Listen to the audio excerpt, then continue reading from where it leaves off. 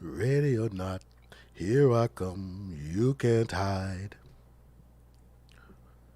Or ready or not, hide.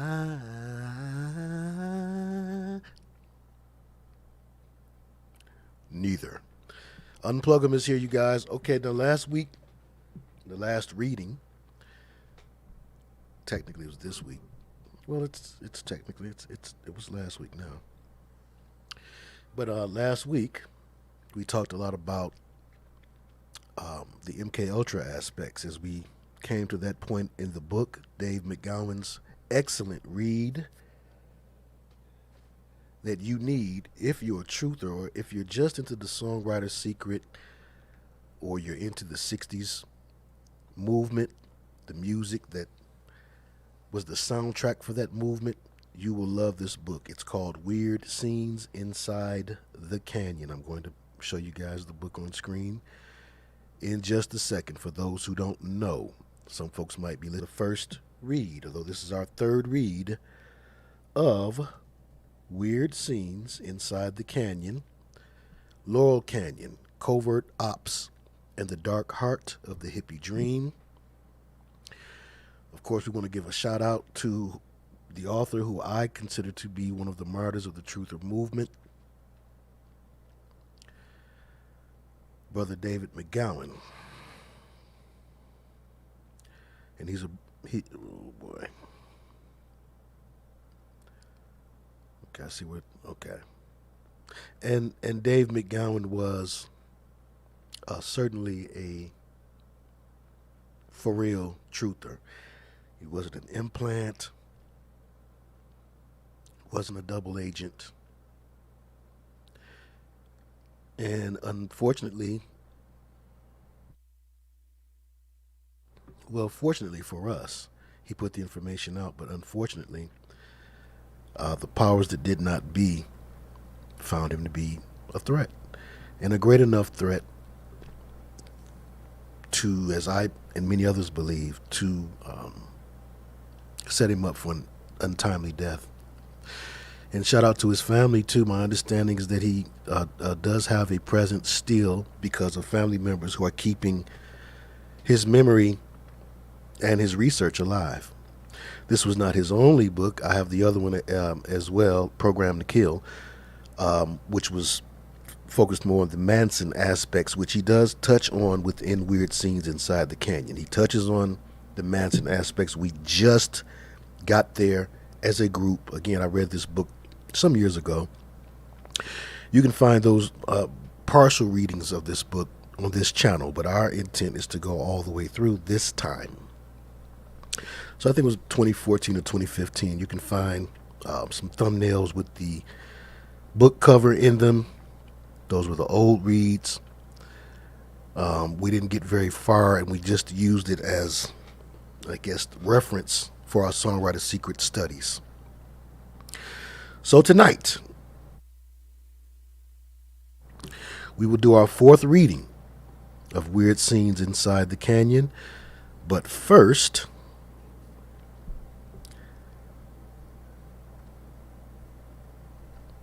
let's bring up Dave. Oops.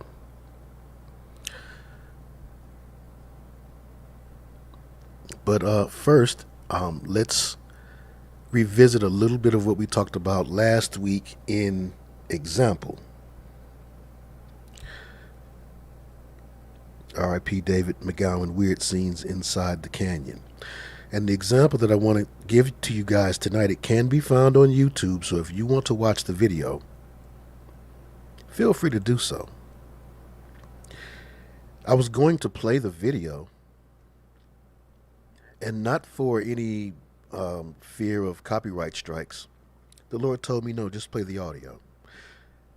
And then he told me why. So I'm just going to play the audio.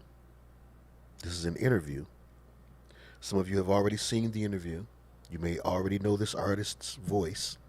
And then some of you are going to be completely thrown because they don't exactly sound like themselves. That is because, as we talked about last week, and as we have talked about many times on this show just in general, the artists themselves are sometimes not only playing a role, and most of the times they're playing a role, I think we know that, but sometimes it's deeper than that. And it's really an alter ego, a spirit. And when they're detoxed spirit, they return to themselves. So without any further ado, and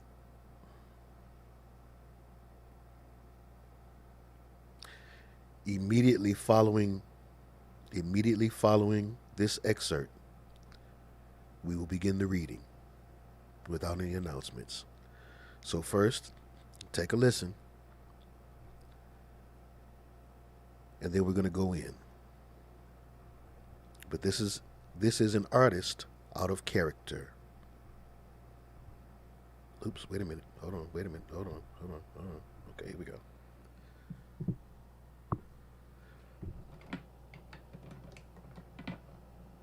It'd be nice if you had all this plugged up ahead of time, brother. Unplugem. Nope. We won't wake that up.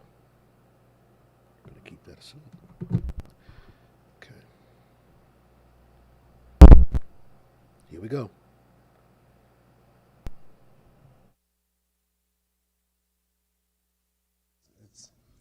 Thank you for doing this, by the way. Thank you for, giving me the opportunity to be heard, in a positive light. Yeah. Or just in a fair light. And if I inadvertently talk about your situation, I got you. You let me know. I got you. I first came to Arizona, man, and I remember one day coming from the studio at 6 o'clock in the morning and pulling over on the highway. We like 4 cars, just to watch the sunrise. And it was at that point that I fell in love with Arizona. I said, you know what, this has to be God's country. Because I'd never seen anything as beautiful as that sunrise. Then I met the devil in God's country.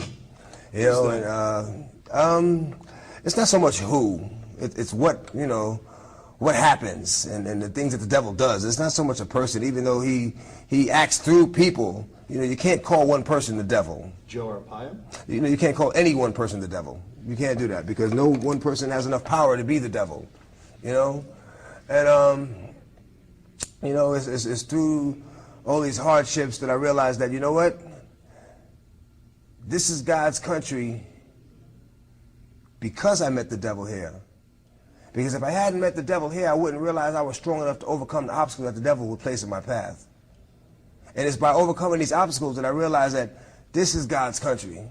Because he helped me get over these obstacles. He helped me get over these hurdles. Okay, but when you're done here, when you're out of here, I'm not looking back. You're not coming back? No, I'm not coming back. I'm not coming back for a show. I'm not coming back for a visit.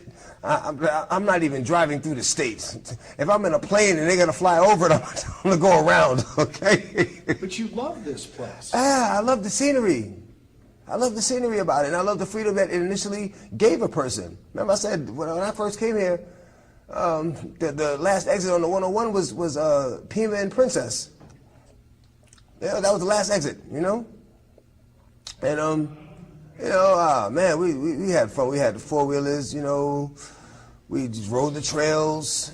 Pretty much the same thing I did when I bought a house out here, but until, things, I don't know. Do you, when you think back on this whole thing, what went wrong in Arizona? How did you end up getting in so much trouble here? Was there too much temptation here, or I actually didn't get in. Was after you? No, I didn't get in. I actually didn't get in any trouble. I was never arrested at the scene of any crime, or the police came and arrested me for something. It was always let's get an arrest warrant for this guy. You think Arpaio was after you? I'll let the public answer that one. I'm not going to sit here and say, because I don't know. It might look like it, but I don't know if that was the case, so I'm not going to say that that's what it was. But we're all God's children, and I do pray for that man, as I pray for everyone else. Whether I know you or not, I pray for my friends, family, loved ones, and as well as my enemies every night, because we're all God's children. We're all God's children, and we all deserve the same grace. In any way, has this time in here a lot of time to think? Yes. That changed X? Yes, it has. It has. It has. It has gotten me closer to my true calling on life, closer to realizing, to actualizing my true calling on life, which is to be a pastor. You know, so I'm like, you know, I'm in my Bible every day. You know, they got me on 23-hour lock-in. Why, I don't know. Is that for your own protection? That's what they say, but it's really just to be a pain in the ass. You know, I mean, they just put me in general population a week ago. I didn't get in so much as a write-up. You know, I haven't had one disciplinary report since I've been here. Yet, they moved me back.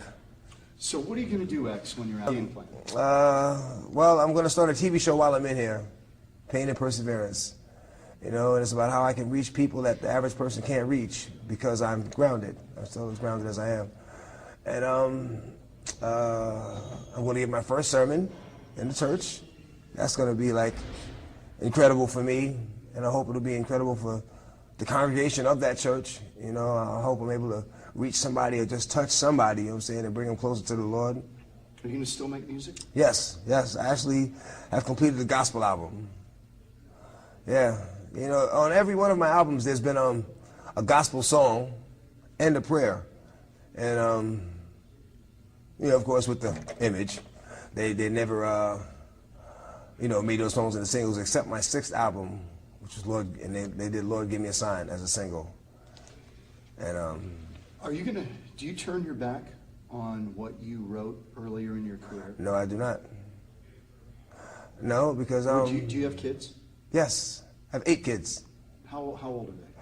The oldest one is 16. The youngest one is 3 months. How do you feel about them listening to some of the things you've written? I encourage them to listen, but I also encourage them to not. They know what not to say.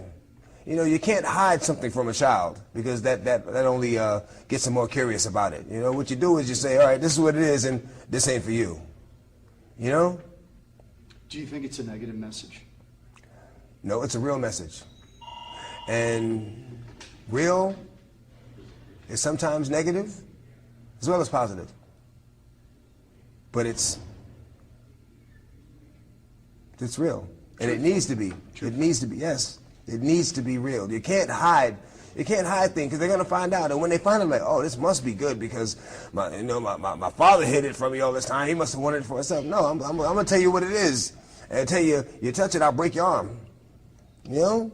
Or if you get curious, come talk to me about it because I've already been through it. I haven't been through what I've been through for nothing, you know? I've been through what I've been through to stop you from going through it, to be able to tell you about it so that way. So you're saying your music, in a sense, some of it's a warning.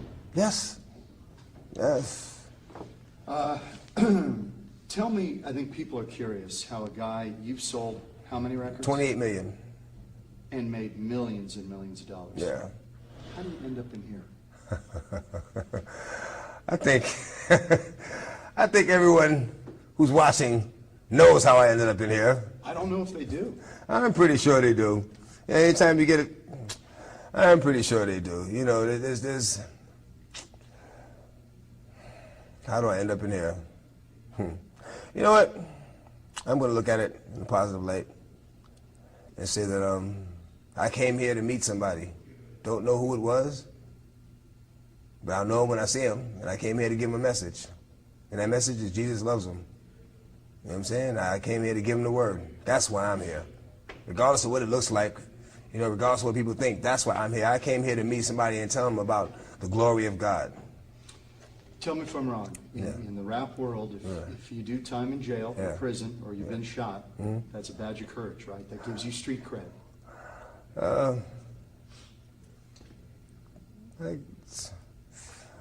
Not really.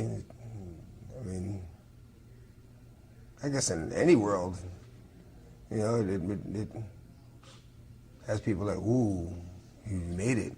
You know, that's like surviving something that a lot of people didn't survive. So I guess in that aspect, but that's not so much the rap world, it's in any world, you know? So does this time in jail here, does it help your standing with your fans? Or? No, it's actually, man, it's wasting time.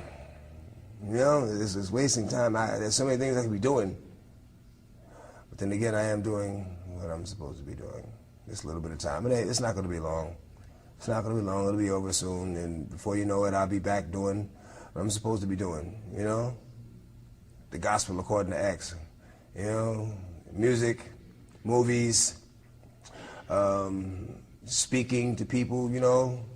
Have you talked to guys in here who don't have the opportunities that you've had and will have when you get out? There are guys in here who really don't have a lot going on.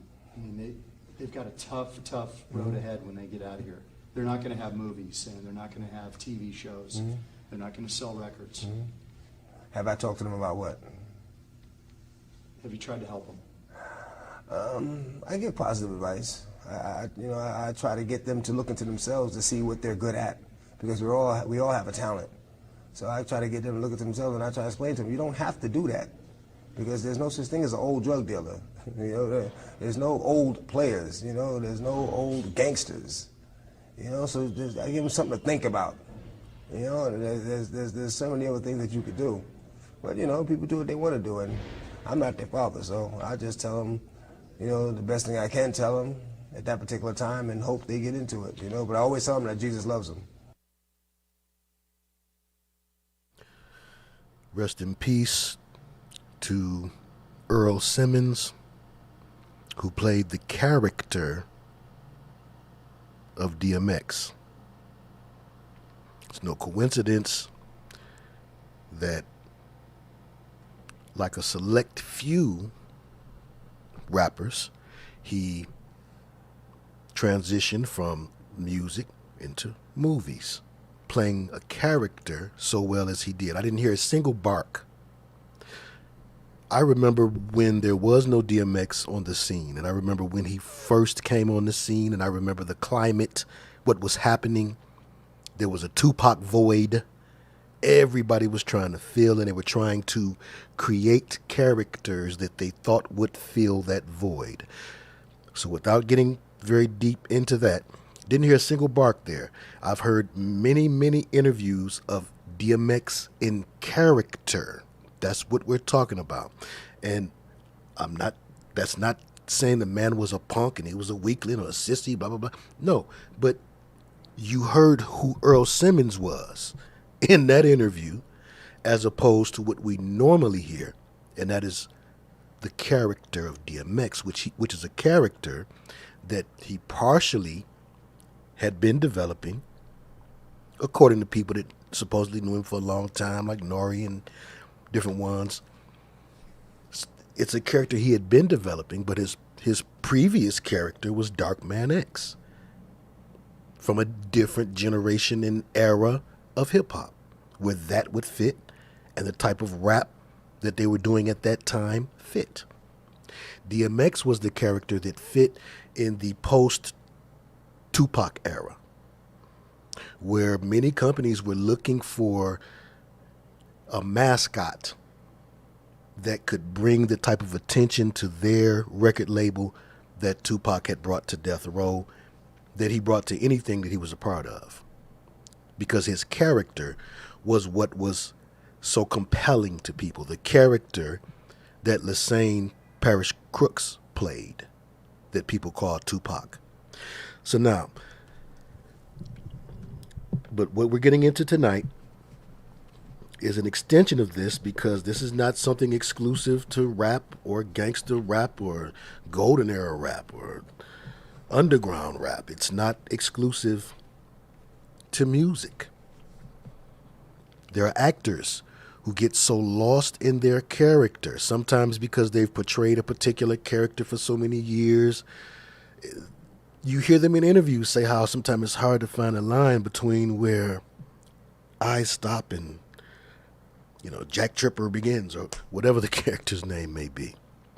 And then there are other characters who know it's not because they have a recurring role in there, and by repetition's sake, they're just getting used to being this other person. Remember how they said they used MK Ultra programming in last week's reading?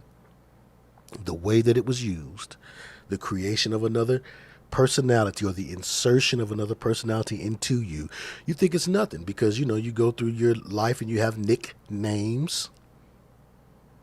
We come up with names for ourselves when we rap, or sometimes because we play basketball or whatever it is that we do, we might have a little nickname for ourselves. That's harmless until you begin to trade your old self for that because of the job that you have. The average person doesn't go through that. The average person does not trade themselves or trade their old self for this new persona. But these individuals are paid to sacrifice their own personalities, their own egos, and ways and actions and mannerisms. To play Ray, Jamie Foxx didn't only impersonate his voice. He's a masterful impersonator, but he studied him to a degree before he died, because of course many legends die before their biopic, not too long before the biopic comes out, that they were already working on before they died unexpectedly. But he watched Ray's mannerisms as well. That's a huge part of your soul. What is the soul? According to Win Worley and other trusted men who would know. The soul, the mind, will, emotions, imagination, intellect, the subconscious and conscious mind, and the memories. And sometimes to play these roles, you sacrifice bits of your soul. You can't sell your soul, but you can compromise yourself and the parts of yourself that are components of your soul. And this is what, again, the folks at the top of these industries, being Luciferian, Satanists, and devil worshippers as they are, at the top levels, this is what's important to them. They don't care about the money, how much you sell. There are folks a little lower than them who are still on that level. But if you want to get on my level, money is of no concern to me. How far is our agenda being pushed by this artist? Oh, Bruno's not making money? Janelle's not making money? Who cares? Are they still pushing the agenda, the narratives? Are they still pulling the cult following? Good.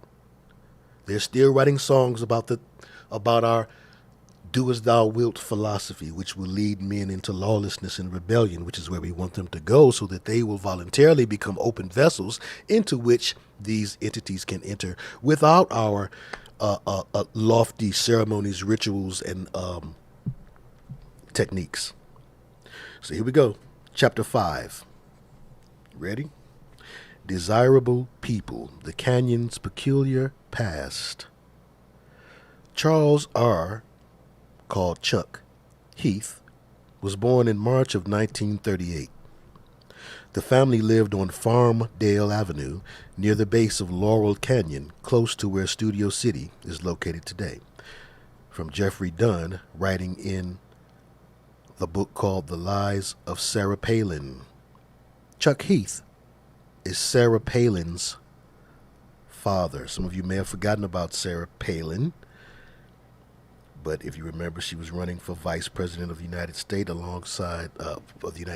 alongside presidential candidate, Republican presidential candidate John McCain, and people thought she was such a strange pick for him. They rationalized it in the media, or rather they gave us convenient cover stories as to why she made a good choice. But they always acknowledge our initial reaction of being, huh? Like, huh? How did that happen? They always acknowledge that.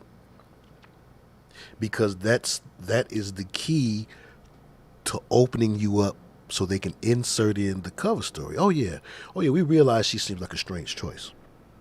Oh yeah, we realize that this hieroglyph on this stela at the Abydos temple, it does look like a helicopter. We do realize it looks like a helicopter. Oh, but what it really is. So they have to acknowledge that part first. So until around 1913, Laurel Canyon remained an undeveloped slice of L.A., a pristine wilderness area rich in native flora and fauna. Two gods of the wilderness in the stag god understanding and science.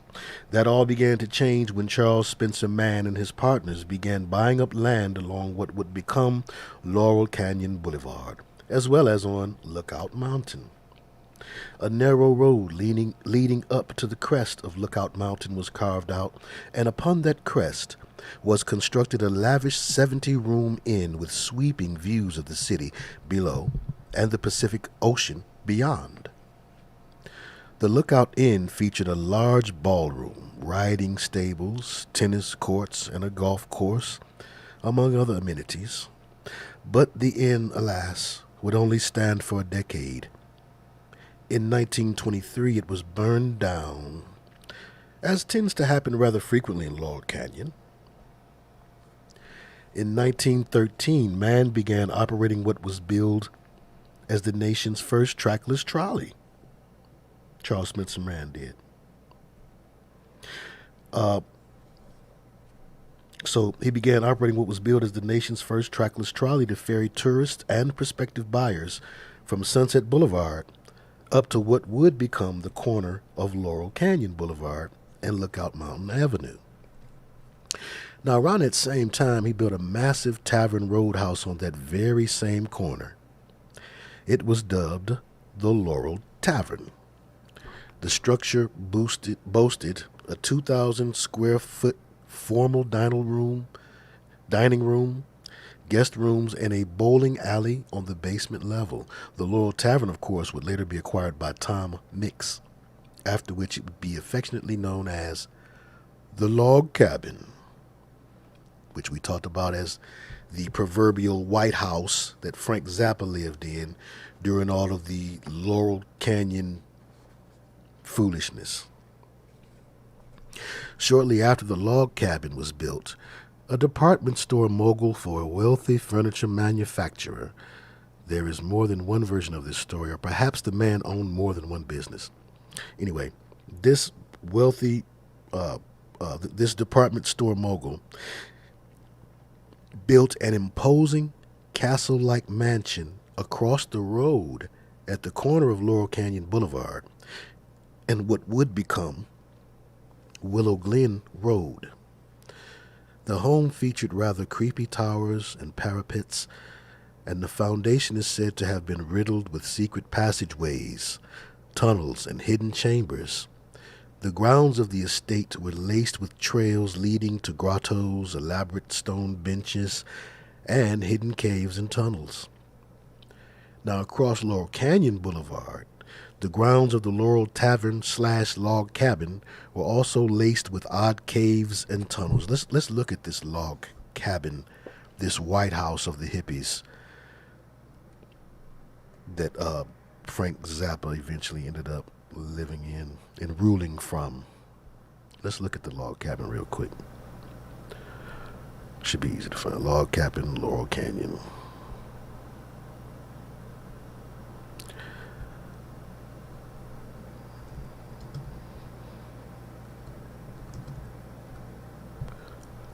Laurel Canyon.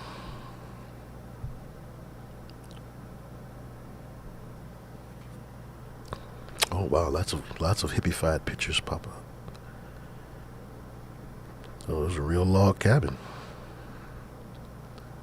on the outside with lots of tunnels on the inside. Oh, there's old Frank. Sitting there eating some scrambled baby's eggs. Here we go.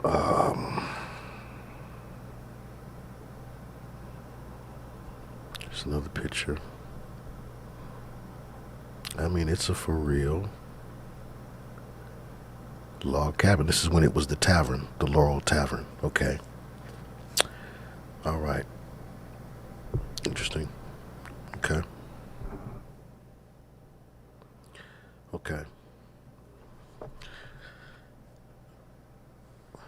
Okay, so across Laurel Canyon Boulevard, the grounds of the Laurel Tavern / Log Cabin were also laced with odd caves and tunnels. As Michael Walker notes in Laurel Canyon, the book, running up the hillside behind the house was a collection of man-made caves built out of stucco with electric wiring and light bulbs inside. Sounds like a nightmare looking at that place. According to various accounts, one secret tunnel running under what is now Laurel Canyon Boulevard connected the log cabin or its guest house to the Harry Houdini estate. Lord have mercy. This claim is frequently denounced as an urban legend, but given that both properties are known to possess unusual geological features, it's not hard to believe that the tunnel system on one property was connected at one time to the tunnel system on the other. The tavern itself, as Gail Zappa would later describe it, was huge and vault-like and cavernous. With these two rather unusual structures anchoring an otherwise underdeveloped canyon and the Lookout Inn sitting atop uninhabited Lookout Mountain, man set about marketing the canyon as a vacation and leisure destination. The land that he carved up into subdivisions with names like Bungalow Land and Wonderland Park was presented as the ideal location to build vacation homes. But the new inn and roadhouse and the new parcels of land for sale definitely weren't for everyone. The roadhouse was essentially a country club, or what Jack Bulware of Mojo described as a masculine retreat. Sounds like Bohemian Grove. And Bungalow Land was openly advertised as a high-classed, restricted park for desirable people only. Desirable people, of course, tended to be wealthy people without a great deal of skin pigmentation, says our author David McGowan. As the website of the current Laurel Canyon Association notes, there is a current Laurel Canyon Association, and as their website notes, restrictive covenants were attached to the new parcel deeds. These were thinly veiled attempts to limit ownership to white males of a certain class. While there are many references to the bigotry of the developers in our area, it would appear that some residents were also prone to bias and lawlessness. This article was published in a local paper in 1925. Quote, Frank Sanseri, the man who was flogged by self-styled white knights on Lookout Mountain in Hollywood several months ago, was found not guilty by a jury in Superior Judge Shea's courtroom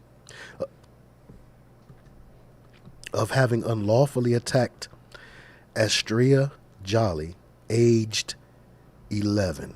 Lord.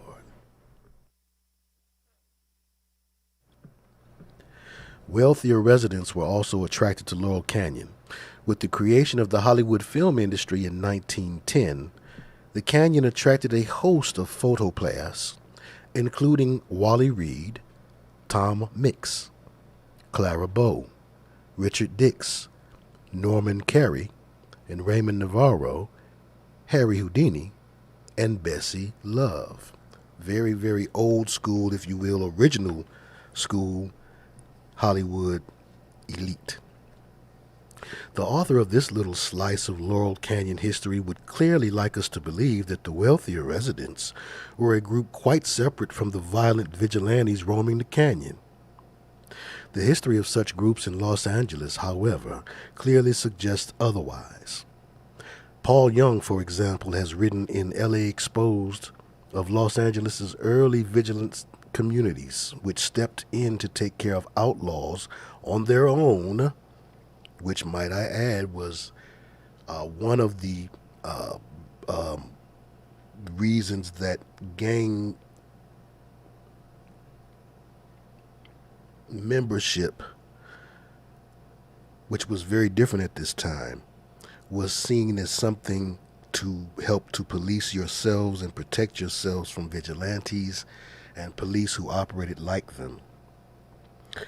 Interesting that this was something that was prevalent in Los Angeles at this time. So you can imagine in the 60s when gangs like the Crips and the Bloods and whatnot, when the seeds for those gangs were being watered, probably had a similar vigilante community or spirit. Okay. So it says, the history of such groups in Los Angeles, however, clearly suggests otherwise. Paul Young, for example, has written in L.A. Exposed.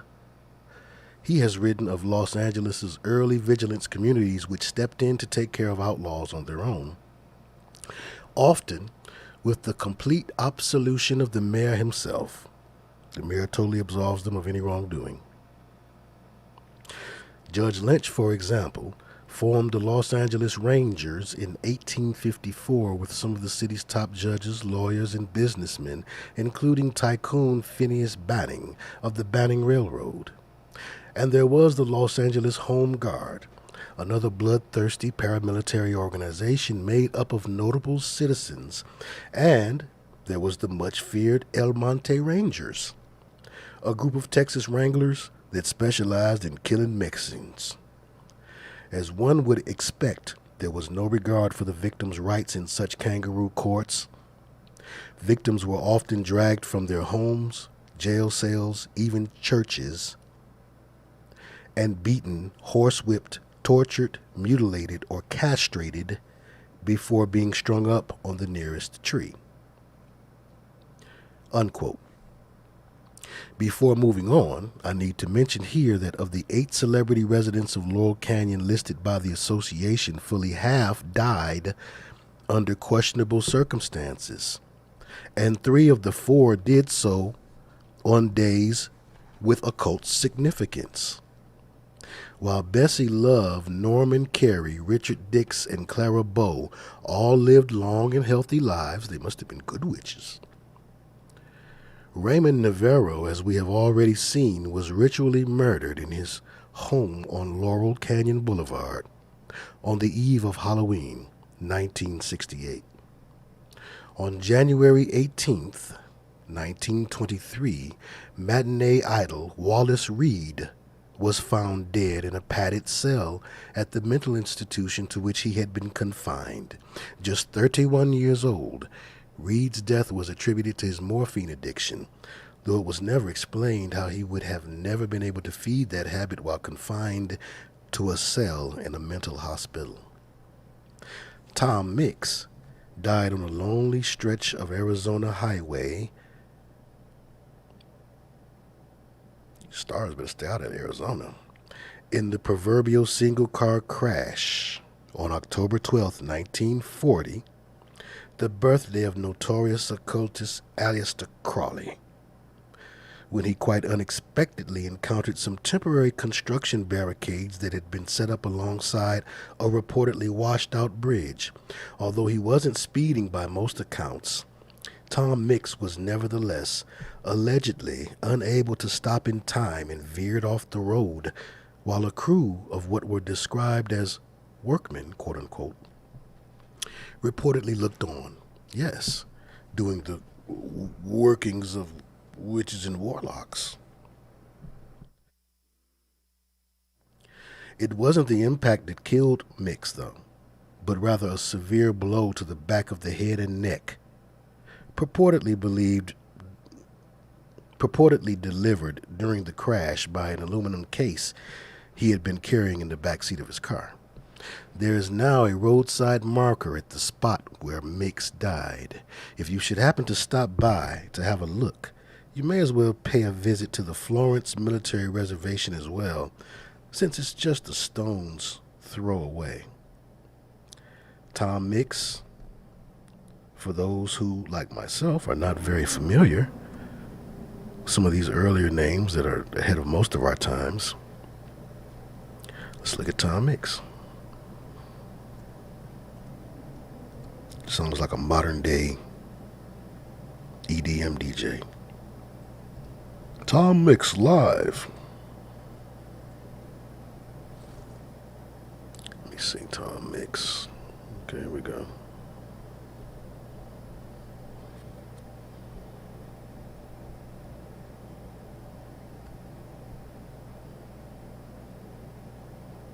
Oh, he's quite a character. Tom Mix at home from the bizarre Los Angeles archive. Okay. But let's just get a synopsis, a summary.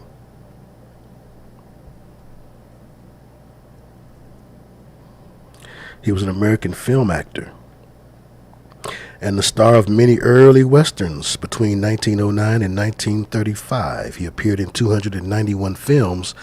All but 9 of them were silent films, so he's one of the first stars. He was Hollywood's first Western star and helped define the genre as it emerged in the early days of the cinema. Born January 6th, died October 12th. Okay, interesting. All right. Know the basics. So if someone says, Tom Mix, who was that? You won't say, oh, yeah, he DJs over there at the Palisades every Friday. You can say, oh, yes, Tom Mix. He was the first Western star. Okay. Harry Houdini died. I think most folks know who that is. If you don't, you can Google that. Harry Houdini died on Halloween Day, 1926, purportedly of an attack of appendicitis precipitated by a blow to the stomach. The problem with that story, however, is that medical science now recognizes it to be an impossibility. According to a recent book about the famed illusionist, The Secret Life of Houdini, by William Kalush and Larry Sloman, Houdini was likely murdered by poisoning. Questions have been raised, the book notes, by the curious lack of an autopsy, an experimental serum that Houdini was apparently given in the hospital, and indications that his wife, Bess, may have been poisoned as well, though she survived. On March 23, 2007, an exhumation of Houdini's remains was formally requested by his surviving family members. It is unclear at this time when or even if that will happen. Houdini's death on October 31st, 1926 came exactly 8 years after the first death to occur in what would become known as the Houdini house. In 1918, not long after the home was built, a lover's quarrel arose on one of the home's balconies during a Halloween/birthday party. The gay lover of the original owner's son reportedly ended up splattered on the ground below. According to legend, the businessman succeeded in getting his son off the hook, but only after paying off everyone he could find to pay off, including the trial judge. The aftermath of the party proved to be financially devastating for the family, and the home was apparently put up for sale. Not long after that, as fate would have it, Harry Houdini was looking for a place to stay in the Hollywood area, as he had decided to break into the motion picture business. He found the perfect home in Laurel Canyon, the home that would, forever after, carry his name. By most accounts, he lived there from about 1919 through the early 1920s, during a brief movie career in which he starred in a handful of Hollywood films. A key scene in one of those films, The Grim Game, was reportedly shot at the top of Lookout Mountain, very near where the Lookout Inn then stood.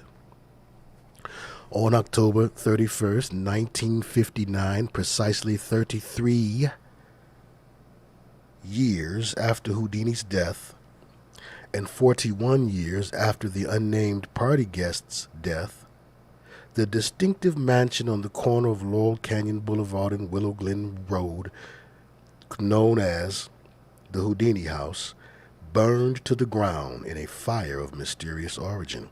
The ruins of the estate remain today undisturbed for nearly 50 years. Where they do that at? On October 31st, 1981, exactly 22. Ooh, they like these dual numbers, don't they? The first one representing the degree that you reach when they supposedly reveal unto you that Lucifer is the god of the lodge, 33.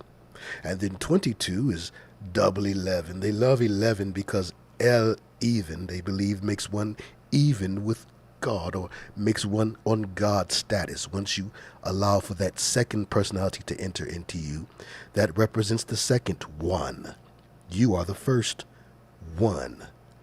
So 11 is often used to symbolize what we've been talking about, this insertion of another personality aka spirit, into the entertainer.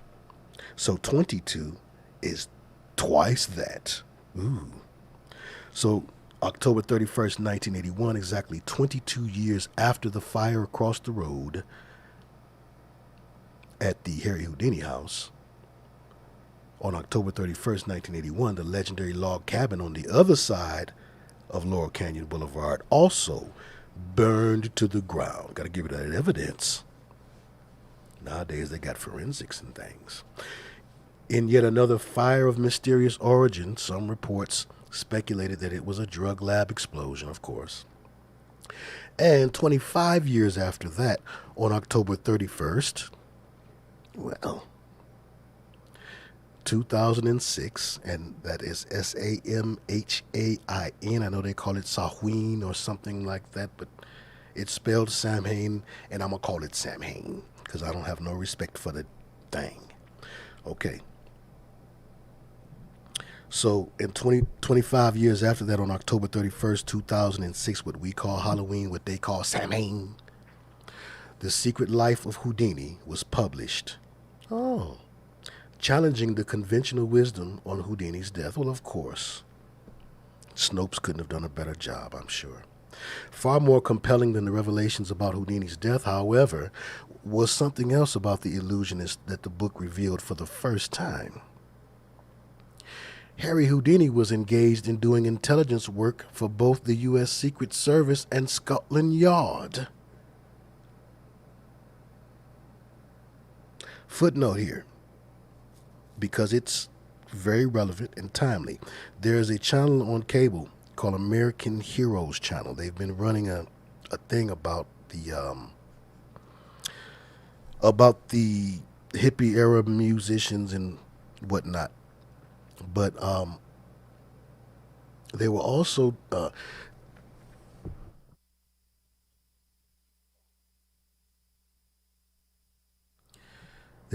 talking earlier today about Ian Fleming. Ian Fleming, the writer of the 007 series, the James Bond novels, and Ian Fleming's importance to developing the OSS, which later became our CIA. How he was real British intelligence, and he was real American intelligence too. Art imitates life, imitates art, and sometimes you can't tell them apart. So it says, Harry Houdini was engaged in doing intelligence work for both the U.S. Secret Service and Scotland Yard, and his traveling escape act, as it turns out, was pretty much a cover for those activities, in very much the same way that an actor by the name of John Wilkes Booth appears to have used his career as a traveling stage performer for a cover for intelligence operations. So his career as a traveling stage performer was just his cover. It is a time-honored tradition that seems to remain largely unchanged to this day. The Sloman book, of course, doesn't make such reckless allegations about any performers other than Houdini. What the book does do, however, is compellingly document that Houdini was, in fact, an intelligence asset who used his magic act as a cover. And I will add, because he was a sorcerer for real. So not only was it a good cover to be an entertainer, but the entertainment that he happened to do was a form of magic as an escape artist, an illusionist. So, okay, let's move on. Not only did authors obtain corroborating documentation from Scotland Yard, they also received an endorsement of their claim from no less of an authority than John McLaughlin, former acting director of the Central Intelligence Agency. So the former acting director of the CIA confirmed this information. This is not a rumor. You can tell people this at work on Monday. Did you know that Harry Houdini was part of our intelligence agency? It appears then that of the 8 celebrity residents, they won't care anyway. It appears then that of the 8 celebrity residents of Laurel Canyon listed on the Laurel Canyon Association website, at least 2, Navarro and Houdini, and quite possibly as many as 4, were murdered. That seems like a rare that seems like a rather high homicide rate, given that statistically speaking, a white person in this country has about a 1 in 345,000 chance of being murdered. Non-white persons, of course, have a far greater chance of becoming the victims of a homicide, but nowhere near the 1 in 4 to 1 in 2 odds that a white celebrity living in Laurel Canyon faced. Y'all the endangered species around Laurel Canyon. You need to stay away from there. But you're straight everywhere else, so it's all right. It balances out. Statistically speaking, if you were a famous actor in the 1920s, you would have been better off playing a round of Russian roulette than living in Laurel Canyon, according to the statistics.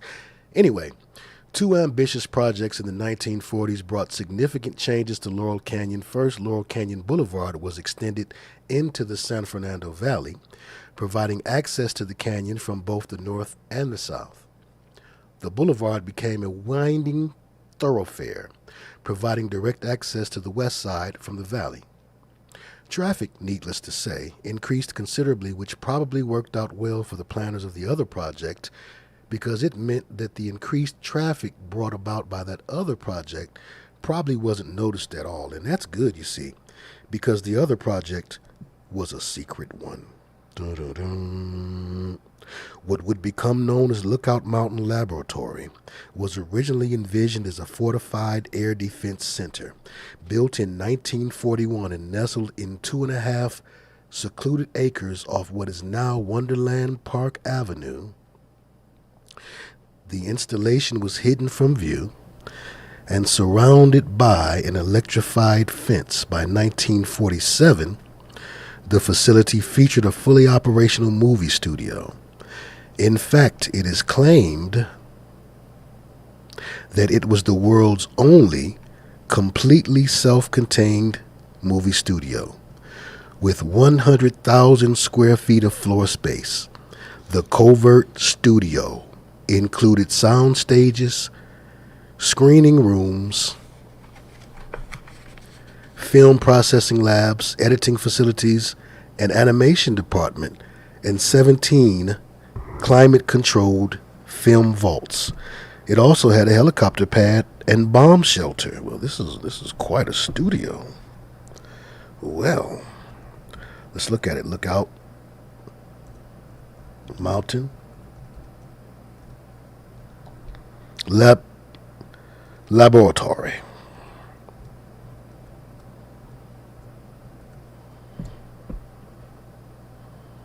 Oh wow, Lookout Mountain Air Force Station is what it's called now.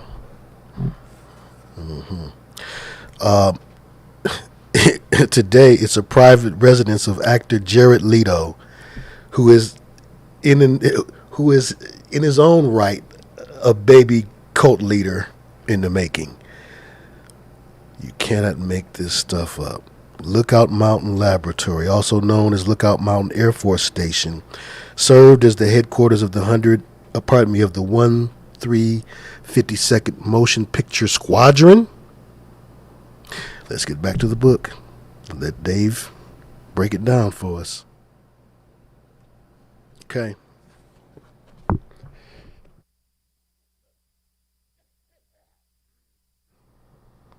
Okay.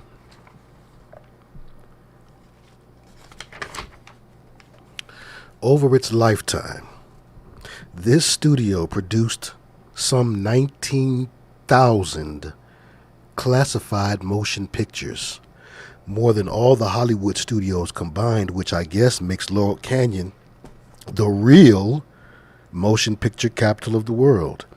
Officially, the facility was run by the U.S. Air Force and did nothing more nefarious than process AEC footage of atomic and nuclear bomb tests. The studio, however, was clearly equipped to do far more than just process film. There are indications that Lookout Mountain Laboratory had an advanced research and development department that was on the cutting edge of new film technologies. Such technological advances as 3D effects were apparently first developed at the Laurel Canyon site.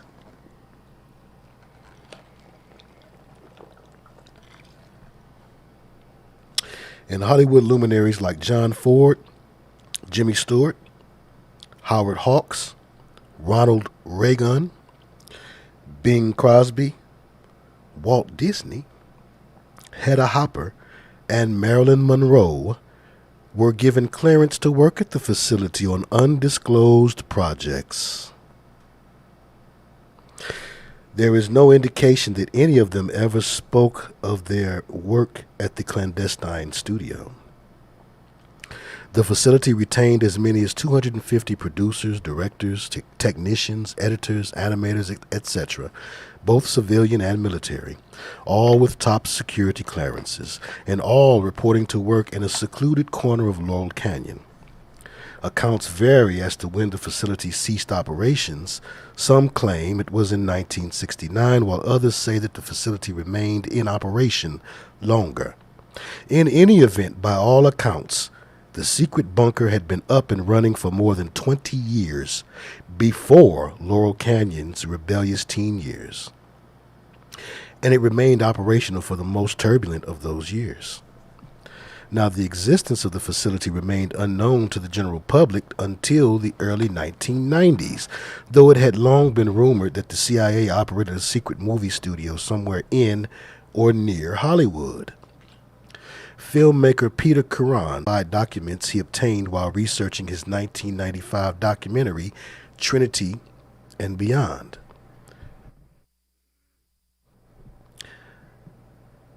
And yet even today, nearly 20 years after its limited public disclosure, one would have trouble finding even a single mention of this secret military intelligence facility anywhere in the conspiracy literature.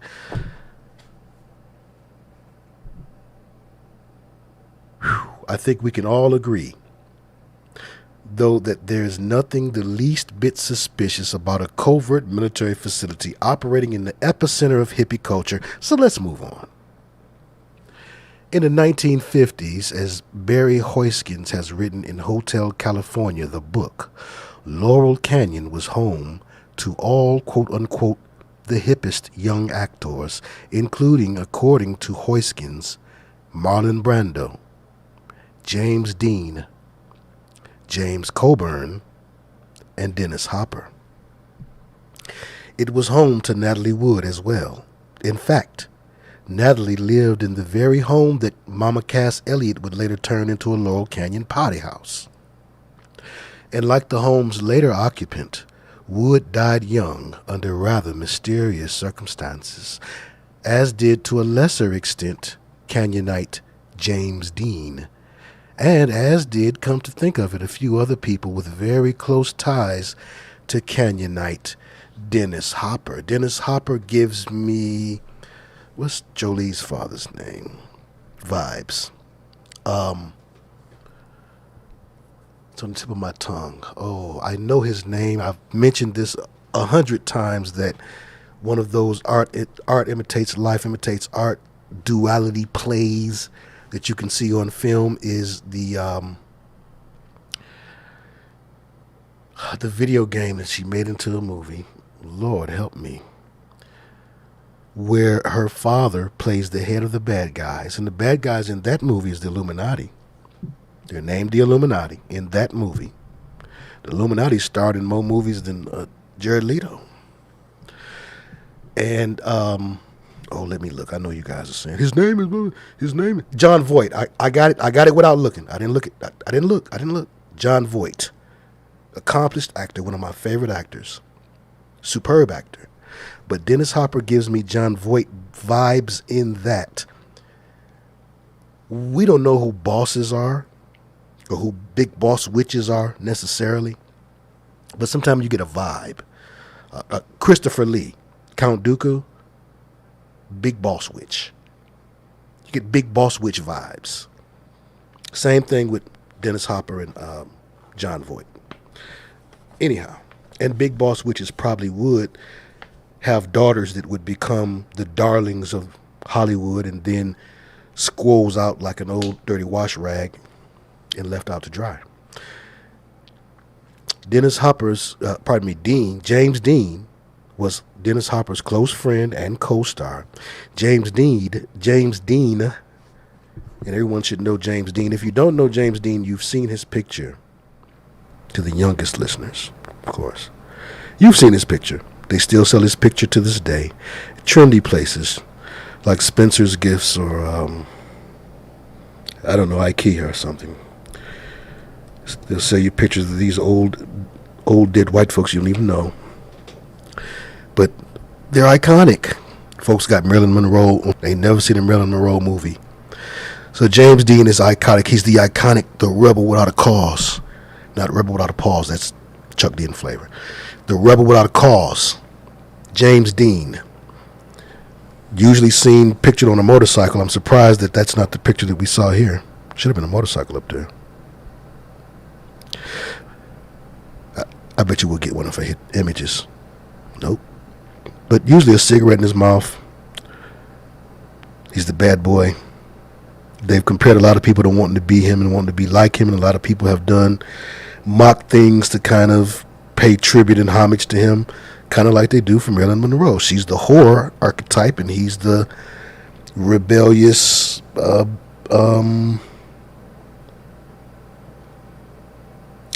he is a male representation of the devil as rebellion, for rebellion is as the sin of witchcraft, and she's the female representation, as in whoredom. Bing! Oh, she just happens to be right here. Because they're both held up as gods in American pop culture. These are American pop culture gods. These are new gods. And like it said in the movie The Imaginarium of Dr. Parnassus, the actors are offered this opportunity to be as gods and to live forever. And like they said in Under the Silver Lake movie, some of them actually do die and their memories are kept alive, although they may be burning in hellfire. You know, their memories are kept alive. So that's the devil's way of giving you a genie-like fulfillment of your wish. You know how when in a movie or even on I Dream of Jeannie, whenever the genie does something for you, it's not quite right. There's always something wrong. Something has backfired. That's how the devil's deals always are. So yes, you have these folks who I believe, at least by now, ashes to ashes and dust to dust, they are no longer with us. But then there are other folks, and you can speculate who they might be, but we're not going to do that. Other folks who go and live in places set apart for them. And they live a terrible existence in those places because they can no longer be themselves, and many of them die of loneliness and heartache and suicide while in those places and spaces, I'm sure. And many of them attempt to escape those places and spaces, and then they're offed, giving them a second death date. In fact, actually only one true death date. But anyway, okay, so let's get back to this. Now, this is interesting stuff. Okay, so all right. Okay. James Dean was Hopper's close friend and co-star. He died in a near head-on collision on September 30th, 1955, at the tender age of 24. He didn't even make the 27 club. Then there was Nick Adams, who had formerly roomed with Hopper. Like Hopper, Adams had worked according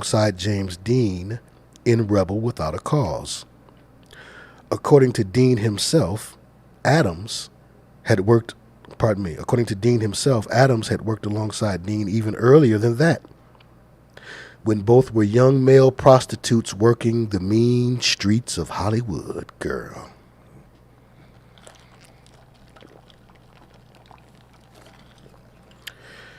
Whew. Need something stronger than water. Adams died on February 6th, 1968, at the age of 36, in his home at 2126 El Roble Lane in Coldwater Canyon, one canyon west of Laurel Canyon, thus narrowly sparing this Adams from a spot on the Laurel Canyon death list. Now, Adams' official cause of death was listed as suicide, of course. But no one really seems to believe that. Actor Forrest Tucker has bluntly declared that all of Hollywood knows Nick Adams was knocked off. Quote, unquote. Nick's relatives reportedly received numerous hang-up calls on the day of his death, and his tape recorder,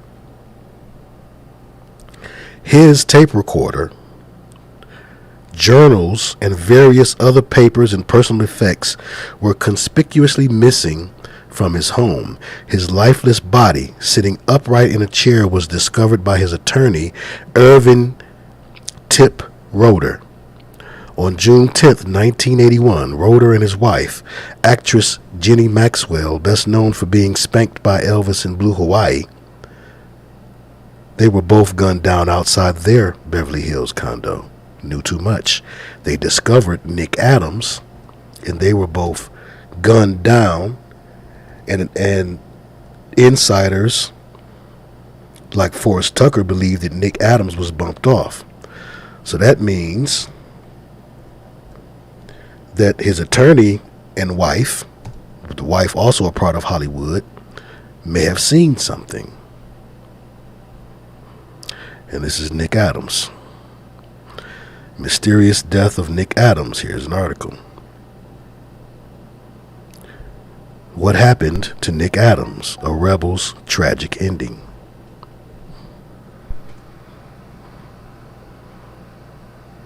Okay.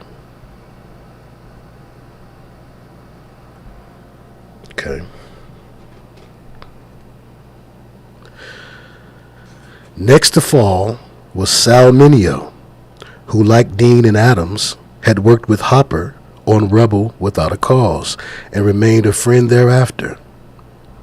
Now his name I know, but I don't know his face.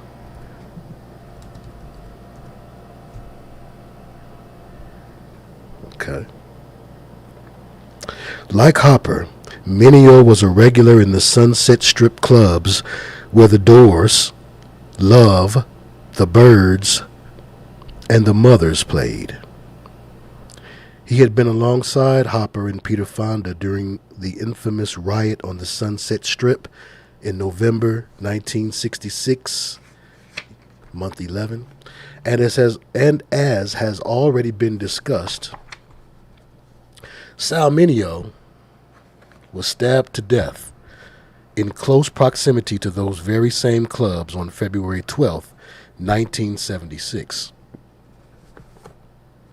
Last to fall was Natalie Wood, who also appeared in Rebel Without a Cause.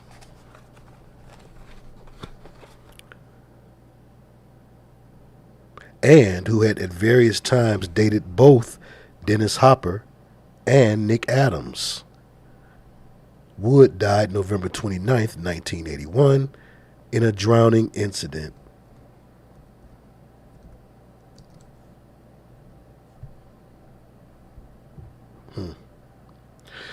Off of Catalina Island that has never been adequately explained.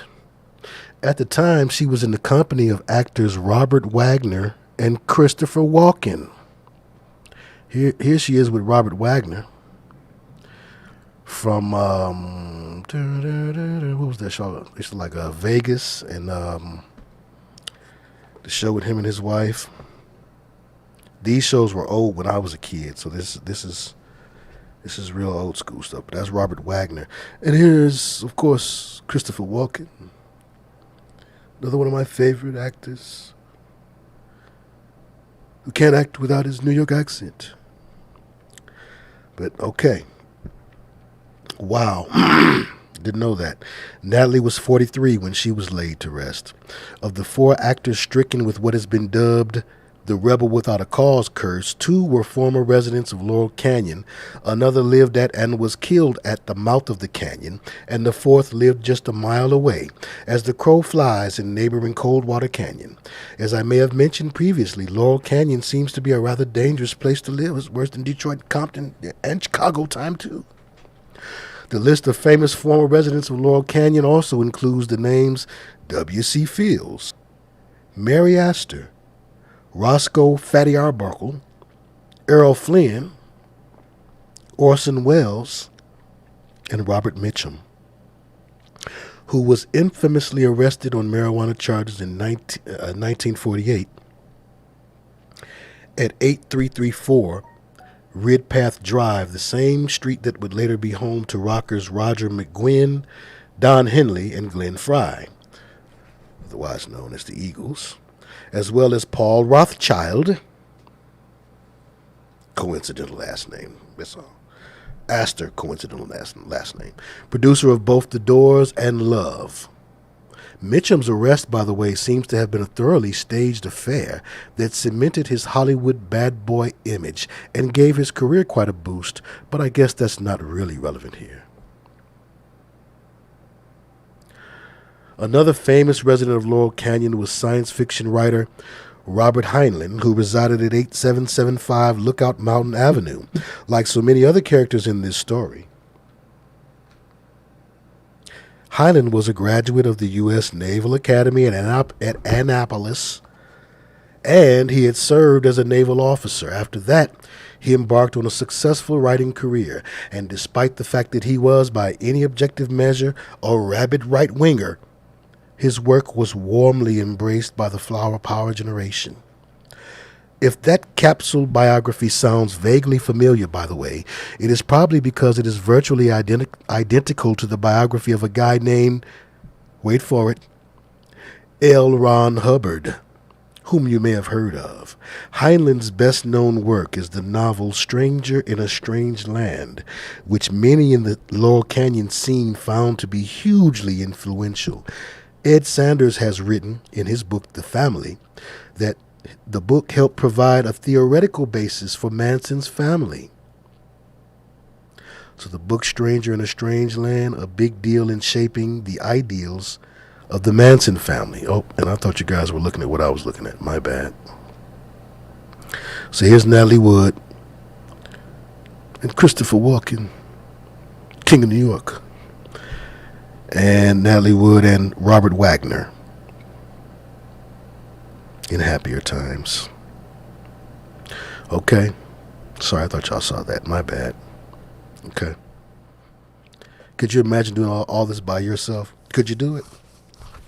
The talking, eating a chicken sandwich, holding the book, working the mixing board, changing the screen. Okay, here we go. You could. You could if you loved it. Okay. So Stranger in a Strange Land. Interesting.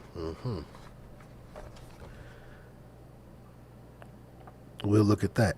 Charlie frequently used Stranger in a Strange Land's terminology when addressing his flock, and he named his first family-born son Valentine Michael Manson in honor of the book's lead character.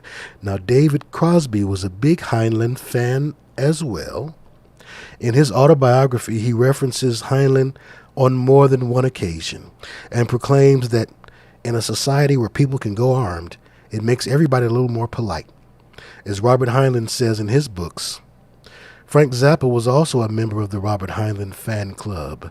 Barry Miles notes in his biography of the rock icon that his home contained a copy of Saint Exupéry's The Little Prince and other essential 60s reading. You guys in the comments who were there, boots on the ground during that era, give us some more examples of essential 60s reading. You know, I know there's going to be some Leary in there, probably some Castaneda, including Robert Heinlein's sci-fi classic Stranger in a Strange Land, some Edgar Cayce, from which Zappa borrowed the word discorporate for the song Absolutely Free. And that, fearless readers, brings us to the Laurel Canyon era that we are primarily concerned with, the wild and woolly 1960s. But before returning to that era, what conclusions can be drawn from this brief look at early Canyon history?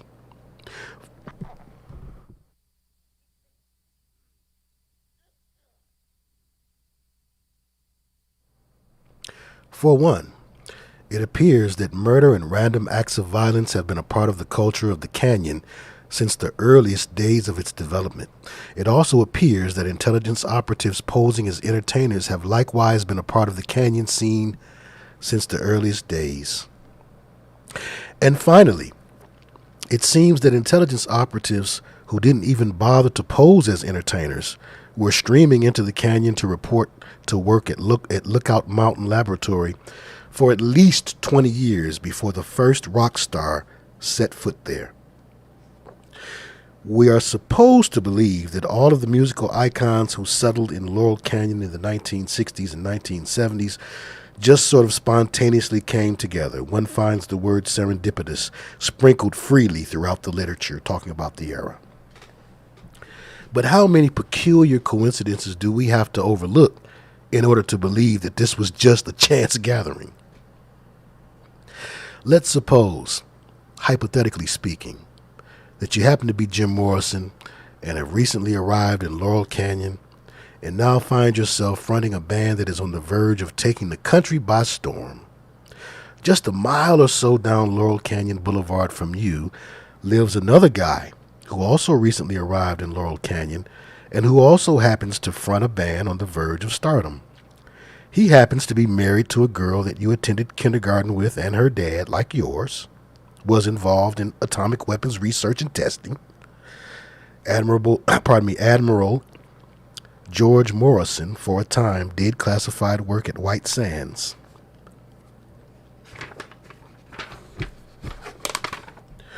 Her husband's dad, meanwhile, is involved in another type of weapons of mass destruction research, chemical warfare. This other guy's business partner / manager is a spooky ex-Marine who just happens to have a cousin who, bizarrely enough, also fronts a rock band on the verge of superstardom. Now, see, it sounds ludicrous the way that but this is how they explained 9/11 to you and the COVID virus. And this third rock star on the rise also happens to live in Laurel Canyon, just a mile or two from your house. Just down a couple of other streets, also within walking distance of your home, just so happens to live two other kids who, wouldn't you know it, also happen to front a new rock and roll band. These two kids happen to attend the same Alexandria, Virginia high school that you attended. And one of them also attended Annapolis, just like your dad did. And just like your kindergarten friend's dad did. Though almost all of you hail from the Washington, D.C. area, you now find yourselves on the opposite side of the country in an isolated canyon high above the city of Los Angeles, where you are all clustered around a secret military installation.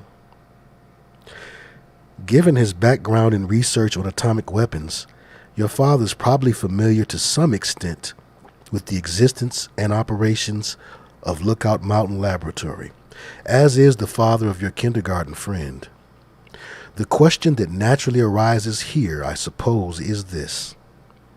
What do you suppose the odds are that all of that just came together purely by chance? When early installments of this story were posted online, I received a fair amount of negative feedback. Among other things, I was accused of inferring guilt by association and of engaging in character assassination. One rather strident respondent complained that it was unfair to take a few isolated facts about an individual and use them to paint a sinister picture. To some extent, these are valid complaints. And yes, it is fairly easy to gather together a few different, isolated facts and use them to paint a much different portrait of these artists and pen an impassioned defense of any of them. Jim Morrison and Frank Zappa seem to have the most rabid fans, by the way, in case anyone was wondering. But what I ask is that you try to stand back and take in the big picture and then ask yourself the following question. Exactly how many coincidences does it take to make a conspiracy? Excellent question, Dave. And yes, by the way, I'm very much aware of the fact that Jim Morrison was fond of telling interviewers that his parents were dead, and that according to the legend he did so because they were in essence dead to him. But as one photograph reveals, Jim's dad wasn't dead to him just months before his emergence as a rock star. The photo, reproduced at the front of this book, shows the two Morrisons on the bridge of the USS Bonhomme Richard in January 1964. They made him take it off the cover of the book. It's not on the cover of the book. It seems rather obvious to me that telling people that your parents are dead could be a very effective way of avoiding talking about who your father really is. It was such an effective strategy. In fact, it took over 40 years for the truth to finally come out. Yes, and if you have a picture of them, like we're going to find, because the internet is undefeated. And of course, Brother McGowan had a picture I'm sure that he had intended to use as the cover. Didn't make it as the cover. But let's look here. Jim and, what's his dad's first name? I forget. Jim Morrison's father. Watch this. The internet is undefeated. Oops, one S.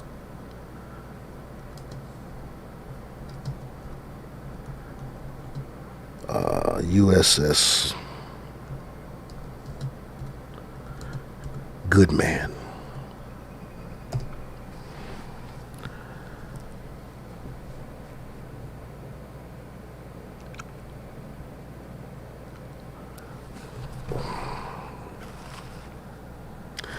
Yes, definitely not on my cover, but this would have been it. Dad had a hand in starting the Vietnam War. Jim Morrison's dad, make sure y'all can see. Okay, good. Jim Morrison's dad had a hand in starting the Vietnam War. Here's a better picture of Dad, dear old Dad. Now, son, you go out there and you give them hell. You remember you're serving your country. Don't believe that communist, hippie, leftist, liberal jargon that you're going to be feeding to the people. We're patriots in our family. All right, Dad. Yep. And the book that Manson quoted from, let's pull that up.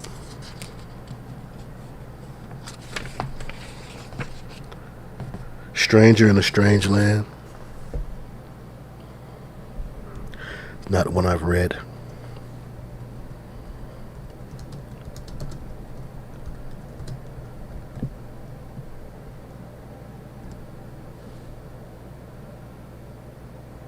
Robert A. Heinlein, Stranger in a Strange Land.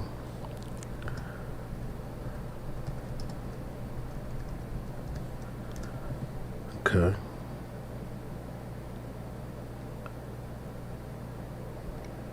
It is a 1961 science fiction novel by American author Robert A. Heinlein. I would imagine it's along the lines of Brave New World, 1984, that type of deal. It tells the story of Valentine Michael Smith, a human who comes to Earth in early adulthood after being born on the planet Mars and raised by Martians. And it explores his interaction with and eventual transformation of Terran culture. The title Stranger in a Strange Land is a direct quotation from the King James Bible, taken from Exodus 2:2. So we can put this book in the same category, as Alice in Wonderland, Catcher in the Rye, Through the Looking Glass, Wizard of Oz. Books with this duality, mind control, narrative weaved throughout, but books that they take code words from to use in mind control. And certainly Charles Manson, as a member of the process and likely, and as a CIA operative, not likely, but as an operative, he would have been equipped with those things. And so he was doing a job. But more on that later. So Stranger in a Strange Land, one of those books we can add to that list. Now, I'm going to need to take a short water break here. 125. It really blow my nose. I forgot to navage before I came on. And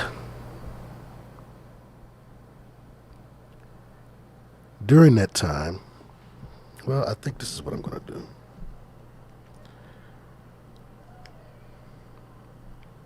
Would you guys like to have me open up the phone line for a short bit? Do you have any questions or comments? Or I know you got some comments. That was some heavy. This is a heavy duty book. Heavy duty. And of course it's books like this and things like this that led me to Christ, and nothing else would have been able to do it. I had to be cornered. This book is cornering you. You run here, you run there, you run to this star, you run to this entertainer, you run to this idea, and it's cornering you. Like we do when we do the Songwriter's Secret. People say, oh, he's long-winded. No, I corner you because I know all the questions that I asked when it was new to me. And that's how the Lord has to do with me. So as ministers, we're limited sometimes, as I feel I am, in focusing upon those who are as you were. It's best and easiest and most natural to minister to people who are in places that you've come from. And so for me, it wasn't the, oh, let's read the word and let's hold hands and, oh, Jesus. That didn't do it for me. The Lord had to show me the dark side, and that there's no escape from the dark side unless you go to Christ's side. No other way. It's all kind of things. People want to be right. You want this to sound right. You want that to sound right.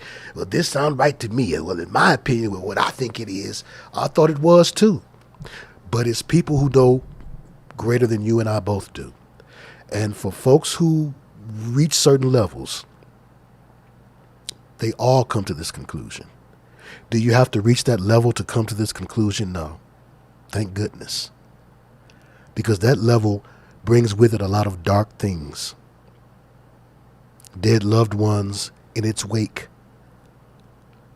compromised mind state, loss of self and personality, loss of the ability to sleep in peace. On American History Channel right now on mute, they're talking about MK Ultra. What is this one? This one is called, this is Chasing Conspiracies, the Kennedy Killings.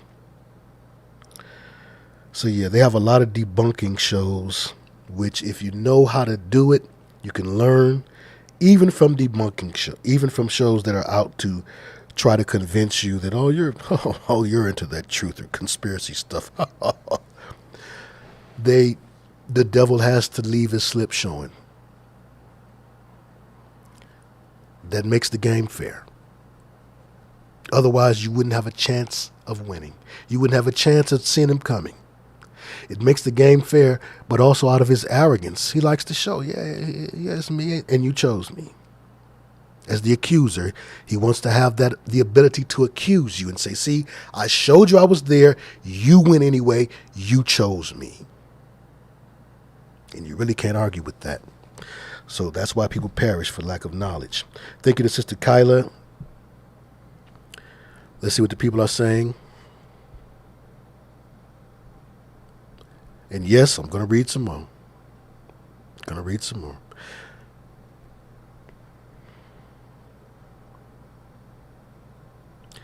OG Scotty Skid Row interview said this book was the key to my reawakening. Thank goodness for that. I hate debunks. I'm telling you, it insults my intelligence, first of all. I heard the worst cover story, cover-up debunking that I've heard in a long time today. Maybe we'll talk about that later. But they get the hieroglyph at the Abydos Temple at Dendera. And I know that because I've been knowing that since I was half my age. I first saw the hieroglyph, or it's a group of hieroglyphs actually that depict what anybody would say are vehicles. Several different ones. They only talked about the helicopter one, and they debunked it in the most intelligence insulting way that they possibly could. And I said to myself, no wonder these young people are growing up with such misguidance. The information age don't mean the truth age. I mean, they're going to drown and cover you over, bury you with information. You have to know how to sift through the information using understanding and wisdom. Information can be knowledge, but information is not in and of itself wisdom or understanding. It's just information. You can give a child information. They have no wisdom or understanding concerning what you told them. They just have the information. Okay, little Billy, you live at 15744 Murray Hill. That's the information. They don't have no knowledge, wisdom, or understanding about that. They have the little bit of knowledge. They get lost, and the bus driver say, well, what's your address? 15744 Murray Hill. Okay, is that a single home, or is it I don't know. What is that? So knowledge has to be tempered with wisdom and understanding, which come most often through experience. Okay, where's everybody at? There's Judge Lynn in the place to be. Hey, Judge Lynn have checked in. And there's our sister Lou Waller is in the house. 7th Ward Creole is in the house. Thank you to Sister Kai. Kai Brown is here. Good to see you. Yes, Snopes. I hate these new application names where they just jam together two things. Snopes. Freshly. Drizzly. Just jam together two words and make a word. That's for the non-spelling generation. Why not use a real word? Debunkers. Snopes. Oh, Snopes. Oh, yeah, that sounds cool. Boy, oh boy, I'm telling you, I should have been born in the 60s. Cookie Crunch is in the house. Much love to you, Cookie Crunch, in the place to be. Fanuvi is here. Lanessa Roselle is in the house. Good to see you. Amen. Alley Power. Snopes equals faith.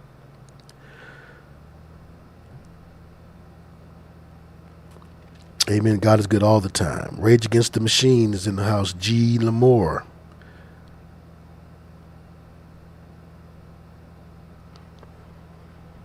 A lot of people listening. Not a lot of people commenting, which that means you're listening to the reading. And I enjoy reading to you guys. I have so many good books that I'd love to share. The Genesis Conspiracy is one I would love for us to read together. Even like my old school books like the Illuminati 666. I've got so many. I have so many things. Anyway.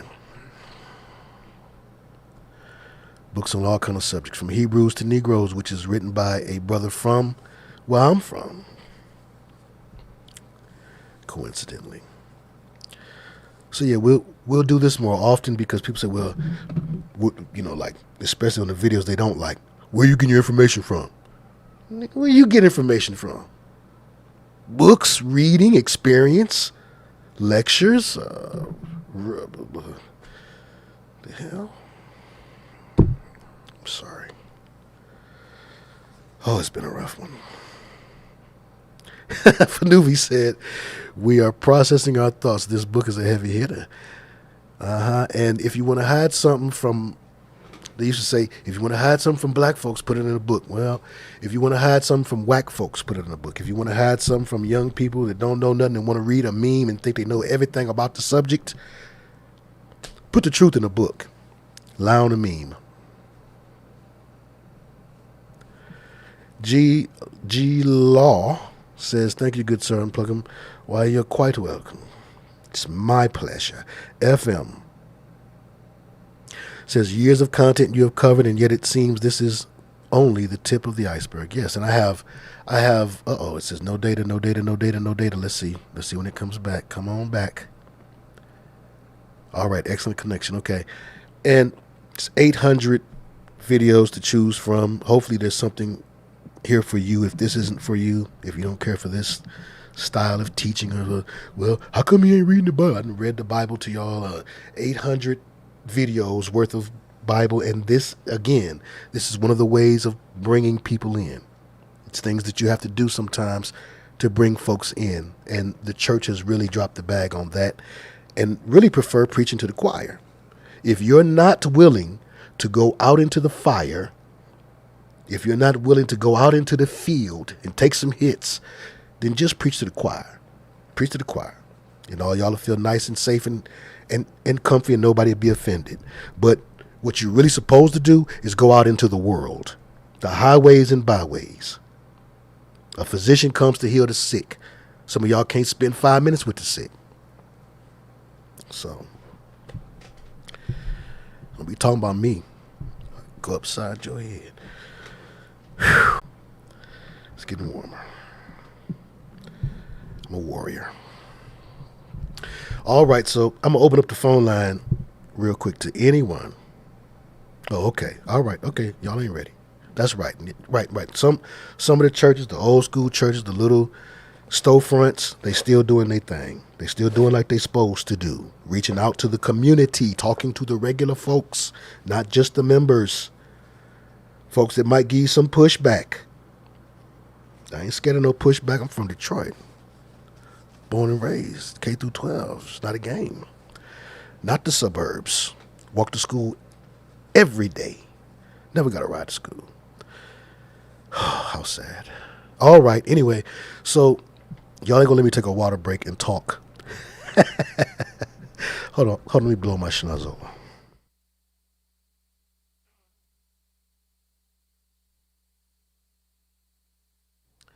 Oops. Whew. All right. Sister Karen Eccles says, hey, Brother Minister, thank you for your work. I love to read. You're one of the few I allow to read to me. Well, I appreciate it.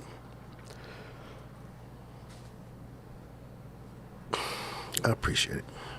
That's how you learn stuff when I was growing up. I'd be asking for the elders to explain something to me, and they'd be looking just as frustrated. All them was down south people. They didn't know what I was talking about.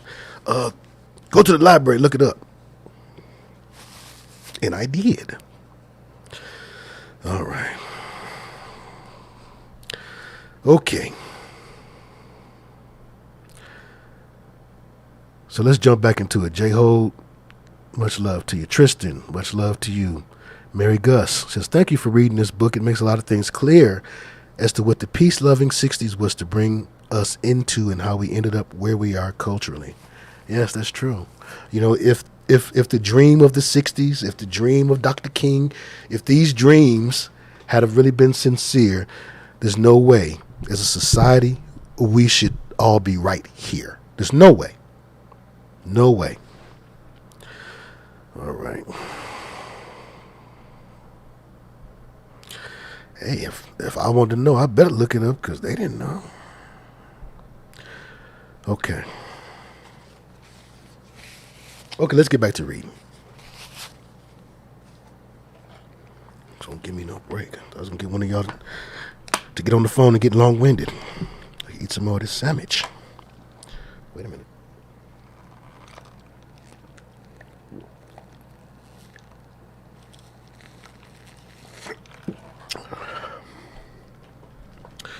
Okay, that'll last me for a chapter. Here we go.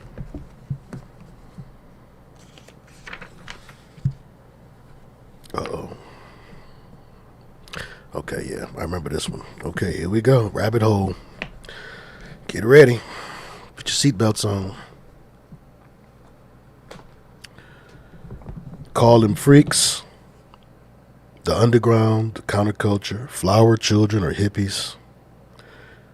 They are all loose labels for the youth culture of the 60s. Barry Miles, author of the book Hippie. Vito was in his 50s, but he had four-way sex with goddesses. He held these clay sculpting classes on Laurel Avenue. How hippie. Teaching rich Beverly Hills dowagers how to sculpt. And that was the Byrds' rehearsal room.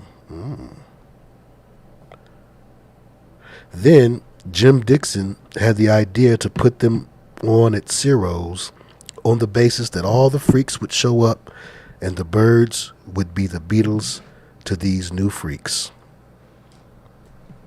Kim Fowley. This is how I remember my life. Others may not have the same memories, even though we might have shared some of the same experiences. So begins David Crosby's autobiography, Long Time Gone, co-written by Carl Gottlieb. As it turns out, quite a few other folks seem to remember some people in Crosby's life who are all but ignored in the lengthy book. The names are casually dropped only once, and not by Crosby, but rather in a quote from Byrds manager Jim Dixon, in which he describes the scene at the Sunset Strip clubs when the Byrds were playing. We had them all.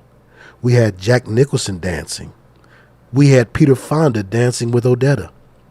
We had Vito and his freakers, quote unquote. Following that brief mention by Dixon, Gottlieb briefly explains to readers that Vito and his freakers were an acid-drenched extended family of brain-damaged cohabitants, quote unquote, and that, in an incredibly self-indulgent 489-page tome, is the only mention you will find of Vito and the freakers, despite the fact that by just about all other accounts, the group dismissed as brain-damaged cohabitants played a crucial role in the early success of Crosby's band. As pharmaceuticals or pharmacia, or pharmakia, or pharmacon, medicine, drugs plays a huge role in mind control experiments. And in the early success of Arthur Lee's band, they played a crucial role in the success of Crosby's band and in the early success of Arthur Lee's band and in the early success of Frank Zappa's band and in the early success of Jim Morrison's band, but especially in the early success of David Crosby's band. As Barry Miles noted in his biography of Frank Zappa, the Byrds were closely associated with Vito and the Freaks. I know you want to see Vito. Vito Polykus. It's a Greek name. Let's look it up. Let's look him up. Let's get the picture.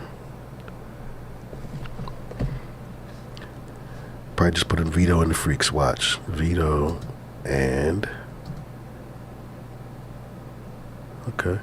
His Freakers. There it is.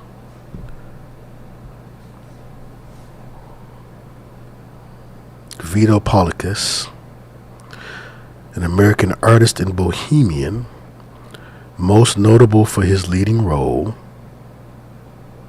in the Southern California freak scene of the 1960s and his influence on musicians including the Byrds, Love, and Frank Zappa. And they may have even gotten this from Dave's book. Images.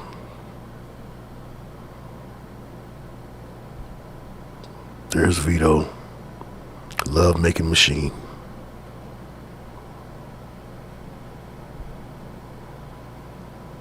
Oh, yeah. Okay.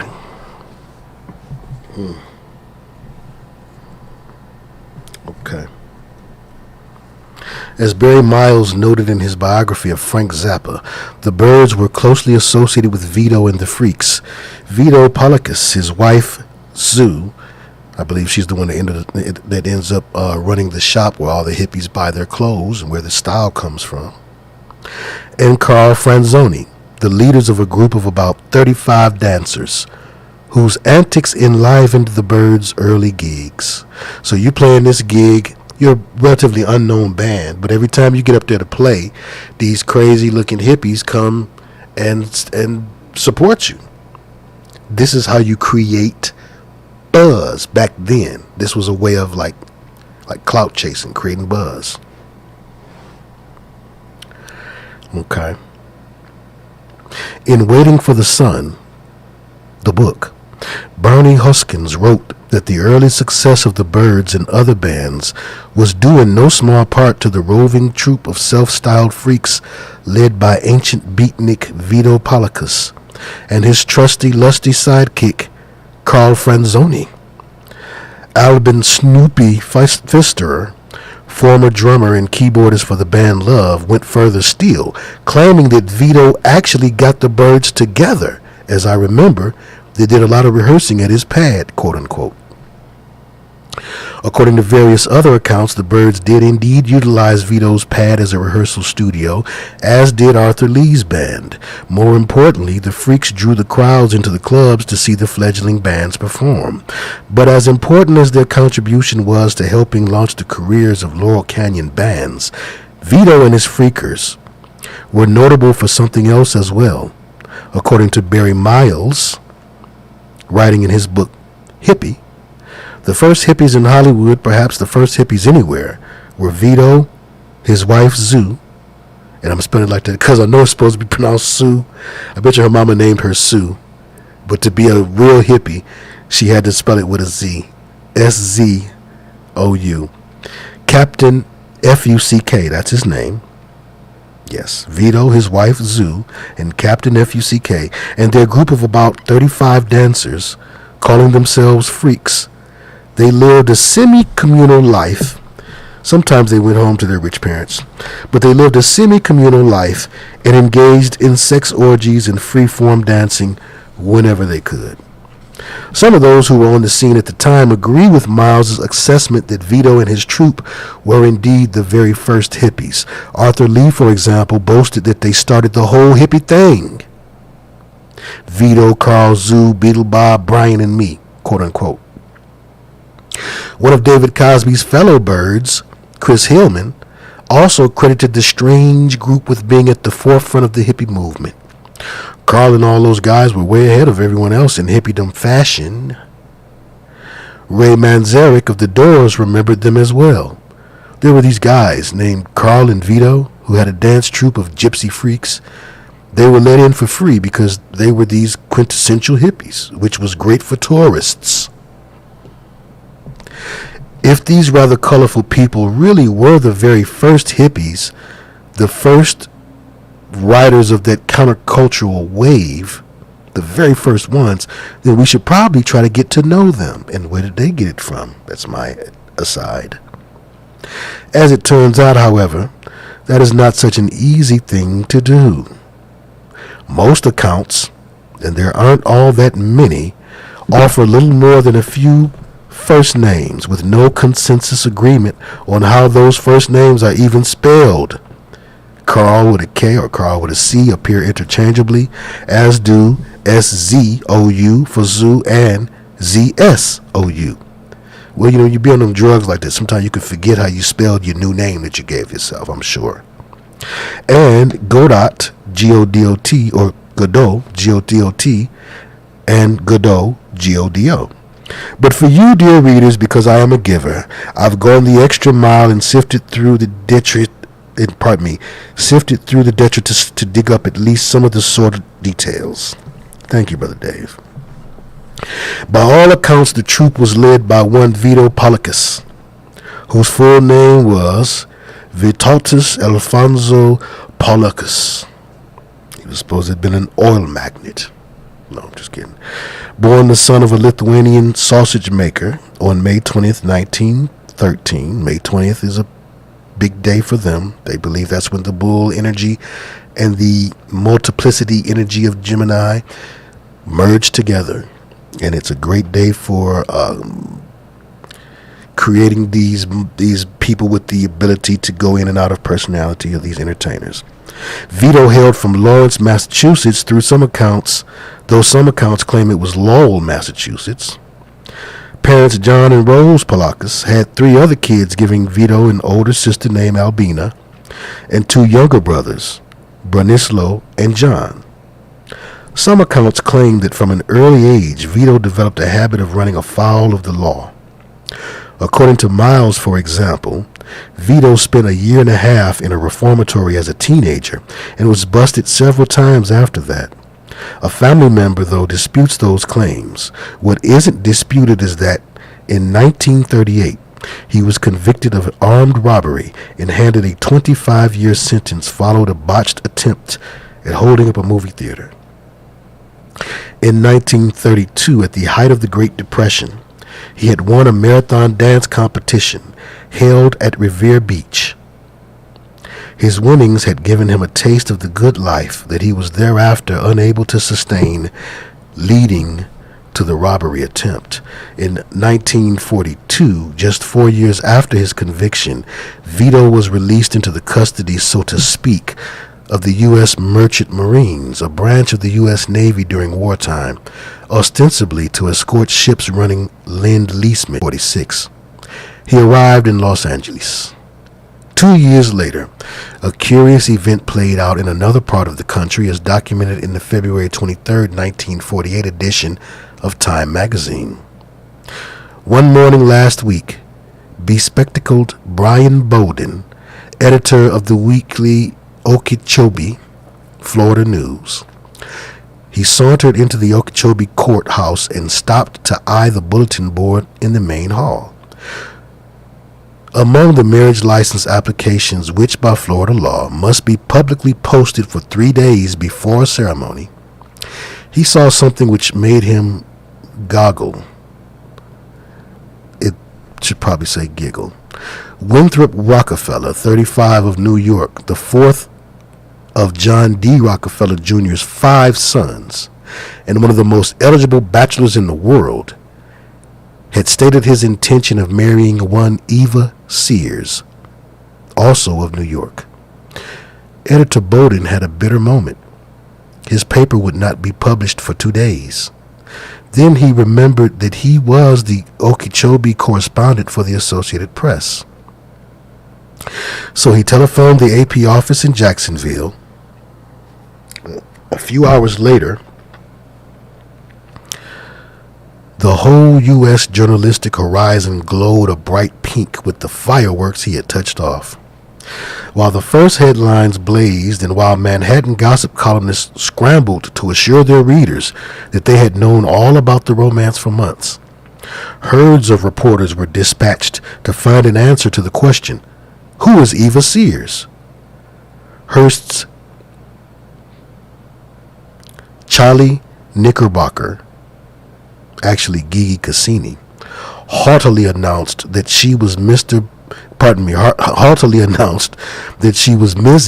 Barbara Paul Sears of the fine old Philadelphia Pauls, and thus a society girl of impeccable degree, of impeccable pedigree. He was wrong.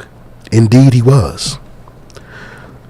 So who was this mysterious woman with the last name of Sears, like the store? This woman who, as it turns out, had once had a brief career in Hollywood before moving to Paris and taking a job as a secretary at the U.S. Embassy. She appears to have gone by many names at different times in her life, including Eva Paul Sears, Barbara Paul Sears, and Bobo Rockefeller. My goodness gracious, she got more names than Sean Combs. Let's see here. Eva Sears.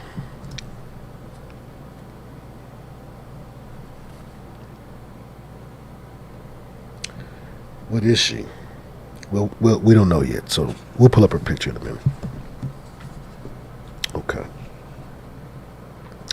None of them, however, was the name she was given at the time of her birth. As Time magazine noted, her parents were Lithuanian immigrants, and she was born Jevut Polyklut in a coal patch near Noblestown, Pennsylvania. Even that, however, was not her real name, at least not by American custom and tradition. Well, she's a real mystery here. Mystery lady. Let's find out more about her.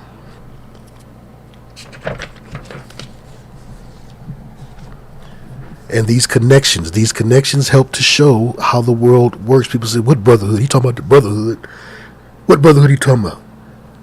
This is to show you the way that this world works, to get your worldview on status. Understanding the enemy is important if you're going to be a part of the war. Our battle is not against flesh and blood. It's still a war, and it requires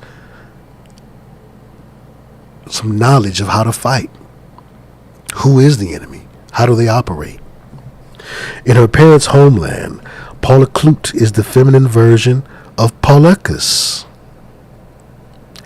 Eva Paul's father, as it turned out, just happened to be the brother of Vito Polycus' father, a fact verified by and brought to my attention by a member of the Polycus family.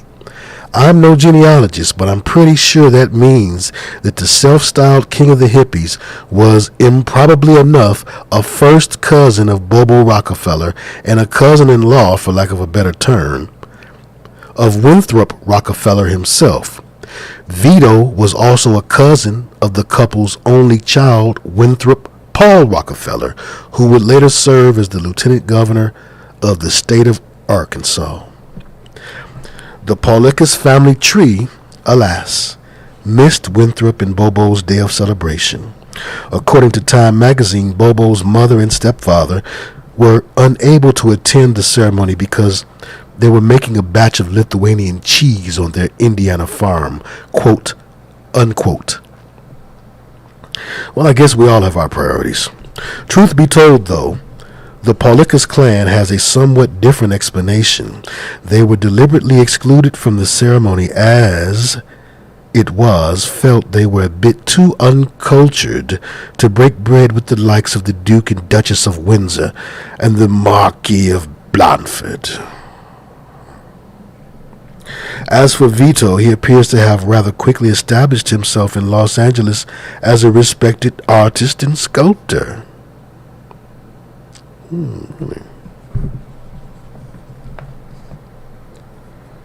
Okay. As early as August of 1949, the Los Angeles Times announced that an art exhibit at the Biltmore Hotel was to feature his work. In May of 1956, another announcement held that there would be an exhibit by Vito and his students to be held at the Vito Clay Studios on Laurel Avenue. Another announcement in February of 1958 alerted readers that a gallery in La Cienega Boulevard, a gallery on La Cienega Boulevard, would be featuring the work of sculptor Vito Bulica. And the next year, in May 1959, a gallery on Beverly Boulevard was scheduled to host an exhibit featuring works from Vito Clay Studios. He didn't know what kind of Vito he wanted to be. Also, during the decade of the 1950s, Vito married and fathered 2 children. Though that marriage had melted down by the time the 1960s rolled around, it was Vito's second marriage, his first having been to a teen bride back in his marathon dancing days before his prison stint. On July 7th, 1961, he married yet again to the aforementioned Sue, whose real name was, wait for it, Susan Cynthia Schaefer. Regular spelling. Vito was 48 at the time, and Sue was just 18. She had been only 16 when they met. Vito and Sue made their home in an unassuming building at the corner of Laurel Avenue and Beverly Boulevard, just below the mouth of Laurel Canyon, and practically within spitting distance of J.C. Bring's hair salon. J.C. Bring, one of the victims in the Tate murders. At street level was Sue's clothing boutique, which has been credited by some scenesters with being the very first boutique to introduce hippie fashions. Well, what did she do? Find him in the homeless shelter? Upstairs were living quarters for Vito, Sue, and their firstborn son, Godot. Godot. Godot is what it's spelled like. Don't make up children's names. Downstairs was what was known as the Vito Clay Studio, where, according to Miles and various others, Paulicus made a living of sorts by giving clay modeling lessons to Beverly Hills matrons who found the atmosphere in his studio exciting, quote unquote. According to most accounts, it wasn't really the Mayan tomb decor of the studio that many of the matrons found so exciting, but rather Vito's reportedly insatiable sexual appetite and John Holmesian physique. In any event, Vito's students also apparently included such Hollywood luminaries as Jonathan Winters, Mickey Rooney, and Steve Allen. As for his erstwhile sidekick, Carl Orestes Franzoni, he has claimed in interviews that his mother was a countess and his father was a stone carver, in other words, a mason, from Rutland, Vermont. The family was brought from Italy, from the quarries in the northern part of Italy to cut the stone for the monuments of the United States. I think that's code. It's cap. It's all cap. But it's code for him saying to those who would know that are listening, well, I'm not telling you that type of stuff, but I can tell you he's a made man, so watch your step. I can tell you he's brotherhood. So what's good? That's kind of banging like. So he say,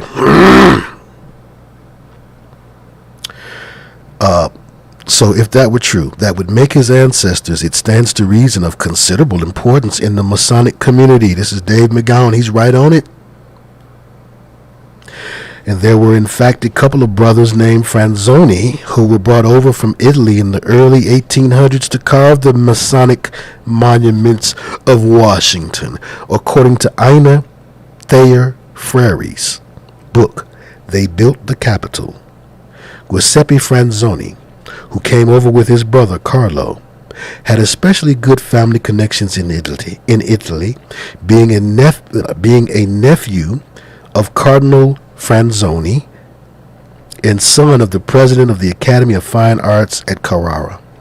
Also making their way to the New World were Francisco Iardella, a cousin of the Franzoni brothers, and Giovanni Andre, a brother-in-law of Giuseppe Franzoni. By Carl Franzoni's own account, he himself grew up as something of a young hoodlum in Cincinnati, Ohio, and later went into business with some shady Sicilian characters, selling mail-order breast and penis pumps out of an address on L.A.'s fabled Melrose Avenue. As Franzoni remembered it, his business partner's name was Scalacci, Joe Scalacci, the same name as the famous murderer Scalacci, probably from the same family, quote unquote. Probably so. Franzoni, born circa 1934, hooked up with the older Paulicus sometime around 1963, and soon after became his constant sidekick. Let's get a look at Carl Franzoni right quick, too. This is Vito and all of his exploits. Okay, and let's get to Franzoni.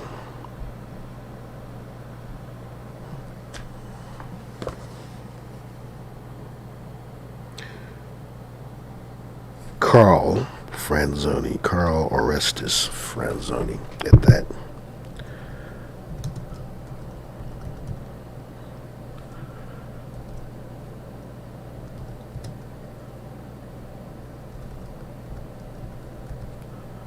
It's interesting that you don't see.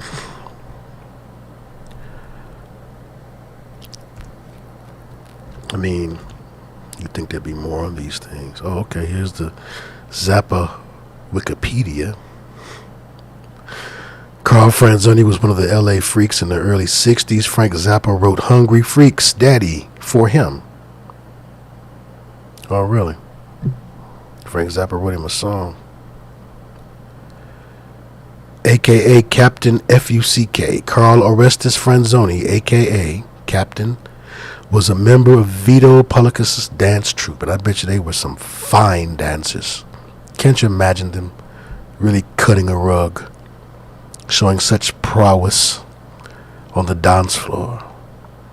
Oh, I bet those moves were unforgettable. Oh yeah. Oh yeah. He can outbug Crazy Legs of the New York City Breakers, and certainly. Oh yes. This is a dancing machine. Anyway. Oops. Okay. Pardon me. Okay.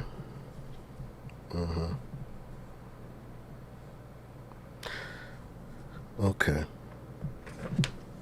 So Franzoni, born circa 1934, hooked up with the older Polakis sometime around 1963, and soon after becoming Vito's constant sidekick. Also in the troupe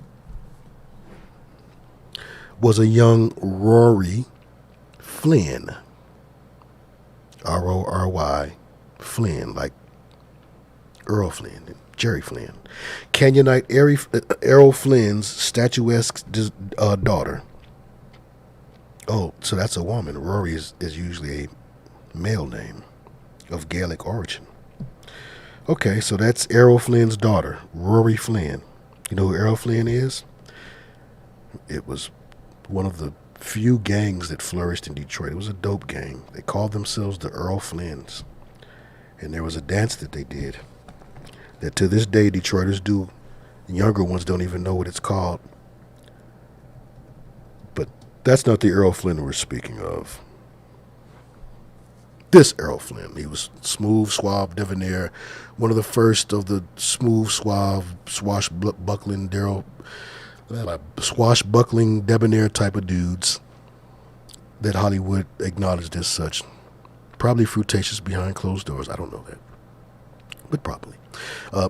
Errol Leslie Thompson Flynn was an Australian-born actor, considered the natural successor to Douglas Fairbanks, known as the Australian Casanova. He achieved worldwide fame during the golden age of Hollywood. Okay, there's Errol Flynn, and his daughter is named... They said they usually have the daughters listed right down there. Let's see, Rory Flynn. Don't want to see Jerry Flynn. Rory Flynn, let's see. I know Jerry not listening to me. Shout out to Jerry Flynn, the man that taught me everything I know about recording. Here's Rory Flynn.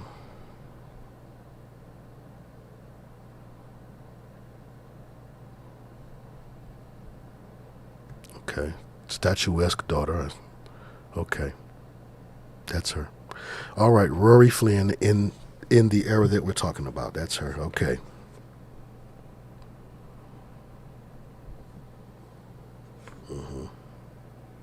A bizarre character named Ricky Applebaum, who had half a mustache on one side of his face and half a beard on the other. He was a little mixed up about the duality thing. Most of the young girls who would later become part of Frank Zappa's GTO project, and a lot of other colorful characters who donned pseudonyms like Linda Bop. It's a bop. Well, see, it wasn't as original as you thought it was, now was it? I'm just curious. Lord, Linda Bop, Butchie, Beetle Bob, Emerald, and Karen Yum Yum. Karen Yum Yum. Yes, she's working for NASA now as a rocket scientist. Linda Bop. This is not the same Linda Bop. What do they call freakers? Okay, good. Can't even find her. She's that obscure. All right. Linda Bob. One of the nieces is like, that's a good rap name. Also flitting about the periphery of the dance troupe were Navy brat Gail Sloatman and a curious character on the LA music scene by the name of Kim Foley. Sloatman and Foley were for a time closely affiliated, closely allied, and even cut a record together. America's Sweethearts is what it was called, and Foley produced it. In 1966, Foley produced a record for Vito as well. Wow. Billed as Vito and the Hands. Bet that's some garbage. The 7-inch single, Where It's At, which featured the musicianship of some of Frank Zappa's Mothers of Invention cohorts. The single came no close to entering the charts than did Foley and Sloatman's effort. Sloatman, though, soon found work as an assistant to and booking agent for Elmer Valentine, whom we will meet shortly. Foley, as with so many other characters in this story, has a rather interesting history. He was born in 1939, the son of actor Douglas Foley, a World War II Navy veteran and an attendee of St. Francis Xavier Military Academy. According to the younger Foley's account, he was initially abandoned to a foster home, but later taken back and raised by his father. Now that's an interesting dynamic. He grew up in upscale Malibu, California, where he shared his childhood home with a bunch of actors and guys from the Navy, quote unquote. At the age of 6.5, Foley had an unusual experience that he later shared with author Michael Walker. Dressed up in a sailor suit by his dad and his Navy buddies, he was taken to a photographer named William, who took a picture of me in the sailor suit. His studio was next door to the Canyon Country Store, quote unquote. Right after that, he was driven down Laurel Canyon Boulevard to the near mythical Schwab's drugstore, where everybody cheered, and two chorus girls grabbed my 6-year-old member and stuck a candy cigarette in my mouth. It's probably, quote unquote, it's probably safe to assume that childhood experiences such as that helped to prepare Foley for his later employment as a young male street hustler, a profession that he practiced on the seedy streets of the City of Angels.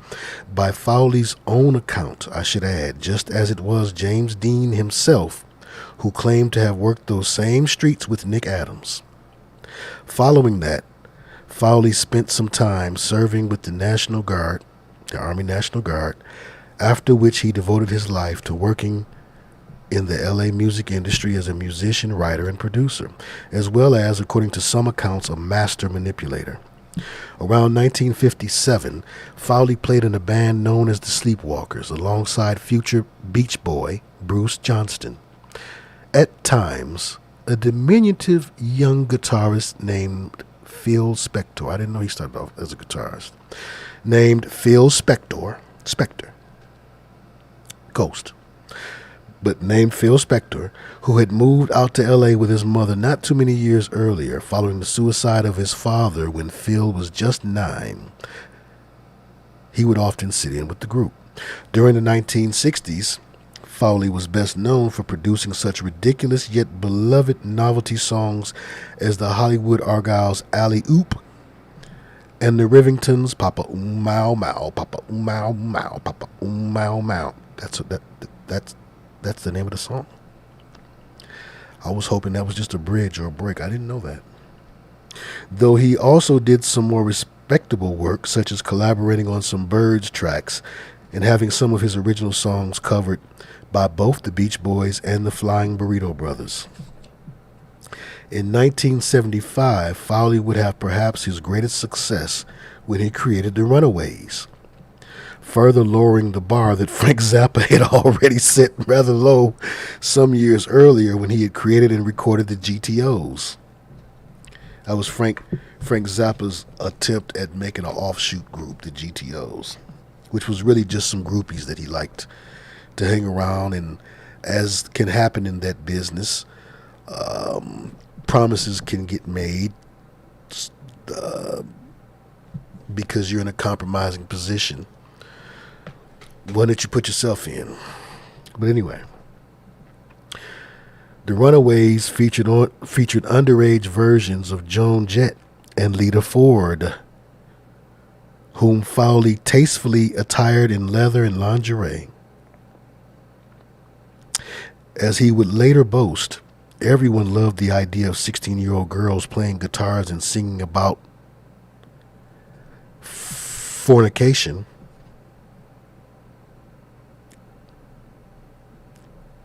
I replaced the word he used. They started with the same letter, though. Some of the young girls in the band, including Sherry Curry, would later accuse Fowley of requiring them to perform sexual services for him and his associates as a prerequisite for membership in the group. Prior to assembling the Runaways, one of Fowley's proudest accomplishments was producing the 1969 album I'm Back and I'm Proud. What?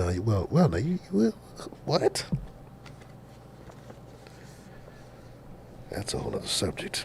By rockabilly pioneer Gene Vincent.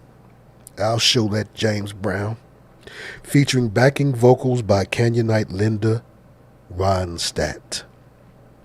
Just 2 years later, Vincent, a Navy veteran raised in that penultimate Navy town, Norfolk, Virginia, died unexpectedly on October 12, 1971, due reportedly to a ruptured stomach ulcer. Wow. Not long before his death, Gene Vincent, the rockabilly pioneer that made I'm Back and I'm Proud, doggone it,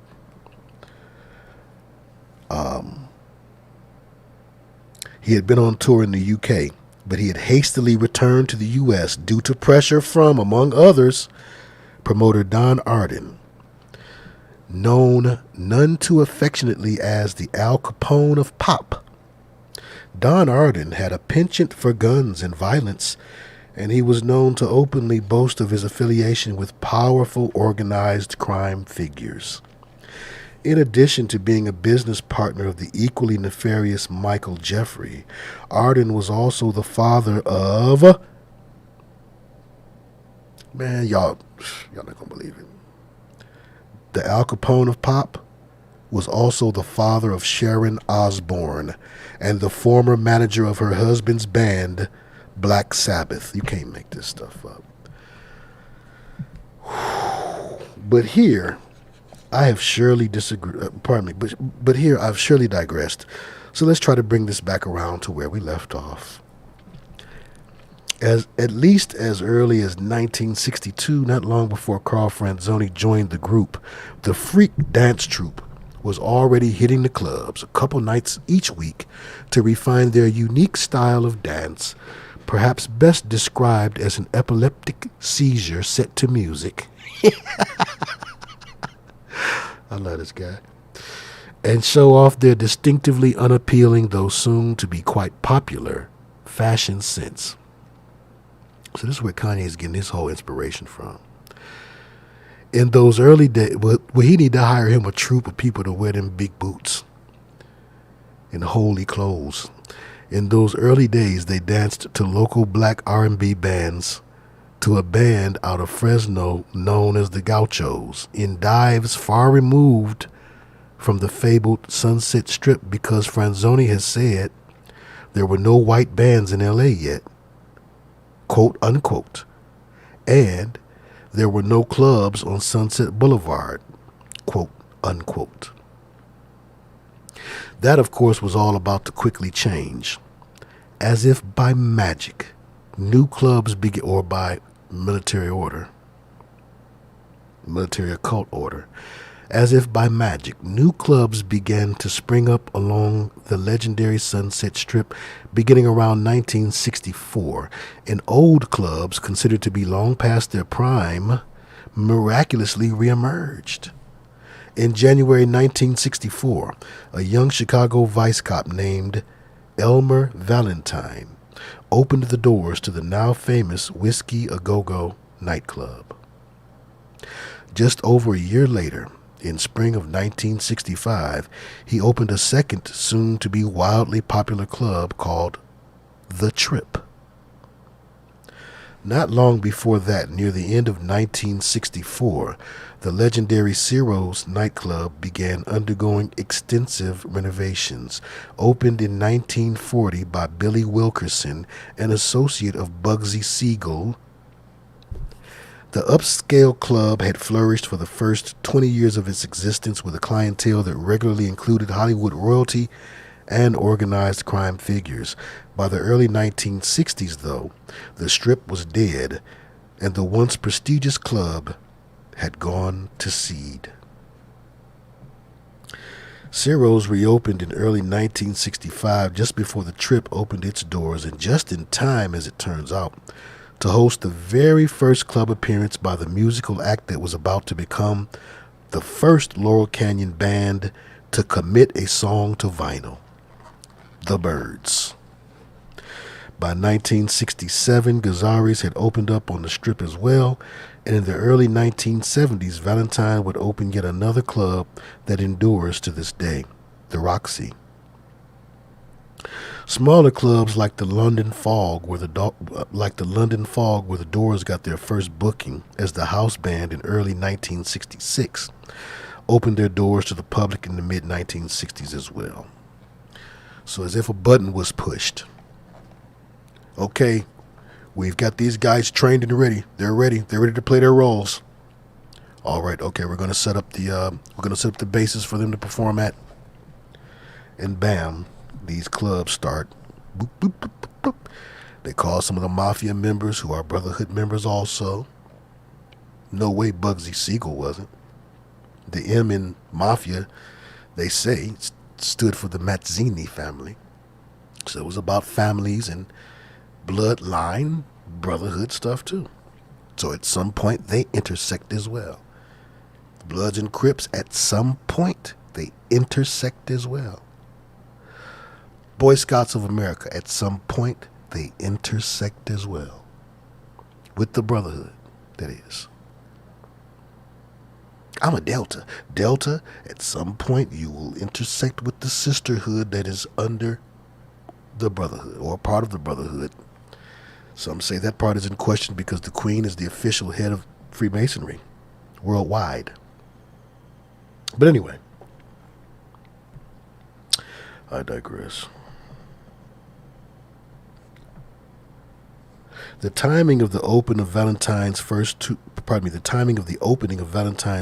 clubs and the reopening of Ciro's could not have been any more fortuitous.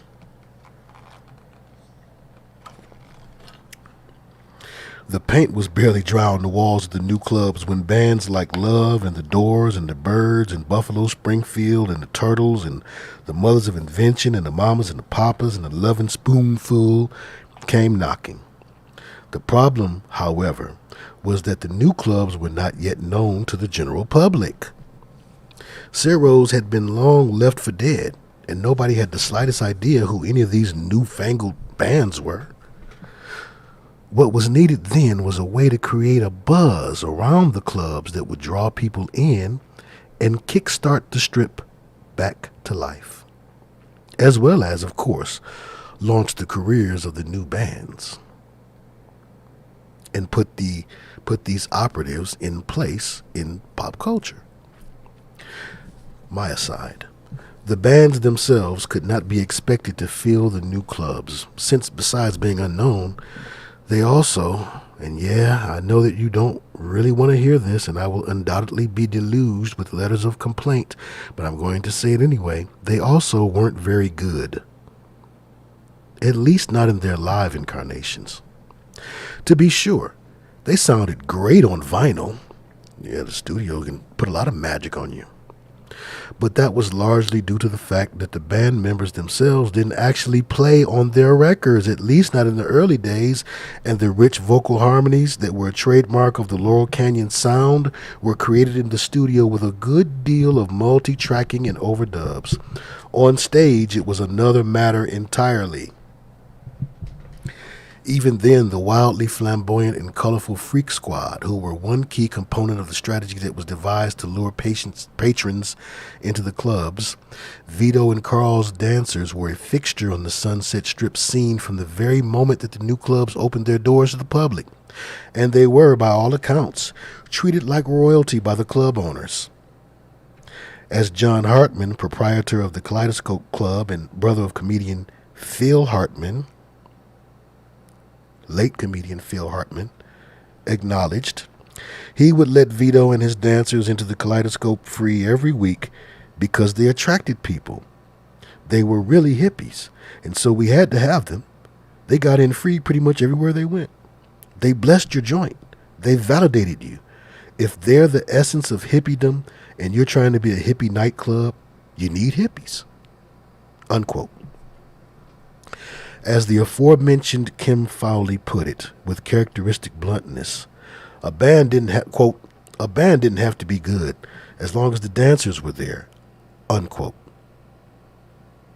Sound like what they do with the strippers in a lot of these mumble rap videos. Indeed, the band was largely irrelevant other than to provide some semblance of a soundtrack for the real show, which was taking place on the dance floor. Gail Zappa once candidly admitted that even at her husband's shows, the real attraction was not on the stage. The customers came to see the freaks dance. Nobody ever talks about that, but that was the case, Frank Zappa added. As soon as they arrived, they would make things happen because they were dancing in a way nobody had seen before. That's terribly awful. Screaming and yelling out on the floor and doing all kinds of weird things. They were dressed in a way that nobody could believe, and they gave life to everything that was going on, for reasons that clearly had more to do with boosting attendance at the clubs than with the dancing abilities they displayed. Vito and Carl seemed to have become minor media darlings over the course of the 1960s and into the 1970s. The two can be seen separately and together in a string of cheap exploitation films, including Mondo Bizarro from 1966, Bizarre World, okay. Something's Happening, a.k.a. The Hippie Revolt, from 1967. The notorious Mondo Hollywood, also released in 1967. And You Are What You Eat, with David Crosby, Frank Zappa, and Tiny Tim, which hit theaters in 1968. In 1972, Vito made his acting debut in a non-documentary film called The White Horse, if you want to ride, The White Horse Gang. Paulekis reportedly also popped up on Groucho Marx's You Bet Your Life TV show, and Franzoni made an appearance on a 1968 Dick Clark TV special. The golden child, Godo Paulekis, the kid that Vito had, was featured in a photo in Life magazine circa 1966. And the whole freak dance troupe showed up for an appearance on The Tonight Show. Oh, man. If we could find that. According to Barry Miles, Vito also appeared regularly on The Joe Pine Show and in between the bare-breasted girls in the late 50s and early 60s men's magazines. Joe Pine, for those of you too young to remember, is the guy we have to thank for paving the way for the likes of Bill O'Reilly, Rush Limbaugh, Sean Hannity, Michael Savage, Don Imus, Morton Downey Jr., Jerry Springer, and Wally George. For Mr. Pine, you see, was the guy who pioneered the confrontational interview style favored by so many today. The decorated Marine Corps veteran debuted as a talk radio show host in 1950 and quickly became known for insulting and demeaning anyone who dared to disagree with him, guests and listeners alike.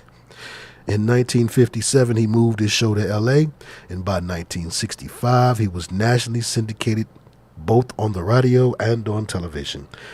His favorite targets, as you may have guessed, included hippies, feminists, gays, and anti-war activists, and his interviews frequently ended with his guest either walking off or being thrown off the stage.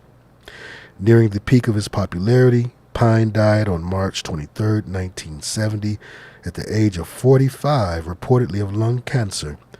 His ideological offspring, however, live on. That takes us to chapter 7.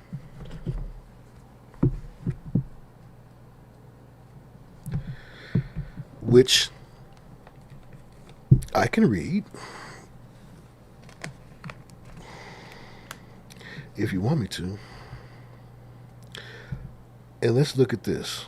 I want to see this. I want to see this hot mess here. I want to see them dancing on, what was it, on the Tonight Show? I wonder. Vito and the Freaks on the Tonight Show. Let's see. Let's see, is the internet undefeated? Vito and the Freaks. We're going to see some prime dancing here. And don't y'all steal none of these moves. Steal their moves and then start your rap career as a female rapper named Linda Bop. Okay, let's see.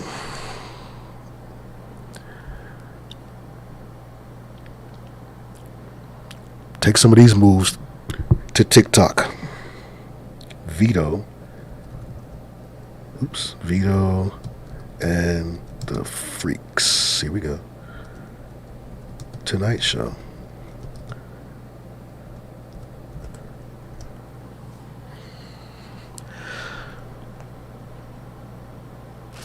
Don't have them on the Tonight Show, but we do have them in live action here in a couple of videos. The Altamont Free concert, and also a clip from You Are What You Eat, is one of the best surviving examples of Vito's dancers in action. Ken Patterson's Haunted Studios. Oh yeah, he gonna want his money. And from the Gimme Shelter 1970 film, this is Vito Polakis. These. It's 35 seconds. Let's see. Oh, let's show it. Let's live dangerously. I know some of you guys are looking for some new dance moves. Some you can stream and put on TikTok. Let's see here. Okay, y'all ready? Y'all can see the screen now, right?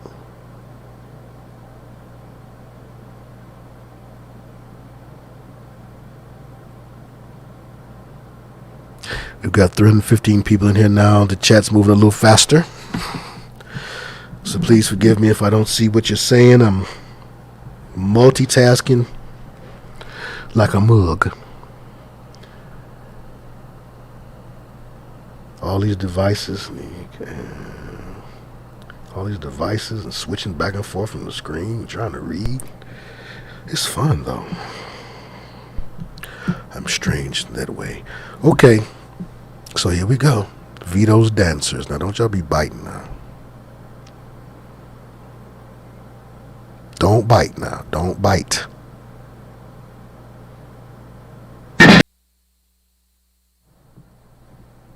He don't know where he at right now. Look at his neck. It done extended into full dinosaur reptilian mode. Oh, yeah. Well, that's about what I expected. Okay. All right, I'm going to need a little break here, so I'm going to open up the mic here and let one of you guys get on here and talk a little bit about this madness that we've been reading about. Madness.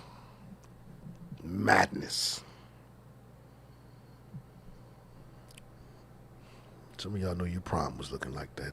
Stop fronting. Okay, so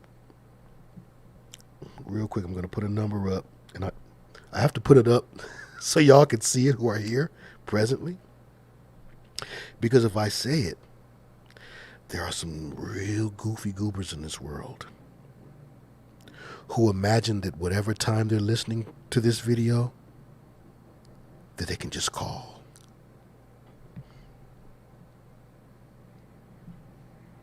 And that's not how it works.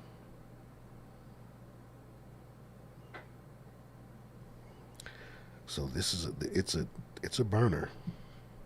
So I don't have it on, but I see that you've called. Like, why would you? It's not how this works. So I'm gonna put up a number here real quick. Okay, let me just make sure we don't do not disturb.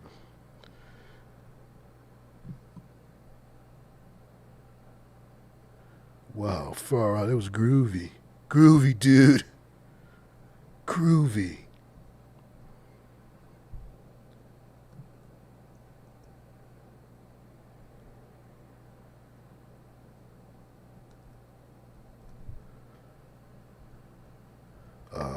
Yeah. I think that's an understatement. Kyra B says, right, looks like drugs. Yep.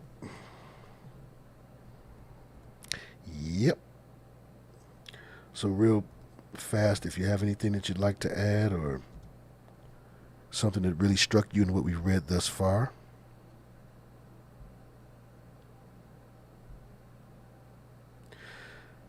And of course, after this broadcast, as we've done before, we will be doing prayer, praise, and the word. I'm going to do a couple of readings. One wisdom said that is not dancing. Oh, boy.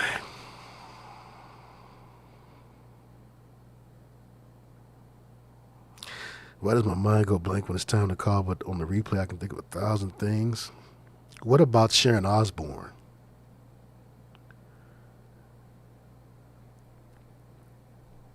What about that? All the connections you could make to that. Sharon Osbourne's dad was a big gangster in the record business.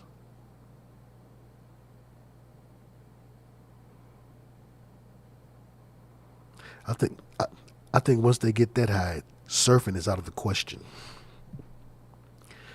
But I don't know, some little elf might lead them by the finger and tell them, hey, come on to the shore. The water's fine, come on.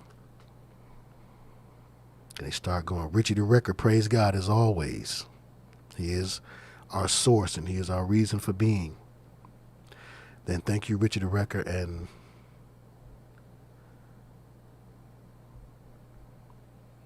super chat. Wasn't that crazy 7-4 Creole? That is crazy. Let's see what somebody's talking about here.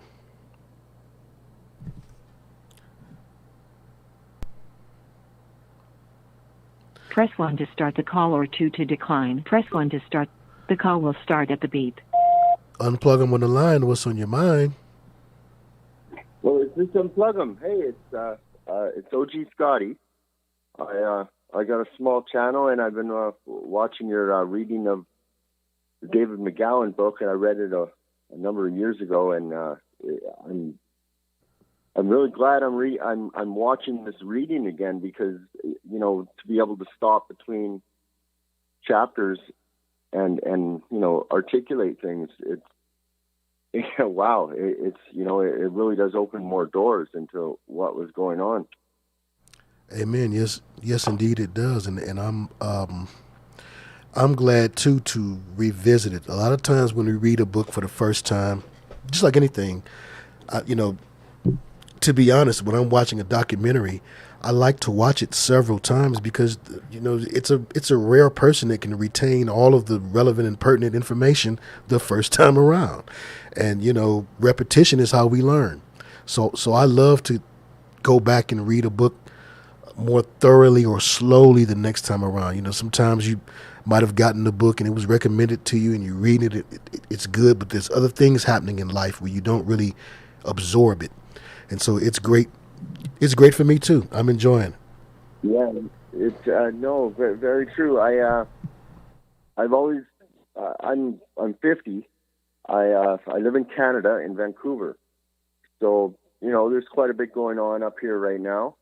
I was adopted in my family, so, and it was right around the time of the when a lot of kids were First Nations kids were taken out, and I still don't know my heritage. I've never looked into it, but I've always felt something different for some reason, and as young as I was when Iran-Contra came out.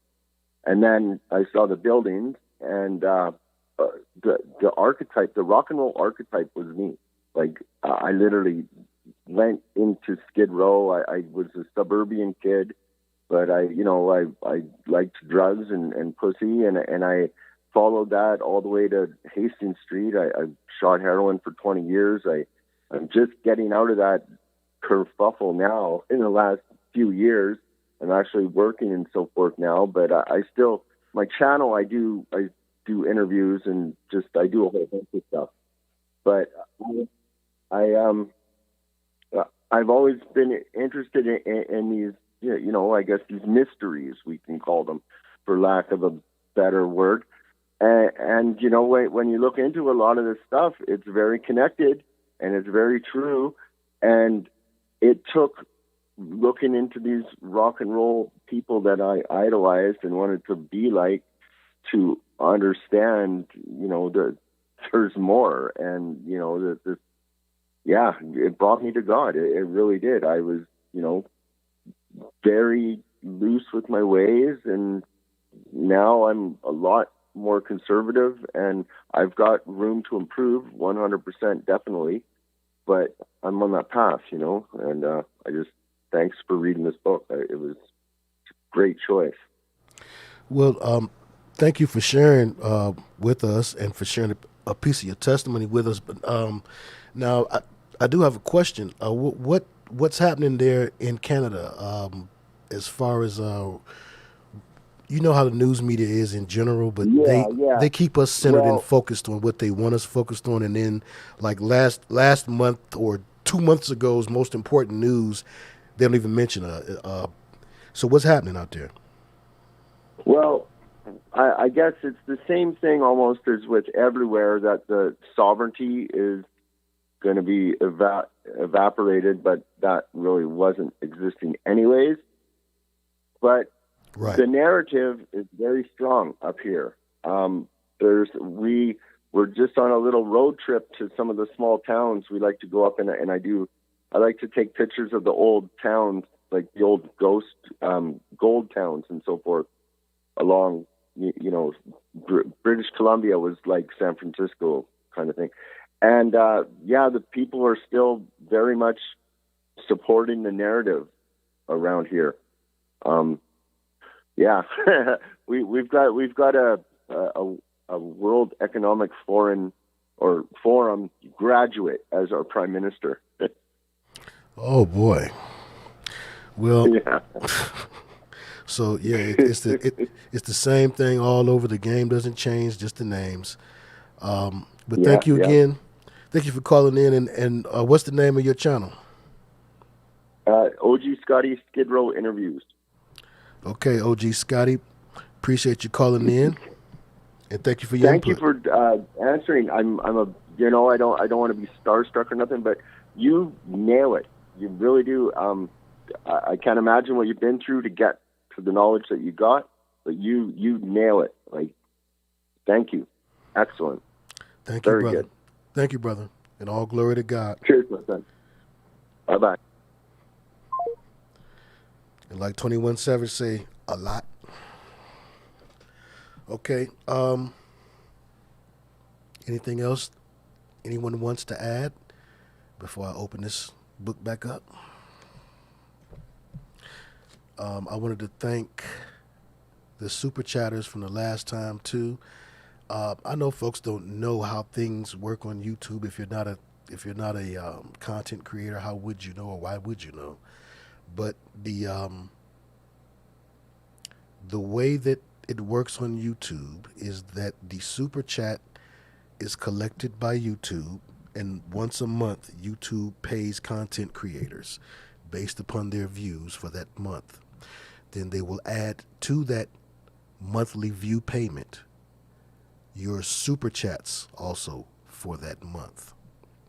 So I did want to thank all of the folks who have super chatted thus far for this month. And of course, I want to thank folks who have ever super chatted. You don't have to give nobody nothing. Nothing is required. Freely I was given, so freely I give. I don't ask. If you notice, I put the information there. If I say anything about it, we're in dire straits as a ministry who does do things for viewers and for church members who have needs, and sometimes needs require more than prayer. So I just wanted to say thank you to the cheerful givers out there. Thank you to the people who help to support this channel through every way that they are able. The folks who pray, the folks who stay, and the folks who pay, folks who are willing to support with financial seed. And important are the word of mouth people who help to grow the channel by sharing the videos, telling folks about it, folks that you think might be interested. It's not for everybody, and I know that. So I don't try to cast a wide net. Not interested in that whatsoever at all.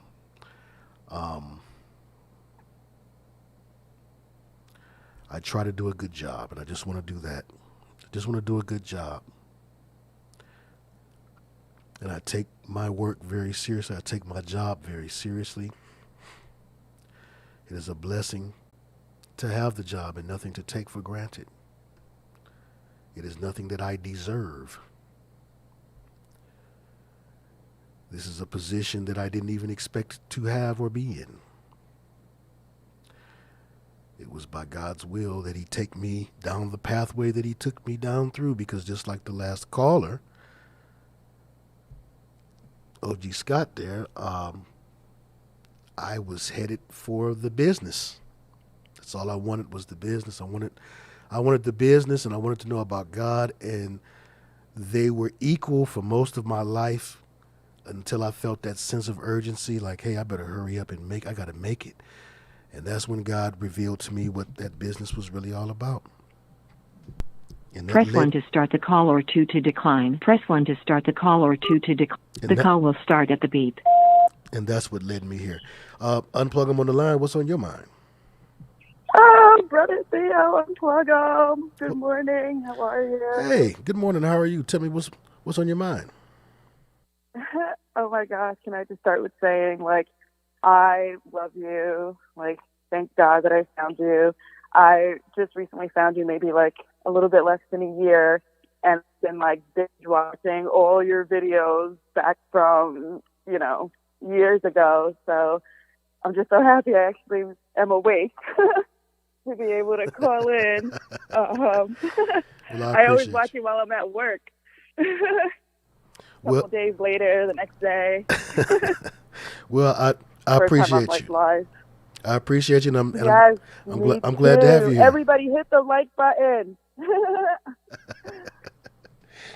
Oh my goodness. Yeah, I appreciate my night owl viewers. We night owls need to have something constructive to do together, so that's one reason why I show up. Yes. I mean, oh my gosh, you don't understand. And then, like I said, I usually watch you because I do an overnight job. I have a day job.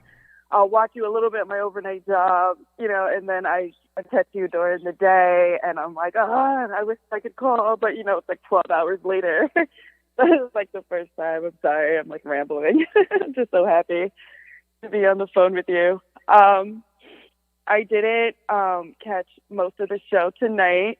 But I have been watching when you've been reading, and I know you were talking about like the first chapter, how a lot of these people, their family, like their parents and stuff, are like, heavy hitter government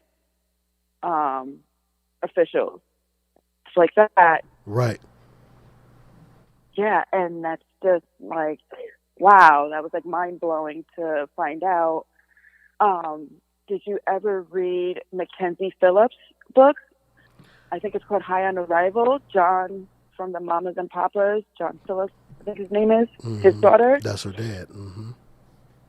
Yeah, she wrote a book, and that whole controversy about them sleeping together and him doing drugs, with her for the first time. He like shot her up for the first time with cocaine and, stuff like that. I don't know if you're familiar with the book.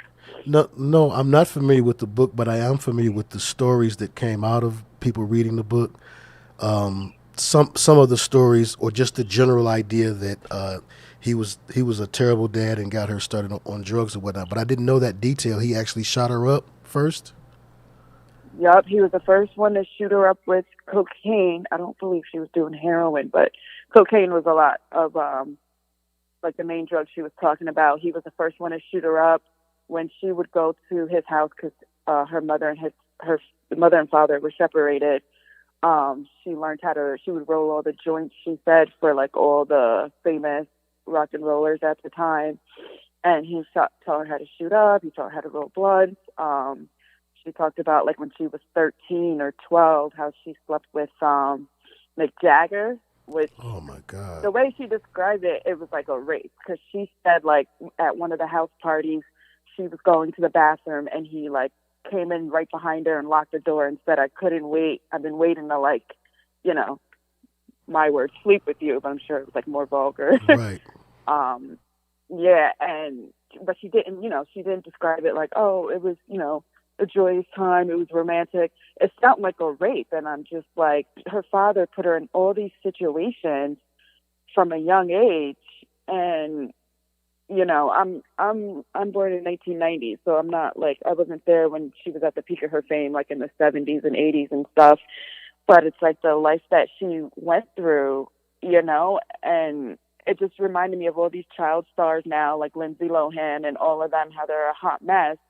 And it's like, I'm sure they went through similar things like her. And it's like crazy that the government, like the CIA and all that stuff, they're like, they're like their parents. And then it's, related. I don't know if I'm saying it clearly, but no, you're doing a great job. Okay. It's like, people look at these child stars and everything, and they because of, the abuse and all that and the drug use, they are train wrecks.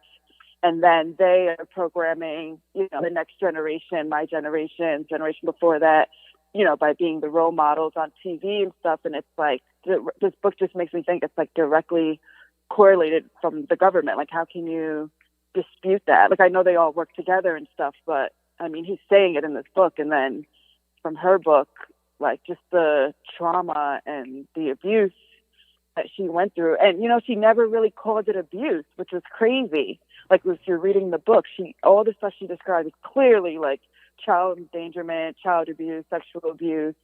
She never described it like that. She just wrote a book about her life. And even when she did the interview with Oprah, she was just talking about like, this is my experiences. Right? Mm-hmm. Yes. Mm-hmm. And Oprah never stopped and said, Oprah's supposed to be all, and she never stopped and said, well, your father abused you, right. It was like the big elephant. Mm-hmm. Yeah. It was almost as if I remember hearing things and wondering to myself why there was so much tongue in cheek, or like, it always seemed like, okay, did he or did he not? Like the question of, did he, was he inappropriate with his daughter, for lack of, to try not to get the algorithms tripping, trying to word things a certain way. Sorry. Okay. But, pardon me, it just always seemed to me that it was unclear, and that she wasn't spilling the beans completely. You know, when those type of things happen to people, sometimes they can't tell all the details because they don't remember all of the details. That amnesic barrier comes up, and it kind of, you know, it's supposed to protect you from having these traumatic memories and these constant tormenting thoughts and memories of the trauma that they put you through. And so sometimes they don't remember these things, and the details come back to them slowly, and that makes it seem like, to the public at large, that seems like that you're lying or you're making it up. Maybe she was too drugged up to remember what happened to her. So I remember coming, you know, I remember coming away from all of that thinking to myself, just as a young man when all of this was first happening, because I knew the show. I knew the show that she came up on. I watched the show. I was real little, but I watched that show, and I remember that show. I thought Valerie Bertinelli was so pretty. Yeah. I thought she was a pretty lady. And then I remember her sister just seemed like she was just so disheveled. She always seemed disheveled and like thrown off to me. And it wasn't until years and years later that I learned that, oh, okay, she was a victim of that. And I would like to read that book, or at least get some excerpts from it. What's the name of that book again? High on Arrival. High on Arrival. High on Arrival. Yes, by Mackenzie what's Phillips. What's her first name again? I know he said it. Mackenzie. Yes, Mackenzie Phillips. Mackenzie Phillips. Mackenzie Phillips. High on Arrival. And then Papa John is also responsible for the Phillips girls from Wilson Phillips, right? Yep. I think they were her sisters or her aunt, stepmom. Right. Some of them he dated, some of them he married, some of them he had kids. You know, they were the next generation. Interesting. They started their own group and all that, but it was just insane the way that she talked about, and she did state in her book at times, like, you know, I was high, so I woke up and I was naked in bed with my father, and, you know, there were clear signs that they had sex. And then she said one time they were hanging out, and he just, like, totally was not even, he was just like, oh, last night was great, you know, we should get married. And she was saying how he said, she had a younger sister at the time, and he was saying how they could run away, get married, and raise her sister as their child. Oh, wow. And he didn't even have any shame. And she's like, you know, like, did it really happen? Now she knows it happened. Like, why is he talking about it as if, like, they're making love? And then it was kind of crazy because in the Oprah interview, Oprah was talking as if, like, it was her fault. She was like, well, why did you keep going back? So you were in a consenting relationship with your father. Oh, boy. And it's like, no, who would make that connection? No one would make that connection that, like, had sense. Who would call it a consensual relationship, you know? The way Oprah was talking about it. Well, you know, the other witches, I'm sure, informed Oprah of her duty, that, you know, she had to handle that a particular way. And she did, of course, being a good witch, a good obedient witch. She did as they asked. Exactly. But wow. No, 100%. And it was just insane. And it just made me think, you know, because I am, like, really into all this stuff. I watch your channel. I actually found your channel through KJ. And you guys had this shit together with the other guy that you always have on your show, Dave and Noah. Shout out to KJ and Days and Noah. Shout out to those guys. Yes, I like definitely follow this whole thing, and I actually work, not to, you know, keep your time, just briefly, I actually work in mental health. I work for the county, and I get all these you know, charts on my desk of people who were, you know, the A word, children who were, you know, mistreated, trying not to trick the algorithm. Right. Yeah, and there's such a huge connection. I actually emailed you a few weeks ago how, you know, there's definitely a connection between, you know, being mistreated in your childhood and mental health. And I do think it's like a demon that's, like, released, you know, like, that's attached to these people. It's not always just mental health. Like, yes. I know there's an issue with mental It's a spiritual thing. Absolutely. And it's the type of spiritual thing that if you treat it, if you treat the symptoms, unfortunately, those may go away for a time, but the spirit grows stronger. And mental health, just historically, doesn't have a good track record of healing. I mean, it doesn't heal. It doesn't create No. healed individuals. But the spiritual aspect can be healed, and people are brought peace who have been taking medication for many years for bipolar and depression and schizophrenia. Those people are brought peace sometimes only through prayer and fasting. And Yes, and I try to pray for my clients. My job now, I'm not directly involved with the clients. I do more of the paperwork aspect because I work in housing. But I, pray over their chart. And when I was more directly involved with the clients, I know they tell you you're not supposed to mix religion and your job, but I would ask their permission if we could pray. Thank together. God for you. Thank God for you. We need Yes. more people like you in those positions who will challenge that status quo idea of, don't bring religion, because they're bringing their religion in.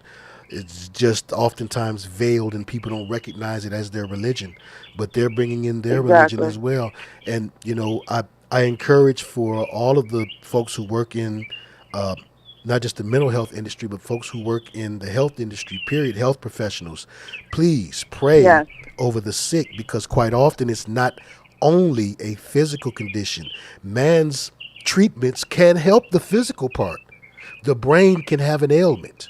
Man's ability to heal is a real gift given from God. However, Yes. healing of the physical sometimes isn't enough or all that's needed. Sometimes that physical issue was facilitated by something spiritual. And so we always have to go to the root, deal with something from the root, pull out weeds from the root. Don't just pull out the top of it. Get down there to the root. For sure. And that's For always in the sure. spirit. So now, what's your name again? I'm gonna look back through the emails Yes. because I think I remember that one. You got to look through my email. Yes, Monique. My name is Monique, but my thing is Monique and Kids, Mom Life. Yeah, I just read that. And as a matter of fact, Yes. we prayed for y'all in the last broadcast. As a matter of fact, we certainly did. I read it on air Oh, that's and prayed on air. great.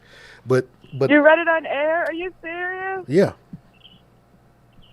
Oh my gosh. yeah. When did you do that? I'm almost sure. In the last broadcast, we did prayer requests. I don't just play music during those. I play the music for the praise aspect, praise and worship aspect. And if you ever been to church, then they do a lot of that, Yeah. and it's a reason for that. But we also pray. I pray and I deliver the word as the Lord leads me. And in the very last one, I'm just about sure, if it wasn't the last one, it was the one before last. I'm positive that we did. I got to catch up. Yeah, Yeah. I'm going to go yeah. back. Well, I that's really okay. appreciate that. That's okay. And God bless you, and we thank God for you and for all of those who are putting their hands to the plow, no matter where they may find the field. That's what matters. So thank God for you. Yeah. Thank God for you, Thank Monique, you. and kids. And we will be praying for Monique and kids. Y'all, prayer warriors, keep Monique and kids in your prayers, and also all of those who dare to ask people who are their patients if they want to pray. I love y'all. Yes. Y'all who dare to Thank do you that. so much. The teachers that dare to ask the students if they want to pray. We thank God for you, and we love you, and we can't get enough of you. Thank you so much for calling in, Monique. Yeah, thank you. I'm so happy I got to talk to you. You don't even know. This just made my whole month, my whole year. Oh, God bless you. You have such a sweet soul. God bless you, nephew. Oh, thank you. All right. God bless you too, and everybody else in the Unplugem family. And hit the like button. and you and the kids stay safe and stay in touch, and you'll stay in our prayers. Yes, for sure. Thank you. I really appreciate it. Have a good day. All right. You too. Thanks. Excellent call. Well, we got some more to read, y'all.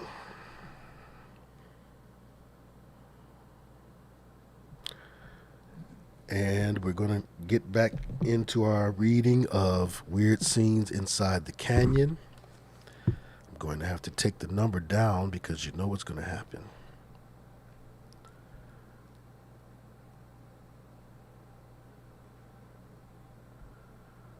All right. Yep, we keep getting the same spammer, and I hit, when I don't know what you guys who are moderators see, but if you see the option to block from the channel, pick that option. Pick that option. If you haven't been, if you have been, fine, totally ignore. But I've also been reporting, and if you report the message, it should be doubly effective. So report message, pornography or sexually explicit material. Okay, report. All right. I'll tell you faster than Charleston White. Play with me. All right, chapter 7. Are y'all ready? Oh yeah, I did want to thank the. Let me thank the super chatters right quick. I want to just thank you guys, supers. Richie the Wrecker, Chosen Soul. That's who went before.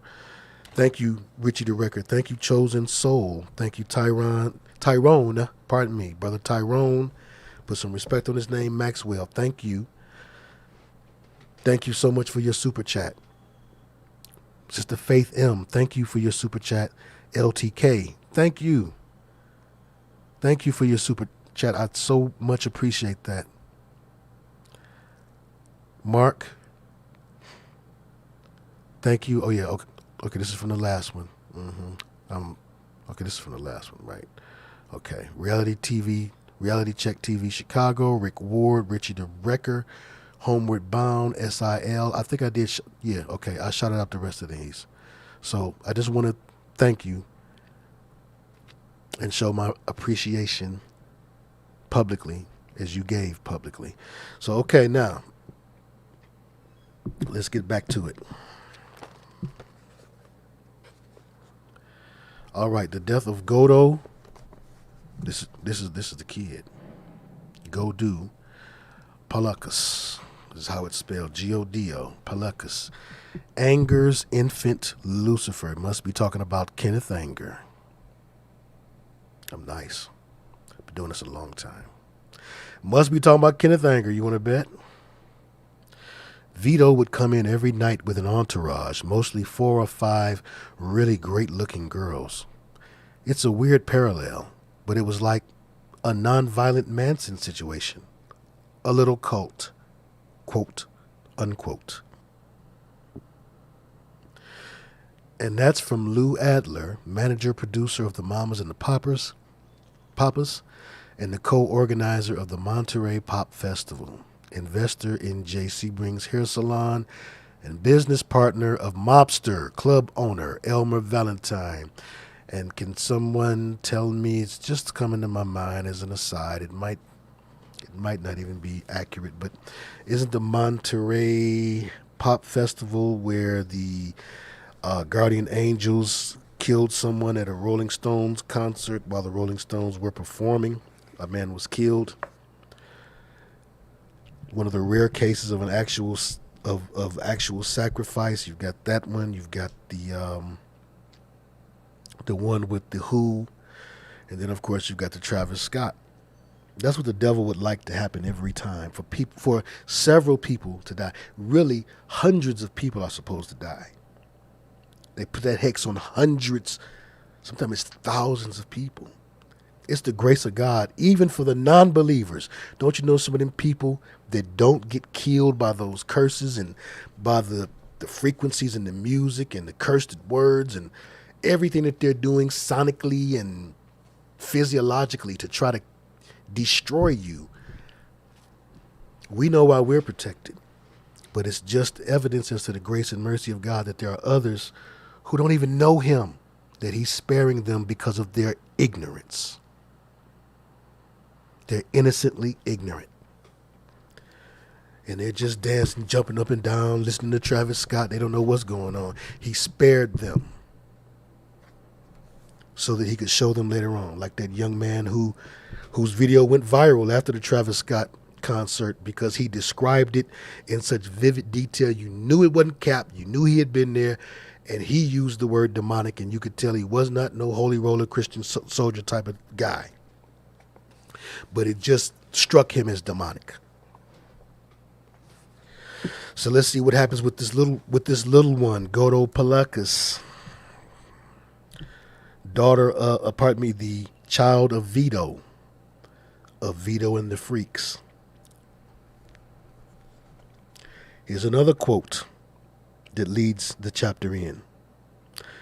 I have said for years that there are some similarities between Vito and Manson. Vito was sort of like a pimp. He was welcome as a VIP with the emerging rock crowd because he always showed up with these free-thinking 14 and 15-year-old girls that would be happy to satisfy their needs. Free-thinking? At that age, that's not the best way to describe your thinking. At that age, you are the goofiest of goofy goobers, because when I was 14, I just knew I know and understand the world better than my mom and them do. I'm out here. I see what's going on. They don't know this word, and they don't know that word, they don't know this dance, and they don't know this song, and they don't know these clothes. So I know more than mom and them do. That's 14. That's 14. Am I lying? Was I the only one? Tell the truth and shame the devil.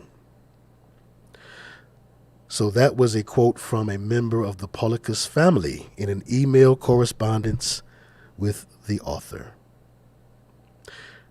Recruits for Vito and Carl's dance troupe weren't likely hard to come by, given that, according to Miles, Vito operated the first crash pad in L.A., an open house to countless runaways, where everyone was welcome for a night, particularly young women.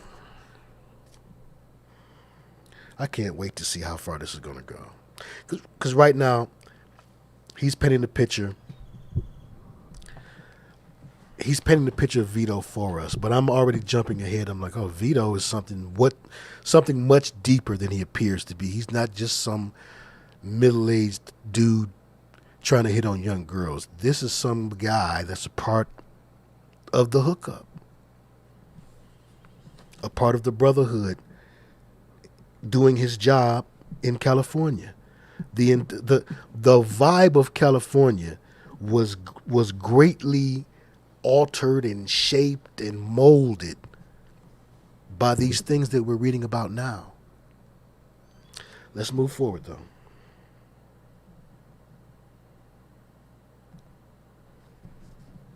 By the mid-1960s, the group had expanded into a second communal location in addition to the basement studio at 303 Laurel Avenue, the ubiquitous log cabin. According to Jack Bulware, writing in Mojo, the book, architect Robert Byrd and his son built a new guest house, a.k.a. the Tree House, quote unquote, on the property in the early 1960s, and the following year, a communal family of weirdos moved into the cabin and treehouse centered around two underground hipsters named Vito Palakas and Carl Franzoni, organizers of free form. That's what you call that type of dance? Don't never go nowhere and dance free form then. They're going to talk about you. Organizers of free-form dance troupes at clubs along the Sunset Strip. By 1967, the dancers were splitting their rent with staff from the hippie publication, The Oracle. Retired journalist John Bilby recalls at least 36 people living and partying at the log cabin and treehouse, including the band Fraternity of Man. Oh, Timothy Leary was definitely there. George Harrison, and Ravi Shankar were there, Bilby says. I'm sure Ravi is the one that turned the Beatles on to their enlightenment phase through meditation and through the practices of Hinduism. And Hare Krishna. Hare means Lord, so don't call him Hare Krishna, just say Krishna. For the record, yeah, and Lord means ball, and Lord don't mean ball. Some of y'all that's new to this internet researching thing, you need some guidance. Lord is a title that was given to Baal. It's a Babylonian word for ruler. Oh, Jesus, help us. Where am I? Okay. So for the record, Fraternity of Man was a one-hit wonder, a band best known for the ever-popular novelty song, Don't Bogart Me. Is it ever popular? I'm sorry, I've never heard it before. Is it true? I've never heard it before. Don't Bogart Me. It's another expression I had no idea where it came from. I thought we made that up. Okay. Don't Bogart Me.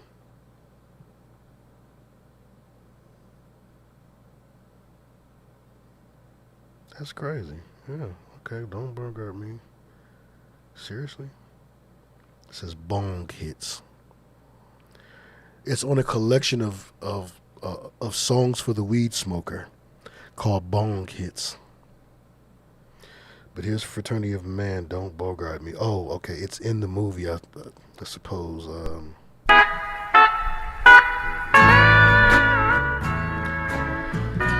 Okay, I don't need to know much more about that. Okay, I was just curious. Tim Leary was, in this writer's humble opinion, best known for being a painfully obvious CIA asset. And The Oracle was a San Francisco-based publication with intelligence ties that specialized in pitching psychedelic occultism to impressionable youth. Leary, it probably should be noted, also had a home of his own in Laurel Canyon.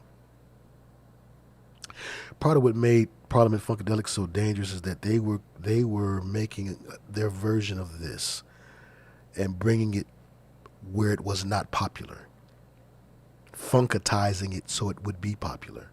The way that they dressed and looked and everything. It's just like every time I see pictures of these people, Parliament Funkadelic comes to mind because that was the closest thing to this that I grew up on musically. But anyway,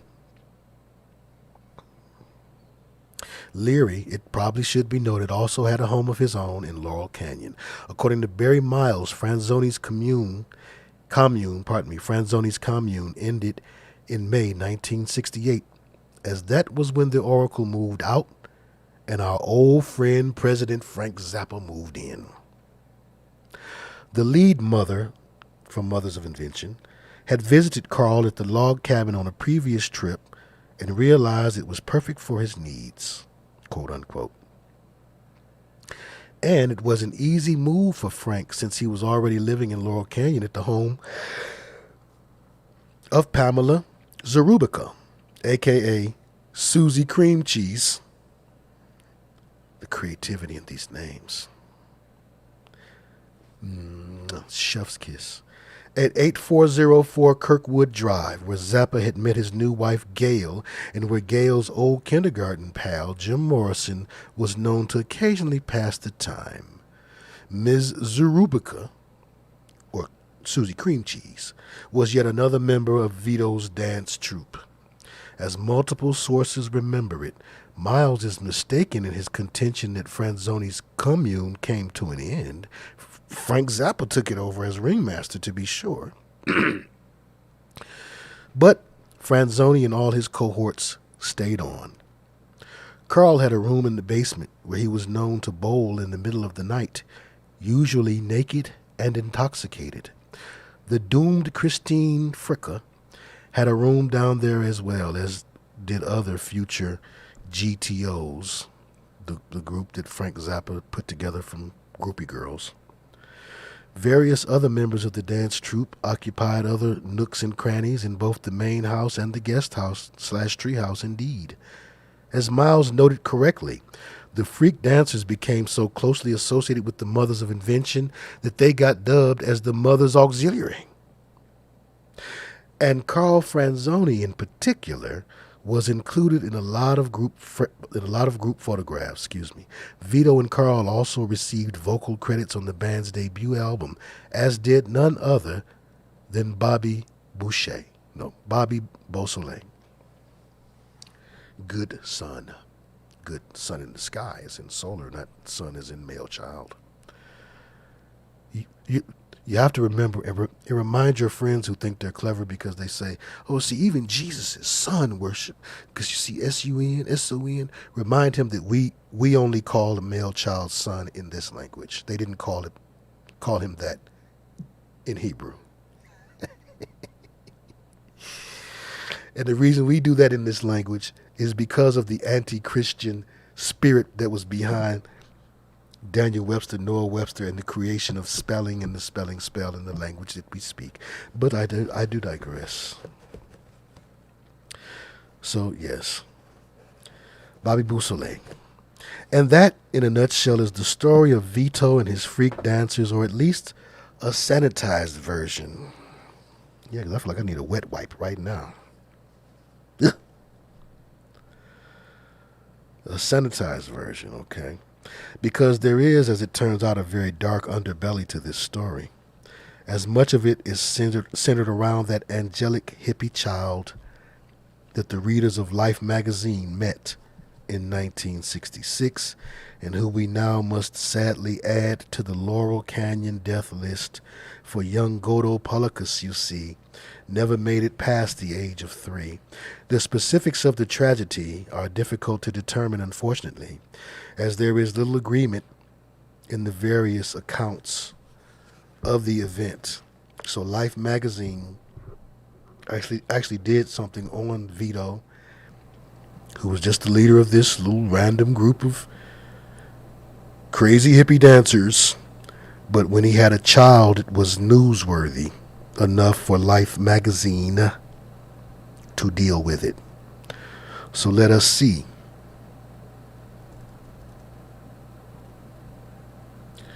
Godo Polycus.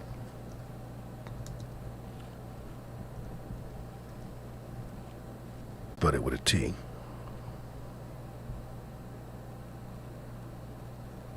Make sure y'all can see. Okay, y'all can see. Here's the poor little child. Here is Godot, the most beautiful child in creation, according to Roger Vaughan. He's a 2.5 rather than 3.5. He is 2.5 rather than 3.5 years old. Picture of the wrinkled and half-shaven and beautiful father Vito and of the mother Sue, blonde and disarrayed, are available on request, care of Vito Polycus. Okay. There's Vito and son.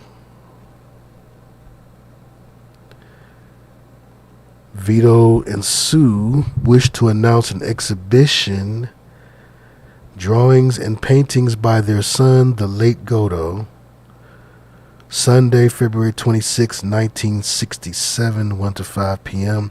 at the Oracle on North Fairfax Avenue. Okay. Let's continue.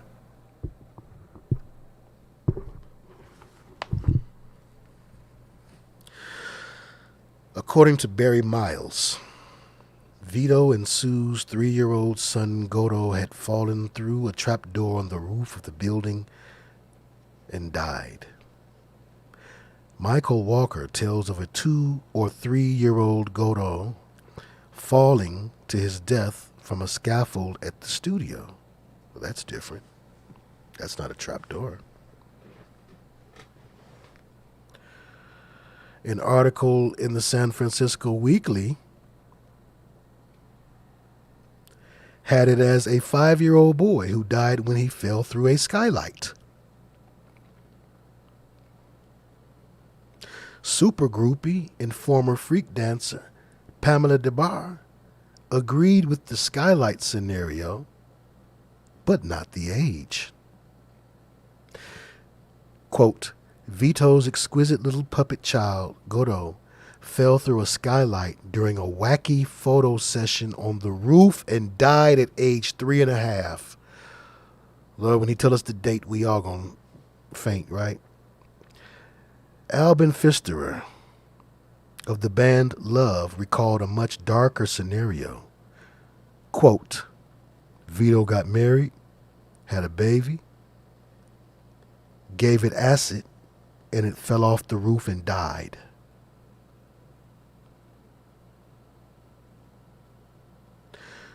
When Robert Carl Cohen digitally remastered his notorious Mondo Hollywood for DVD release, he added postscripts for all the famous and infamous people who were featured in his film. For Godot Polakis, he inserted the following caption: died age 2, victim of medical malpractice, quote unquote. Thus, we appear to have a further muddying of the waters. So muddy, in fact, that in addition to there being various competing fell from scaffolding / fell through a trapdoor / crashed through a skylight accounts, there are also at least 2 medical malpractice stories. He had to end that with an exclamation point. Before reviewing those, though, it would perhaps be instructive to examine the context in which this tragedy played out. We know, for example, that a musician and writer named Raphael told writer Michael Walker that he had been present one evening at Vito's place when Godot was brought out. They passed that little boy around, naked, in a circle, with their mouths. That was their thing about introducing him to sensuality, quote unquote. We also know that Vito and Sue had a rather odd reaction to the death of their firstborn son and only child, as recounted by DeBars. I was beside myself with sorrow, but Vito and Sue insisted on continuing our plans for the evening. We went out dancing, and when people asked where little Godot was, Vito said, he died today. It was weird, really weird, quote unquote. Barry Miles, who was also close to the scene, had a similar recollection, though he attempted to put a more positive spin on the reaction of the parents. Vito and Sue's 3-year-old son Godot had fallen through a trap door on the roof of their building and died.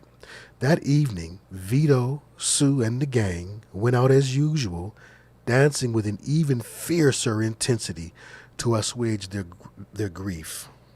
Godot died at 7:30 p.m.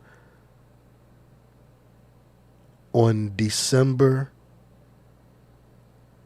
23rd, 1966, some 36 hours before Christmas morning. On the side of reality that I live on, the death of a child at any time would deter most parents from going out and partying the night away. That it occurred virtually on the eve of Christmas makes Vito and Sue's actions that much more incomprehensible. Saturnalia Sacrifice, 1966, the year of Rosemary's Baby, which was about sacrifice. Also the year of the Tate murders, right?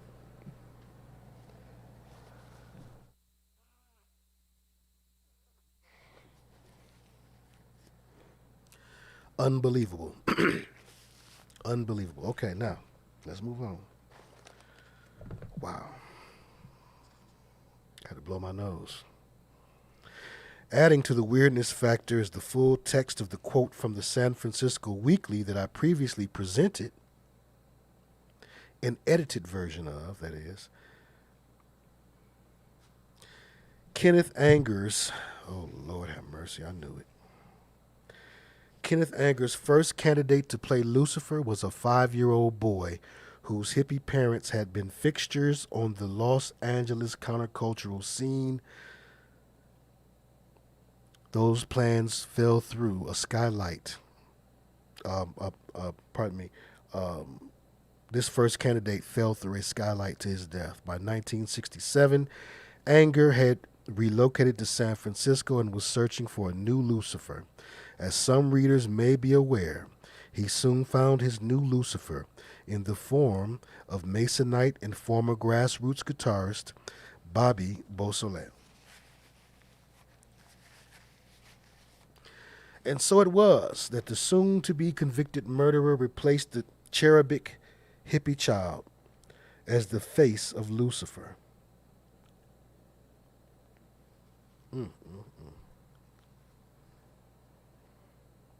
But what was it, one wonders, that drew Anger's twisted eye to the young boy? Kenneth Anger made Lucifer Rising, which was a big hippie movie during that time, and another one too. I forget the other one. I tried to watch Lucifer Rising. I couldn't. I mean, because this is my job. You can't talk about something that you don't know about. That's the problem with a lot of people that do this.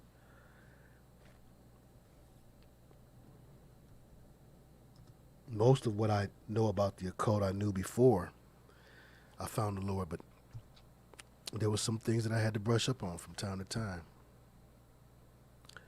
And the Lord would protect me and cover me and send me into them places to go steal what I needed to steal and come back. Or understand what needed to be understood and come back. So these are scenes from the movie. This is the Lucifer Rising rainbow jacket, which is a magic lantern cycle.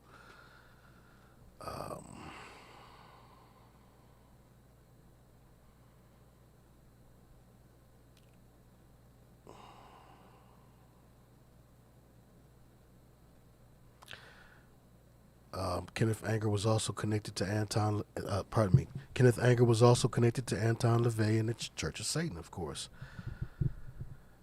As was Jane Mansfield, who's pictured here.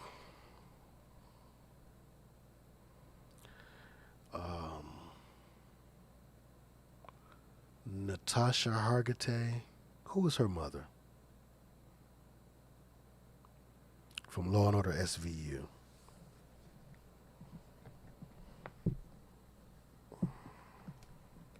Okay, let's get back to this. And let's get this off the screen. Goofy goobers. Think they look cool. Oh, y'all didn't see it? No way. I'm so sorry. Okay.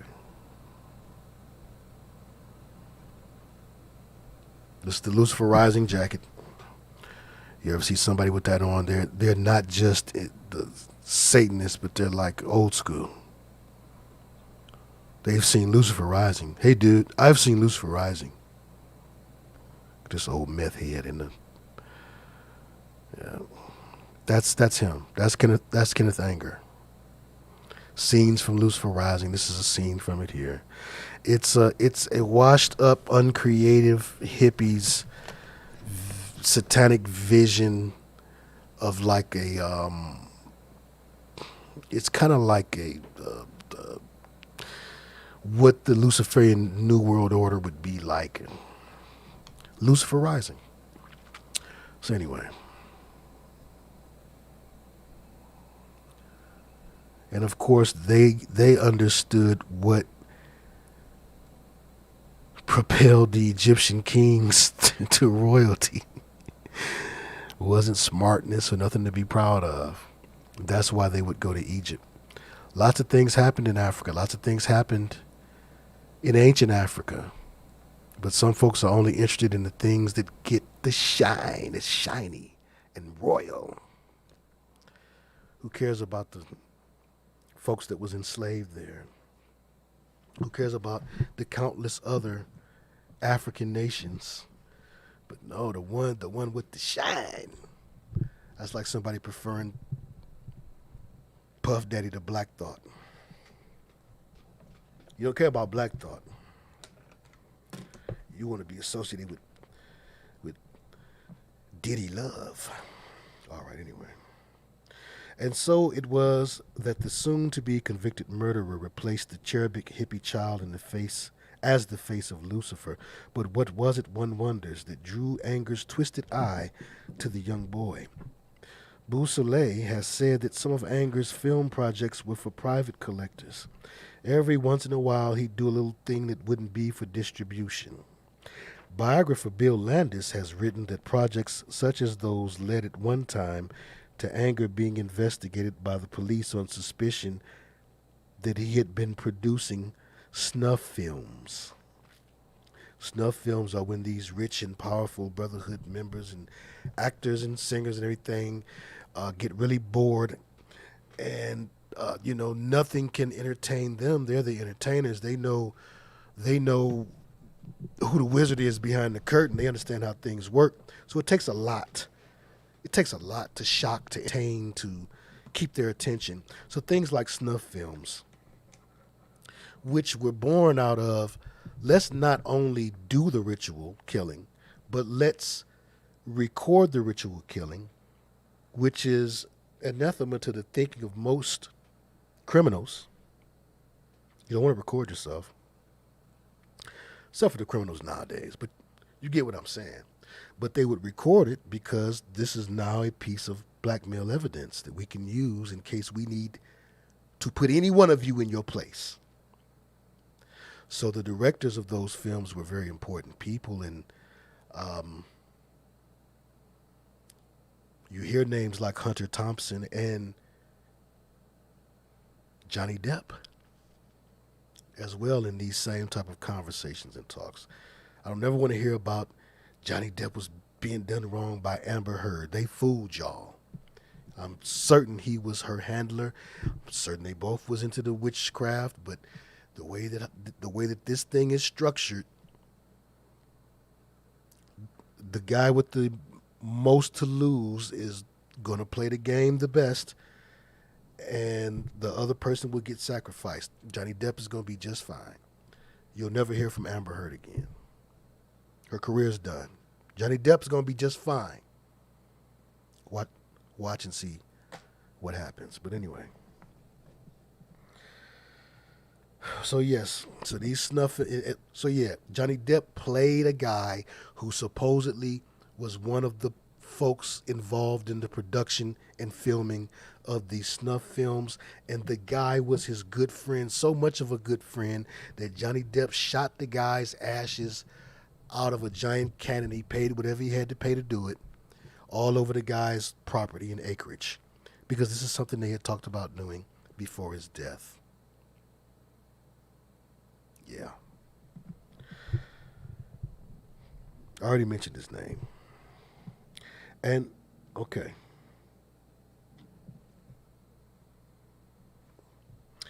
Pamela DeBar has shed further light on the dark edges of the freak troupe with this description of a scene that Vito had staged one evening in his studio. Two tenderly young girls were tonguing each other. Everyone was silently observing the scene as if it were part of their necessary training by the headmaster, Vito. One of the girls on the four-poster was only 12 years old, and a few months later, Vito was reported to Tahiti for this Vito was deported to Tahiti for this very situation and many more just like it, quote unquote. Kathy O'Brien's book, Transformation of America, where she talks about her father and how her father ended up getting in trouble for trying to pass pornographic material through the U.S. mail, and the deal that he made to escape the punishment that they wanted to give him involved the trading off of his daughter into their program. So I say that to say this. Imagine a land where if they catch somebody who's like a king of kiddie videos, when they catch somebody like that, they don't get treated the way you and I think that they do. They think of this person as this person would be a good recruit, a good recruiter, a good recruit to be a recruiter. This person is already doing the work that we're still studying and understanding. Perhaps we can learn something from them. That's what they really do. When somebody's a real super duper killer, they go into the jail one way, somebody comes and talks to them, the other inmates don't even see that person no more. Because they take that killer and put them in a super soldier type of program and see, can we turn this, can we discipline them enough? Can we get them to follow orders? Can we put the MK Ultra on them and then send them out? This is what really happens. There was once a video game, and trust me, I'm going to get right back to the story. I forget the name of the video game. Maybe it was Manhunt. But in the video game, this was the premise of the video game, that you were a murderer on death row, and that the gov came to you behind closed doors and told you they'll let you off of this life sentence or death penalty or whatever if you join our operation. We need this person killed, this person killed, and this person killed. We need it done without prejudice and without remorse. We need it done in this amount of time. And then these folks are also expendable. The U.S. Gov didn't spend thousands, maybe even more, tens of thousands of dollars training this individual. No, they got it out the mud. They already had it in them. What they spend all that money for is to put something into your little son who they're going to send off to war, but they're trying to put something into him that some people on these streets already got in them. So when they find one of them guys out here, they found out some big dope man actually did the killings himself and cut off so many people's heads, and oh, we can use this man. I know more about that than I can say right now, but let's read on. Sadly, that came very close to me at one time through a family member, but we'll talk about that another time, maybe the next show. So now let's go here. All right. That's crazy, man. So Barry Miles, who was also close to the scene, had a similar recollection, though he attempted to put a more positive spin on the reaction of the parents. Oh, I'm sorry. Where did I read that? Okay. All right. Okay, here we go. Sorry. It was actually Haiti that Vito appears to have fled to. You can learn more about the magic there. Who wants to go to Tahiti? And then to Jamaica, which at the time had no extradition treaty with the United States, accompanied by his wife Sue and their new baby daughter, Groovy Nipples Paulacus. I'm through.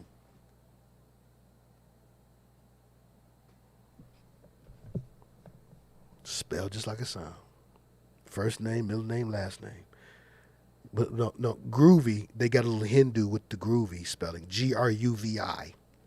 Groovy, first name, Groovy, middle name, Nipples, last name, Paulacus, born on June 23rd, 1967, a cusp.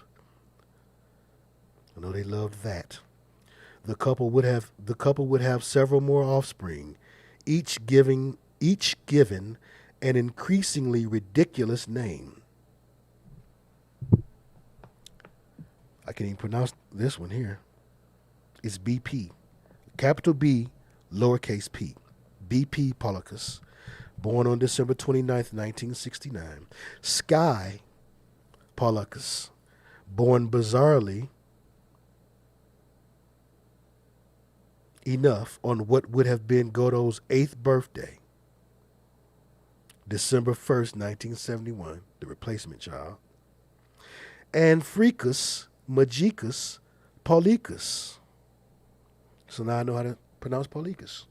Thank you for naming your child that. I've been calling you Paulicus. So it must rhyme with Freakus and Magicus.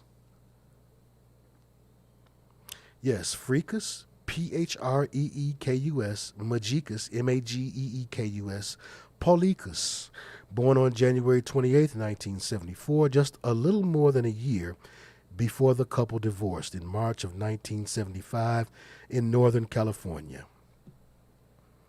According to Miles, Vito's flight from justice occurred in December of 1968, though other accounts vary. Carl Franzoni, meanwhile, became embroiled in some unspecified legal troubles of his own and went into hiding, later resurfacing in Canada. Later resurfacing in Canada by some reports. At around that same time, Frank Zappa moved on to yet another location in Laurel Canyon, a high-security home on Woodrow Wilson Drive. Also, at around that same time, according to author Ed Sanders, the Manson family came calling at the log cabin. Quote, one former Manson family associate claims that a group of 4 to 6 family members lived on Laurel Canyon Boulevard in the log cabin house once owned by cowboy actor Tom Mix. They lived there for a few weeks. In late 1968, in a cave-like hollow in back of the residence. Oh, okay. They lived there for a few weeks, in late 1968 in a cave-like hollow in the back of the residence. According to Franzoni, Manson also came calling at the Vito Clay studio on Laurel Avenue. Applebaum took over Vito's place when Vito vacated at Beverly and Laurel. So he inherited all the people that came after that. He was the beginning of the Manson clan. Manson came there because he had heard about Vito, but Vito was gone. It makes perfect sense in retrospect that Charles Manson and his family came calling just as Vito fled the scene, and that a Mansonite replaced the freak child as the embodiment of Lucifer.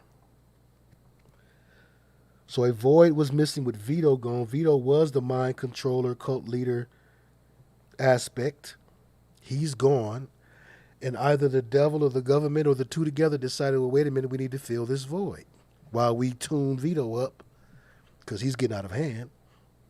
Let's send in Charlie Mann.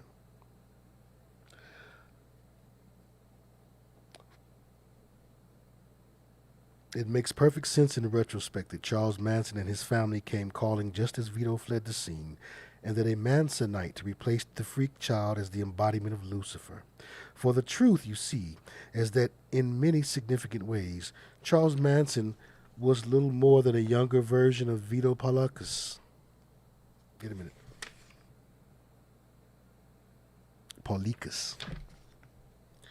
Consider, if you will, all of the following Mansonesque qualities that Paulicus and to some extent Franzoni seemed to share.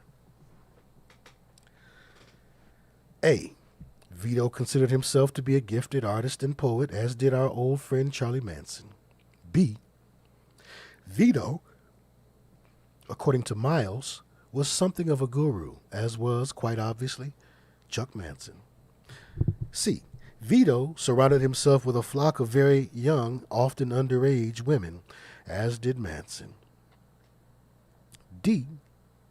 Vito was considerably older than his followers, and so too was Charlie.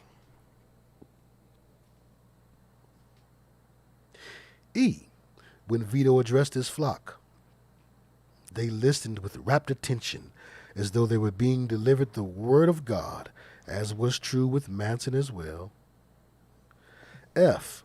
Carl Franzoni was known to wear a black cape and refer to himself as Captain F, while Manson was also partial to black capes and would at times declare himself to be the god of F. G. Vito is said to have had a virtually insatiable libido, as did by numerous reports Chuck Manson. Yes, that demon inside can't be satisfied. H. Vito's flock adopted nicknames to aid in the depersonalization process, as did Charlie's. Oh, man, you know what you're talking about them nicknames. You know what you're talking about. Vito's flock adopted nicknames to aid in the depersonalization process, as did Charlie's. Vito's troop included a Beverly Hills hairstylist named Sheldon Jamin, while Charlie's included a Beverly Hills hairpiece stylist named Charles Watson. And finally, Vito believed in introducing children to sexuality at a very young age, and so did Ken Z, a Crawleyite. While in the Manson family, as Sanders has noted, infant sexuality was encouraged. Lord have mercy. The depersonalization process is part of why when you go into the military, you're no longer called whatever they called you at home. They're not calling you that. They're calling you private something by your last name. Or they may give you a name.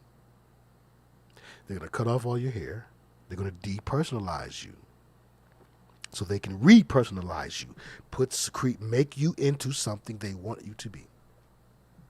Let's move on. Not finally, 2 more points. 2 more. So Vito apparently liked to stage live sex shows, for his followers, involving underage participants, which was also a specialty of Charles Mills Manson. His middle name Mills, yes. Okay.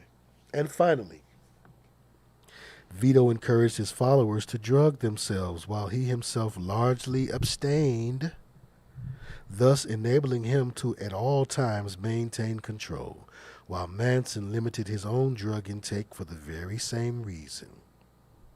Keep them high and you keep the supply.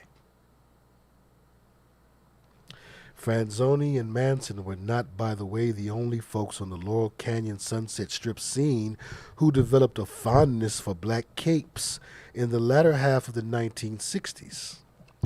As Michael Walker noted in Laurel Canyon, during that same period of time, David Crosby had taken to wearing an Oscar Wilde / Frank Lloyd Wright-ish cape wherever he went.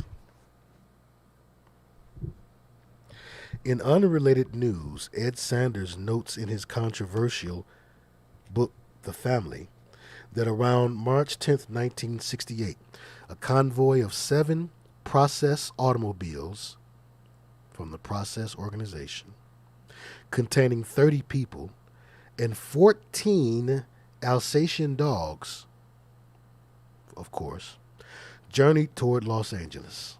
Vincent Bugliosi added in his best-selling Helter Skelter that in, quote, 1968 and 1969, the Process launched a major recruiting drive in the United States.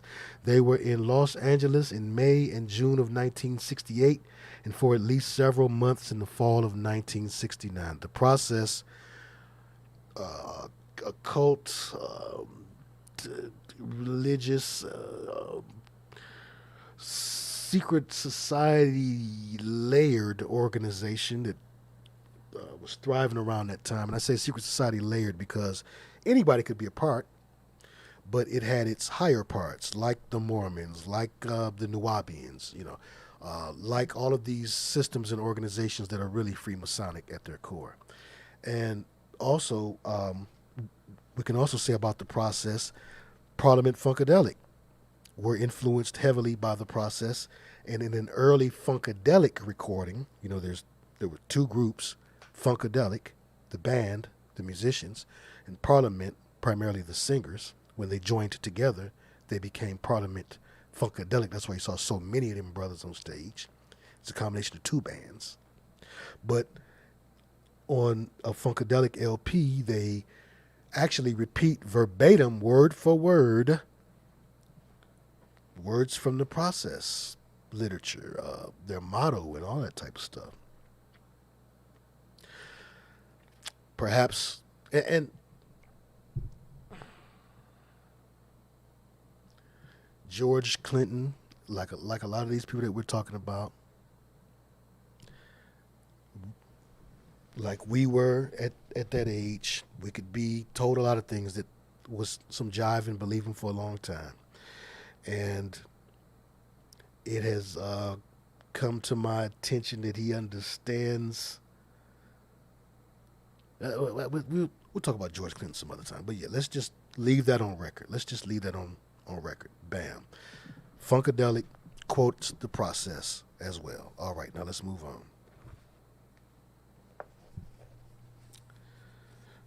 Our prayer is to always be better today than we were yesterday, and to be better and wiser tomorrow than we were today. And sometimes that things do work out that way. Crazy things I did when I was young, you wouldn't have ever thought that I could have done them, knowing me today. And if I had a crystal ball or some sort of magical screen where the things you did as a teen could be seen, we could probably say the same of you. We could probably say the same thing about you. So we have to always give people that leeway. All right, let's read on. This is crazy, man. Okay, in unrelated news, Ed Sanders notes in his controversial book, The Family, that around March 10th, 1968, a convoy of 7 process automobiles containing 30 people and 14 Alsatian dogs journeyed toward Los Angeles.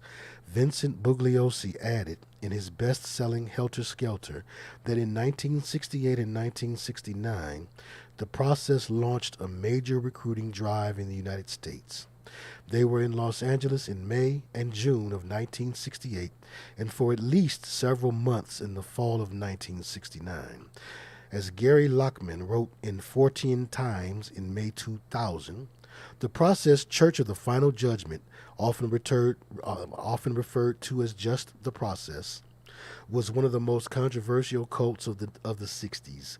Formed in 1963 in London as an offshoot of Scientology, the group was the brainchild of Robert Moore, a former cavalry officer who would soon adopt the name Robert de Grimston, which means of the grim stone.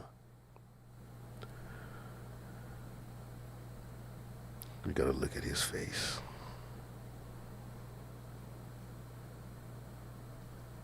Okay.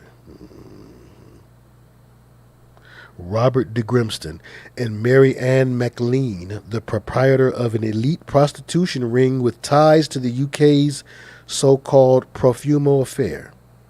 According to various reports, MacLean was at one time married to famed pugilist, boxer, and Freemason Sugar Ray Robinson, who, as we will see in a later chapter, lived right around the corner from future Love frontman Arthur Lee during that time. The group arrived in the States in 1968, establishing footholds in Los Angeles, San Francisco, New Orleans, New York, and Boston. The organization soon began producing a magazine that, as Lockman says, had an editorial policy that favored Hitler, Satan, and gore. Singer-songwriter Marianne Faithfull, who appeared in an issue of the magazine,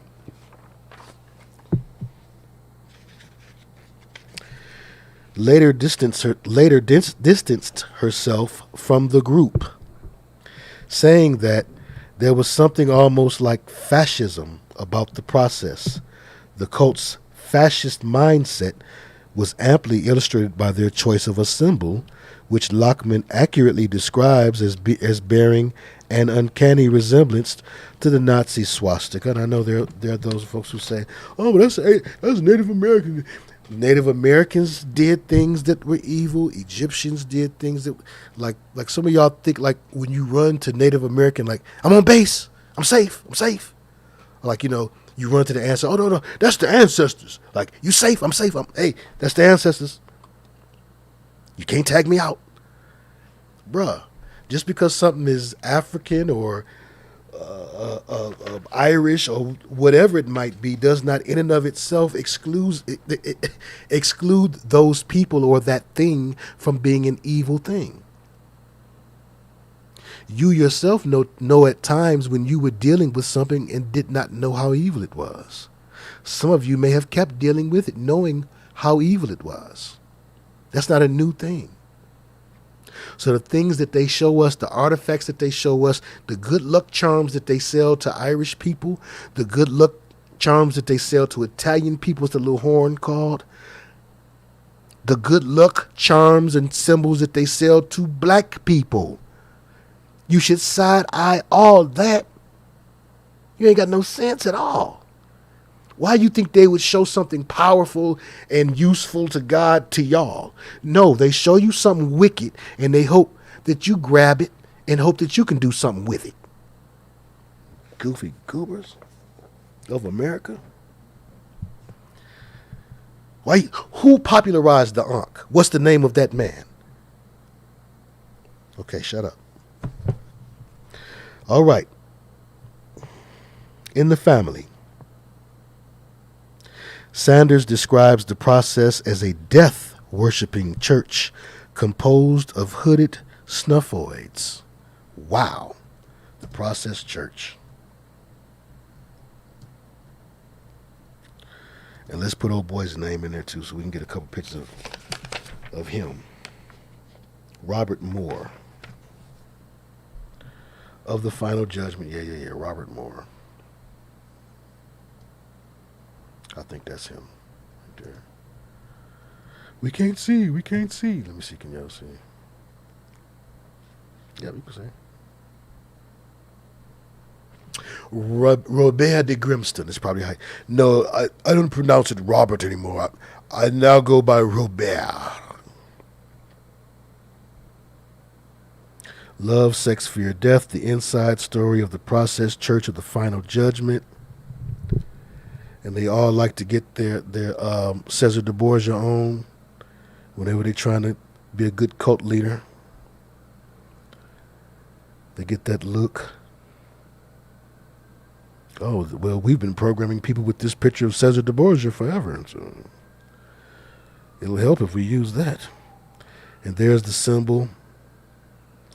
And any of the yin-yang symbols, which is basically what I forget the original name. Swastika original name. Because Hitler and them were into the occult. Just put two and two together. They went over there and got that symbol because they knew more about what it really meant than the average Native American. Because you have access. You can have access to these things. I totally forgot what I was looking up just that fast. Oh, the original swastika. And all of those are just duality symbols. The yin and the yang is the same thing. It's the same thing as the swastika. It's saying that good is equal to bad and all that, good and evil are equal and all that old stuff. Same thing. The ancient Indian, and when people say Indian, half the time they don't understand that they're talking about Hindu. In the Hindu pantheon, there are hundreds of gods and devils. Thousands, if you want to be technical.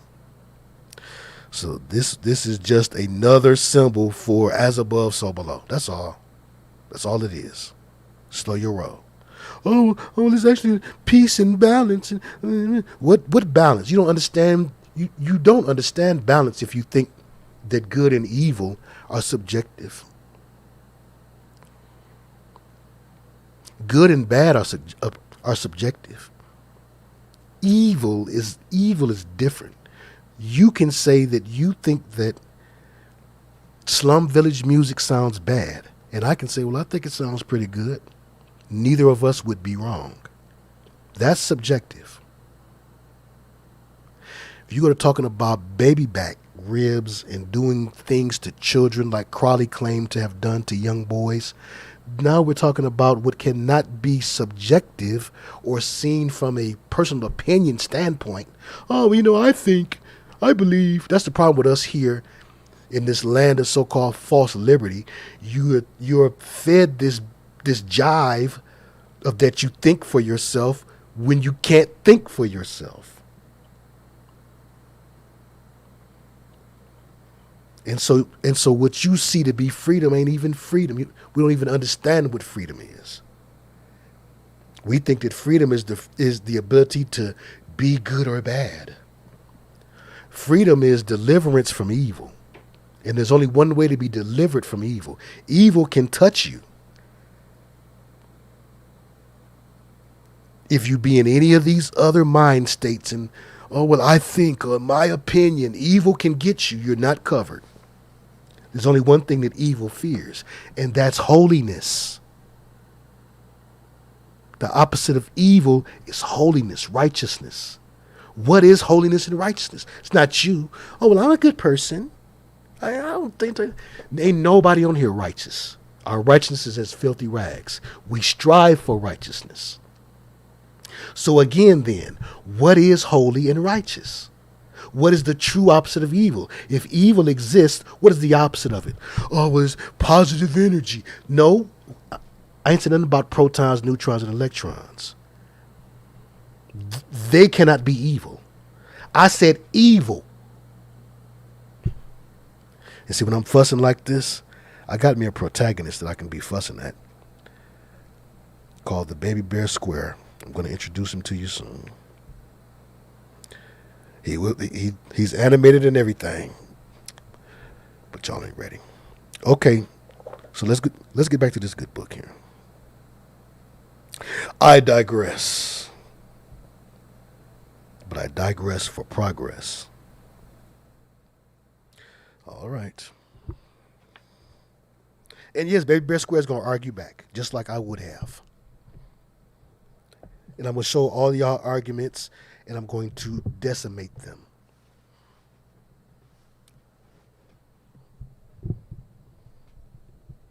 By the Ruach HaKodesh. You was waiting for that, wasn't you? Okay, here we go. All right. Now, check this out. Whew. This is crazy, man. Okay, in The Family, the book, Sanders describes the Process Group as a death-worshipping church composed of hooded snuffleheads who were directly connected to the Manson murders. Maury Terry likewise fleshed out connections between the Process and New York's Son of Sam murders in his equally controversial The Ultimate Evil. Spokespersons for the cult, not surprisingly, vehemently denied any involvement in any such murderous activities. One thing is certain, though. See, I'm trying to get a job on IDTV. One thing is certain, though. Processians were instantly recognizable on the streets of L.A. due to their curious habit of donning black capes wherever they went. Dun, dun, dun. Just kidding. A little brevity sometimes. A little laughter, a little levity. Need more brevity.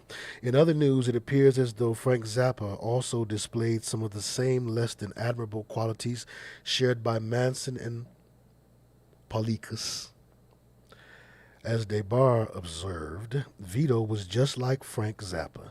He never got high either. Of course, you never get high off your own supply. These guys knew their position. They were both and that was quote unquote from DeBar, Kim DeBar. Okay, they were both ringmasters who also wanted to be in control. And as Barry Miles noted in his Zappa biography, Frank's daughter, Moon, recalls men with straggling beards, body odor, and bad posture who crouched naked near her playthings. Ugh! Man, Lord, these poor children. I really feel so bad for Mackenzie Phillips. I know it's a day late and a dollar short now. Also, can you imagine what really happened to Michael Jackson? From childhood on up. Also, the Zappa children watched porn with their parents and were encouraged in their own sexuality as soon as they reached puberty.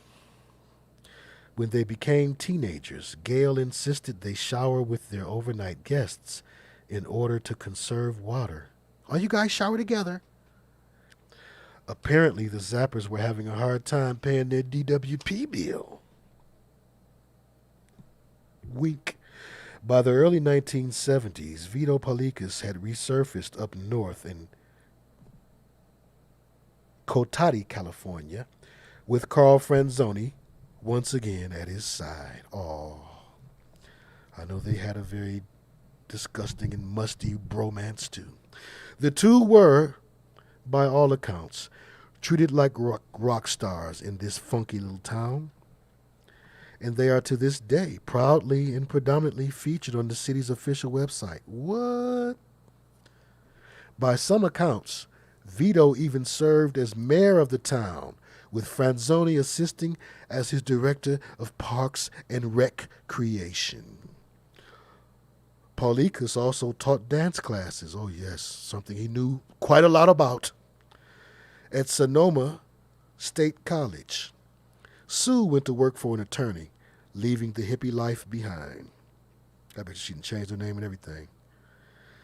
Franzoni, meanwhile, turned up now and then on that early version of America's Got Talent, known as The Gong Show, apparently as one of the worm dancers. The Gong Show, of course, was the brainchild of Chuck Barris. Now, if he goes into Chuck Barris, supposedly having been a CIA hitman, I don't recall if he does.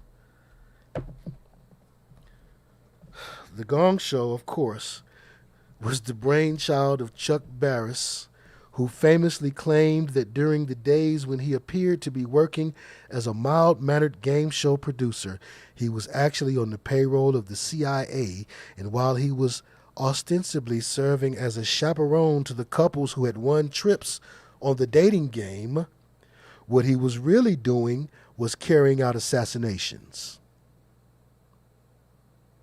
Dave McGowan ain't left a stone unturned, okay? Wow. Possibly like that Harry Houdini guy, who we'll discuss in a later chapter. Anyway, during the 1970s, the cabin and treehouse scene, according to Jack Bulware, grew creepy, quote unquote. Actually, it had always been pretty creepy. It likely just became a little more openly creepy. Eric Burden of the Animals moved in after Frank Zappa vacated, and the property continued to be communally occupied. In fact, it appears to have remained something of a commune throughout the 1970s, quite possibly right up until the time that it burned to the ground on October 31st, 1981. Who paid the rent is anybody's guess, probably the American taxpayers. As is why such a prestigious property seems to have been made readily available to pretty much any communal family of weirdos who wanted to move in. Vito Polikas and Carl Franzoni appear to have remained in Northern California throughout the 1980s and into the 1990s. Vito married once again for the fourth time while he was in his 60s. Yeah, I think they had brought Viagra out by then. Franzoni was still milling about the Santa Rosa area as of early 2013. In February of 2008, the aging freak, then reportedly 74, rode along on a tour of 1960s hotspots offered by a local tour company and delighted the crowd by reenacting his distinctive dance style in front of Vito's former studio. The tour operator billed Franzoni as the king of the freaks, a title formerly held by his mentor, Vito Polikas. So Franzoni had finally made it.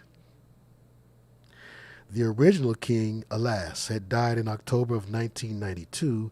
His memorial service was held appropriately enough on October 31st, 1992, All Hallows Eve. Returning now to the death of young Godo Polikas. filmmaker Robert Carl Cohen, in an emailed defense of his medical malpractice claim, provided a detailed account of the incident, one that he said was told to him by Carl Franzoni on the evening of the tragedy and retold later by Vito himself. Godot, 2.5 years of age at the time, was with his parents on the roof of 333 Laurel Ave during a LA Free Press photo shoot. 2 older children were holding his hands as they ran about. They led him onto a white painted glass skylight, which collapsed. Godot fell through, sustaining a cut to his head and bruises. Okay, that doesn't sound fatal. His parents took him to Hollywood Emergency Hospital, where the doctors stitched the cut on his head and recommended he be taken to LA County General Hospital for observation overnight in case he'd sustained a concussion.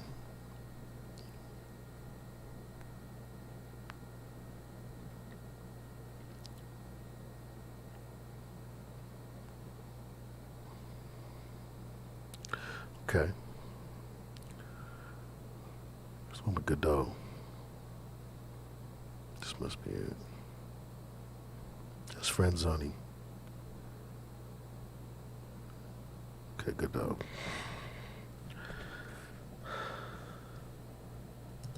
Pollucus. Okay, only one, I'm sure. All right, here we go. I just wanted to bring him up.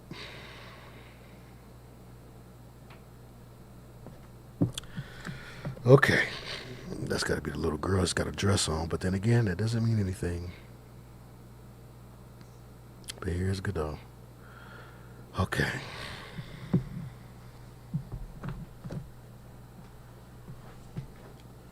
Okay.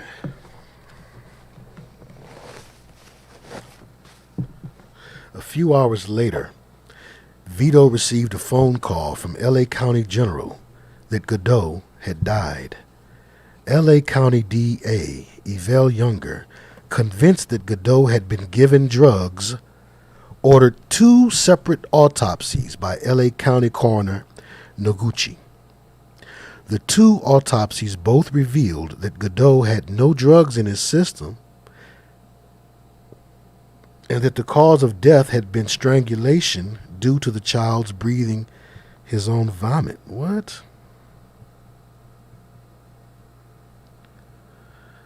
And yeah, see, this one says died age 2, victim of medical malpractice. Okay. Hold on. Here we go. I gotta blow this nose.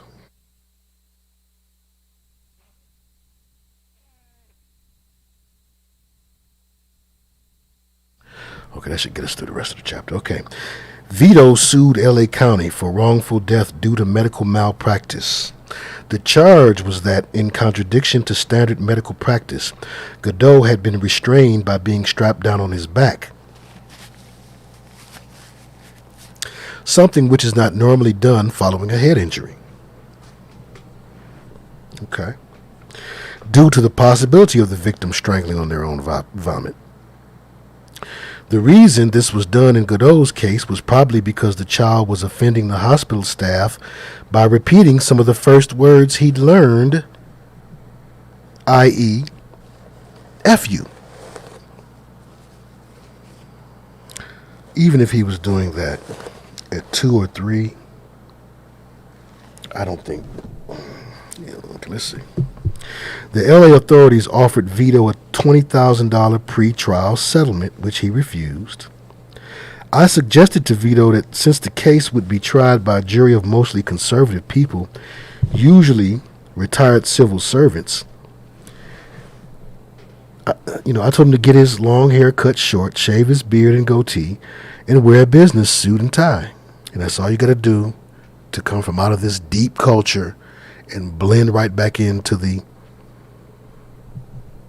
mainstream culture. Vito declined changing his appearance. The jury ruled in favor of the hospital. A member of the Polikas family heard a much different account, this one also coming directly from Vito. He and Sue told me that Gordo fell from the roof through the skylight, as often told, but died when in the hospital. The district attorney's office insisted on testing Godot for drugs to prove Vito was drugging his own child. The best way to test was with a spinal tap that killed him because he was so young. That was his story to me, and he elaborated about his screaming child being tied down in his presence for the spinal tap and then suddenly becoming lifeless.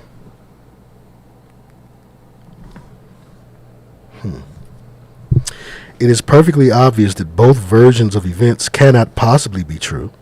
In one version, Vito was present when Godot died, while in the other version, he received notification over the phone. One version of reality holds that the boy was tested for drugs after his death, while the other version claims that the drug test was what killed him. Godot was restrained in both versions of events. The child, that is, was restrained in both versions of events. But in one, it's so that he could be administered the spinal tap that killed him, while in the other, it is the restraints that killed him. Restraints utilized because for some reason he was yelling "F you" at the hospital staff, and no one knew of a nonviolent way to deal with an injured 3-year-old child, and I'm going to add, that may possibly be demon-possessed. If the medical malpractice story is true, then why did Vito tell more than one version of it? This is clearly not a situation where memories could have faded over time. No parent could confuse such particulars as if they actually watched their child die, because of course, no parent could confuse such particulars as if they actually watched their child die before, of course, donning their dancing shoes and heading out to the whiskey. There are, to be sure, a number of questions raised by the malpractice scenario, particularly with Cohen's account. For one thing, as if the reaction of the parents was not already difficult to understand, we are now being asked to believe that they went out dancing immediately after Godot was essentially murdered. Also, why is it that no one else who was making the scene in those days seems to remember a malpractice trial? And why were kids being allowed to play unsupervised on a roof? And would a toddler who crashed through a skylight and then fell a considerable distance among shards of broken glass really sustain only a minor cut and a few bruises? Yes, I thought about that too. The age of the child. Yes, I want to scratch that from the record. That a child that age falling 10 feet through a skylight, if it was only a 10-foot roof. Industrial storage areas and things like that, the roof probably was higher than 10 feet. So if he fell through that skylight, and what of the other two children? What happened to them? Then yes, that could have killed him. But of course, I do think that it was all part of sacrificing this child. You know, let's not miss the forest for the trees. We know what David McGowan has to do legally. He's doing a superb job to going as far as he can and leaving the rest to us to overstand. Okay. And would a toddler who crashed through a skylight and then fell a considerable distance among shards of broken glass everywhere really sustain only a minor cut and a few bruises? And would a hospital really be so callous as to inform parents of the death of a child by telephone? And if Vito was so quick to file suit against the city, why didn't he also sue his landlord for allowing such a dangerous condition to exist? As it turns out, Godot's L.A. County certificate of death provides some insight into his short life and curious death. Clearly indicated is that the coroner found the cause of death to be shock due to hemorrhage into deep cervical and superior mediastinal areas. The death was deemed to be an accident that occurred when Godot fell through skylight while playing. I'm not going to say that.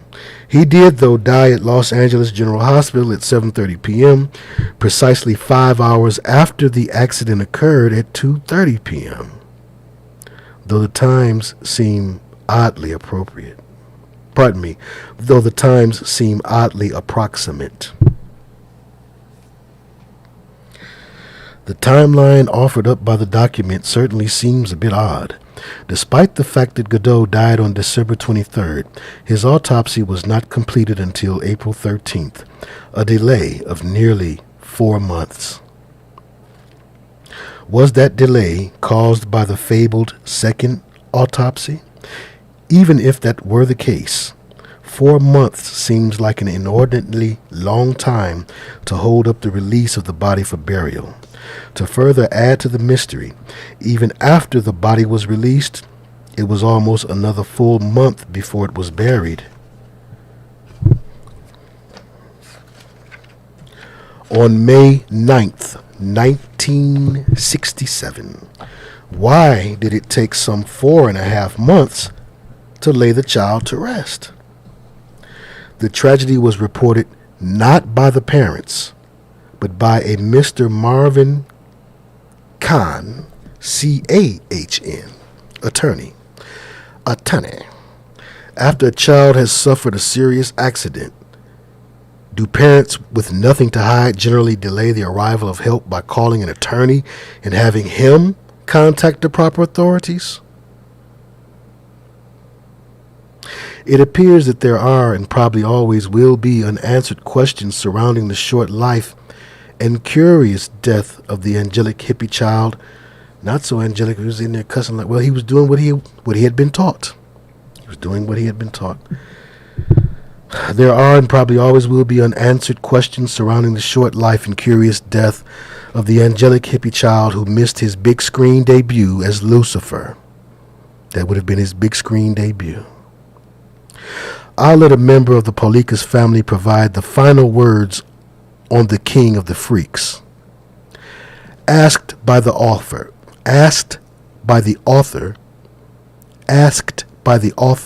if he believed that Vito was a possible pedo, he answered, quote, "Probably. But I believe you have to go deeper into the libido and drives of so many rock stars and famous people who had an unhealthy relationship with sex and drugs. Any biographer of the rockers of that time, and probably any time, just skirts around the reality that their greatest secret and shame includes the sex they had and have with very young girls and boys. Roman Polanski just got caught. I love hearing from people who tell me Vito saved their soul or protected them from danger when they were young and at risk. I am sure some became survivors and others fell deeper into the abyss. So it goes." Unquote. Indeed. Period. We'll pick up the next reading with Chapter 8, All the Young Turks, Hollywood Tripping. Chapter 8, All the Young Turks, Hollywood Tripping. Next reading. I want to thank you folks who have come out and chat tonight.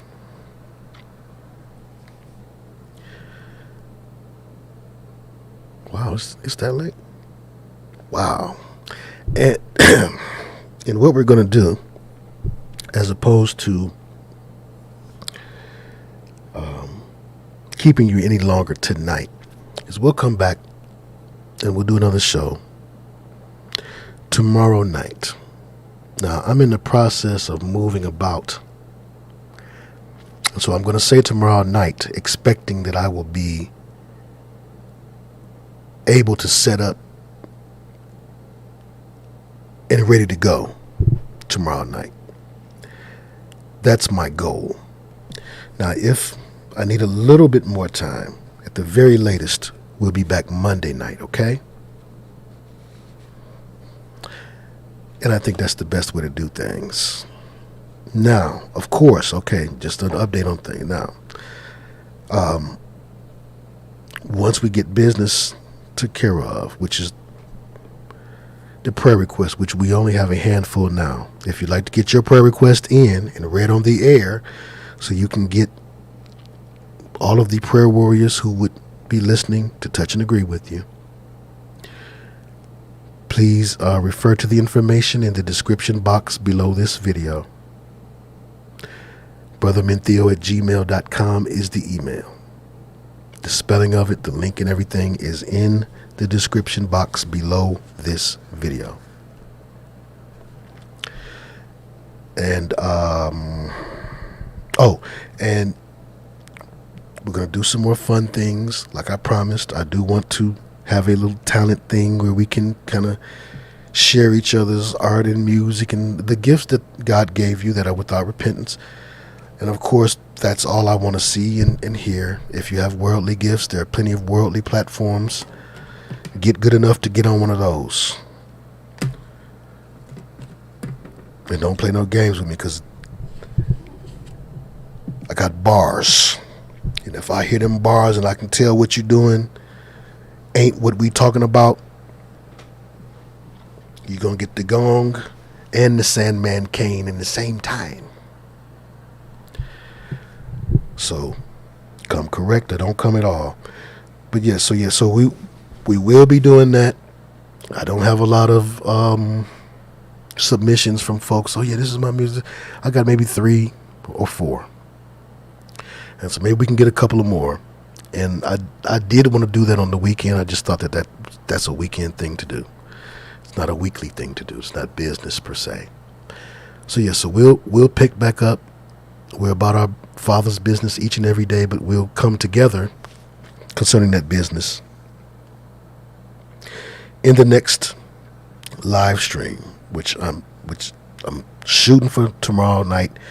If I don't get everything set up and ready to go by tomorrow night, Monday at the latest, okay? Because I love you and I can't get enough of you, and I don't want to stay away. And I hate to go now. I don't want to go. But we've been together for 4 hours and 30 minutes. Nobody's going to watch it. Nobody's going to watch it. So if we make it any longer, it'll be less than nobody. No. Lots of bodies, lots of important people with good attention spans and comprehension skills are actually going to watch and listen. And I love you guys. You're my favorite. You're my favorites. But, we're called to go above and beyond, and a physician is sent to heal the sick. Let's see here.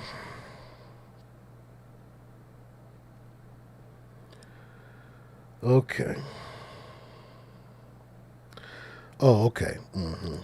Okay. Well,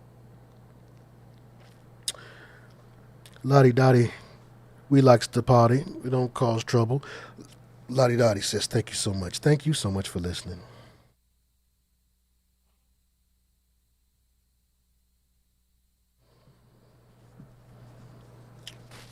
Ryu Hayabusa says, why would anyone want this world's fame? They mostly get used, abused, and destroyed along with family. For some people, they think that their existence is so bad, well, that they'll take anything other than what they got. But guys, you have to remember this. Nobody steps into this business thinking that it's like this. I didn't know this. When I was a kid of about 9 or 10, rapping into my brush, looking in the mirror, I didn't think none of this was involved. So that's why they like to get the young people. They don't want nobody with some, not even musical experience per se, but life experience. Life experience, certain things, that don't make no sense. Wait a minute. Okay, so I'm doing such and such. So what's your percentage then? Just life experience, you express yourself differently. You come to expect different things. Your price point is different. All kind of things. When you're young and dumb and you're just happy to be there, yeah, I made it. They telling you anything. And then before you know it, you're hooked on something, and they begin to bring you into these strange rooms and these strange parties. Cat Williams never told us who invited him to that party. How you end up there?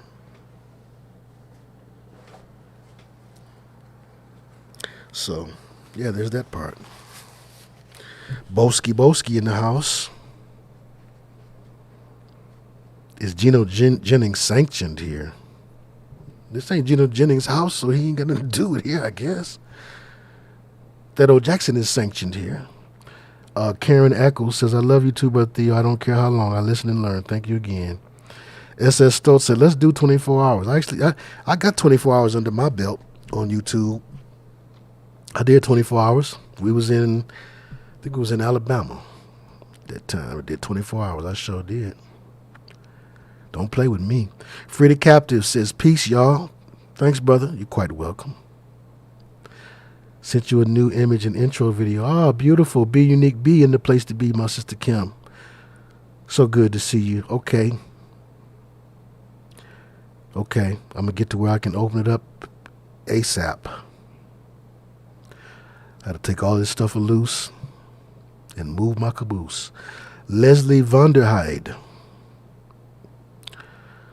says, God bless everyone. God bless you too.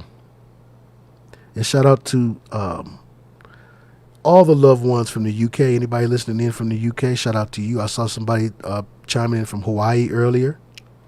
Blessings to you. And whoever this is doing it, well, I know who it is. Could be Satan.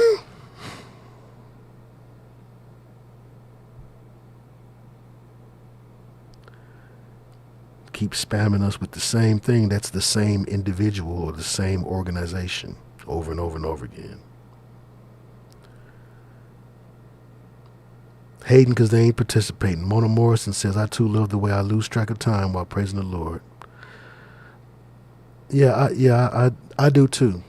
This is one of the few things I do, and let me just keep it a buck. I can't think of nothing else that I do except maybe sit down and talk with my cousin about life and music, and we laugh, and we have a lot of stories to relate to each other. So sometimes I look up and be like, dang, man, we've been talking for 4 hours. But it doesn't generally happen. So we must really get along with each other. Now, Brother Matthew, I've not forgotten you. I'm gonna call you because I just need some help with something I'm writing, and I want to write it a certain way. Gog Magog Driven, welcome to you. One Wisdom J25 says, I love the long videos. I let the replays run to get me through the workday. Yeah, I be thinking about that. I'm this type of person. I love to find something like a long Dave Chappelle stand-up or something. He went somewhere and he just seemed like he just wanted a friend. And he surprised the place and showed up, and he just sat on the stage and smoked cigarettes with the people and was talking and just acting just as regular. I listened to that just about a whole workday one time. I might have to play it 2 or 3 times, but I like to find something long. Find me a long lecture or a long documentary and just listen to it. So I try to give y'all something like I would like. Leslie Vonda, he says, Unplugem, bless me. I'm going to have a great day. Well, I hope you do. Sally Scott says, I went to college at Ferris State University. No Grand Rapids well. Everybody used to say that was the potty college. You're pottying if you go to Eastern or Ferris.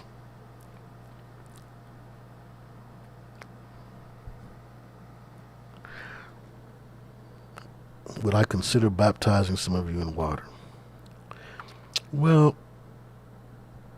I would consider it. I don't have a problem with that, but I just think that there's someone close to you who can do that just fine. Someone who's in your city, because that's just how God works. He's going to make sure there's someone close by. You ain't got to ship me all the way in from Motown.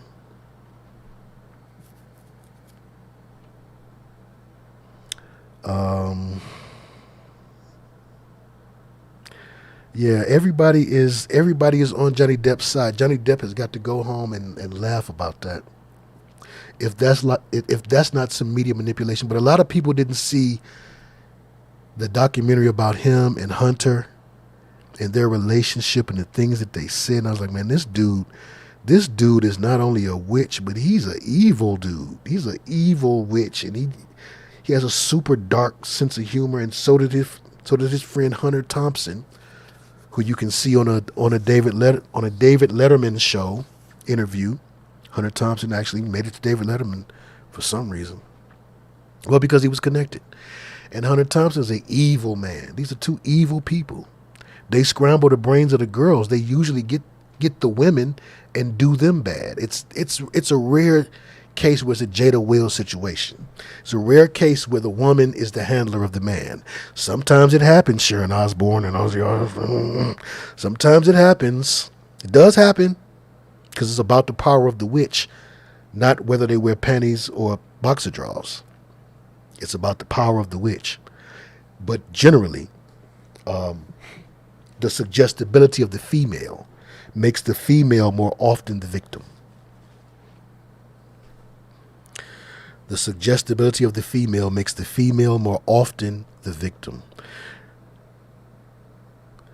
Matthew says, Brother Theo, I need your help. I have all of these super dope, delicious, holy beats and instrumentals. I need you to bless and rap or put to a use, LOL. Well, now we shall see. We shall see. Do you have anything on YouTube? Where can I listen at? Where can we all listen at? Hunter Thompson on David Letterman. I like to kill. Thank you, Free the Captives. That's right. That's right. That's what he said. But Heard is more of a victim. Heard is a victim. You can't believe nothing that Johnny Depp said about her. You can't believe any of that. She's a victim. And mind control victims can do and say some crazy things. That's my bet.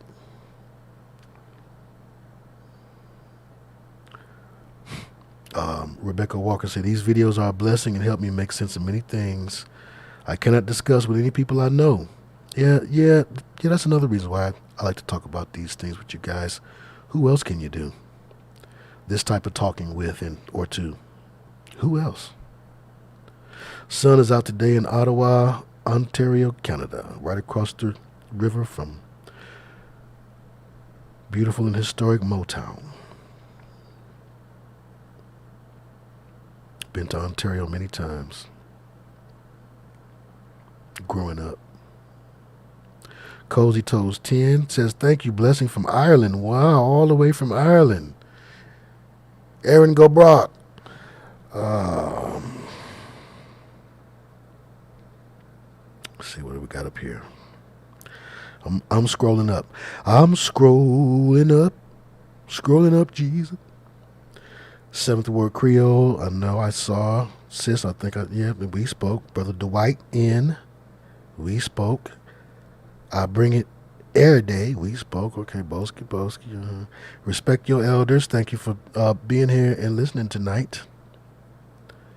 And yeah, if you pile on too many emojis, they think it's something nasty going on, so they automatically block that. And if you, I think if you post certain links to YouTube links, I think you're good with.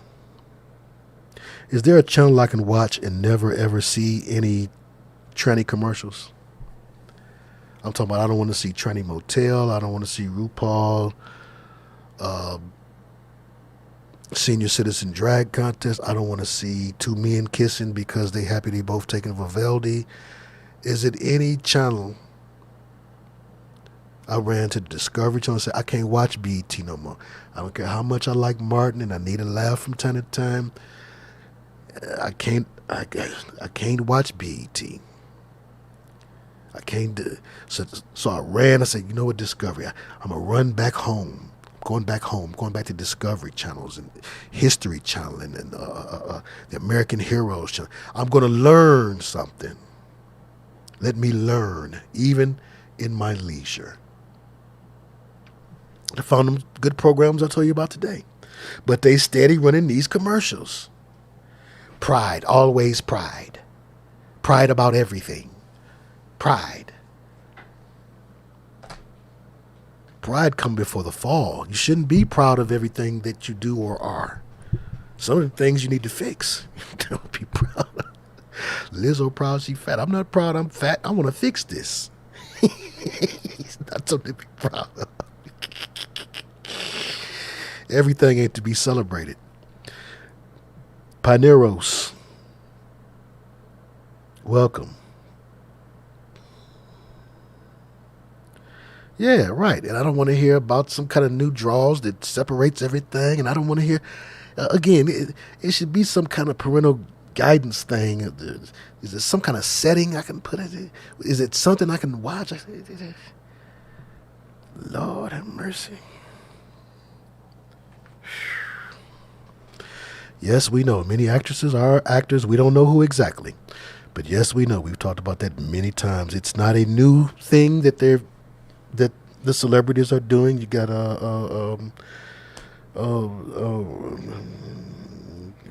what's the silly girl that played in Charlie's Angels? She's raising her child like that. I think Angelina Jolie is raising one of hers like that. We know that Dwayne Wade is letting his child. So it starts off like that. Oh, we're letting little so-and-so be free. Madonna, I think one of Madonna's children at least, she's dressing the opposite. The girl that played in the X-Men, what's her name? Ain't she doing it too? So you're seeing how that ends up happening. See, right now we're at the stage where we all know and remember, oh, Beyonce's kids are male, female. Okay, we know this now.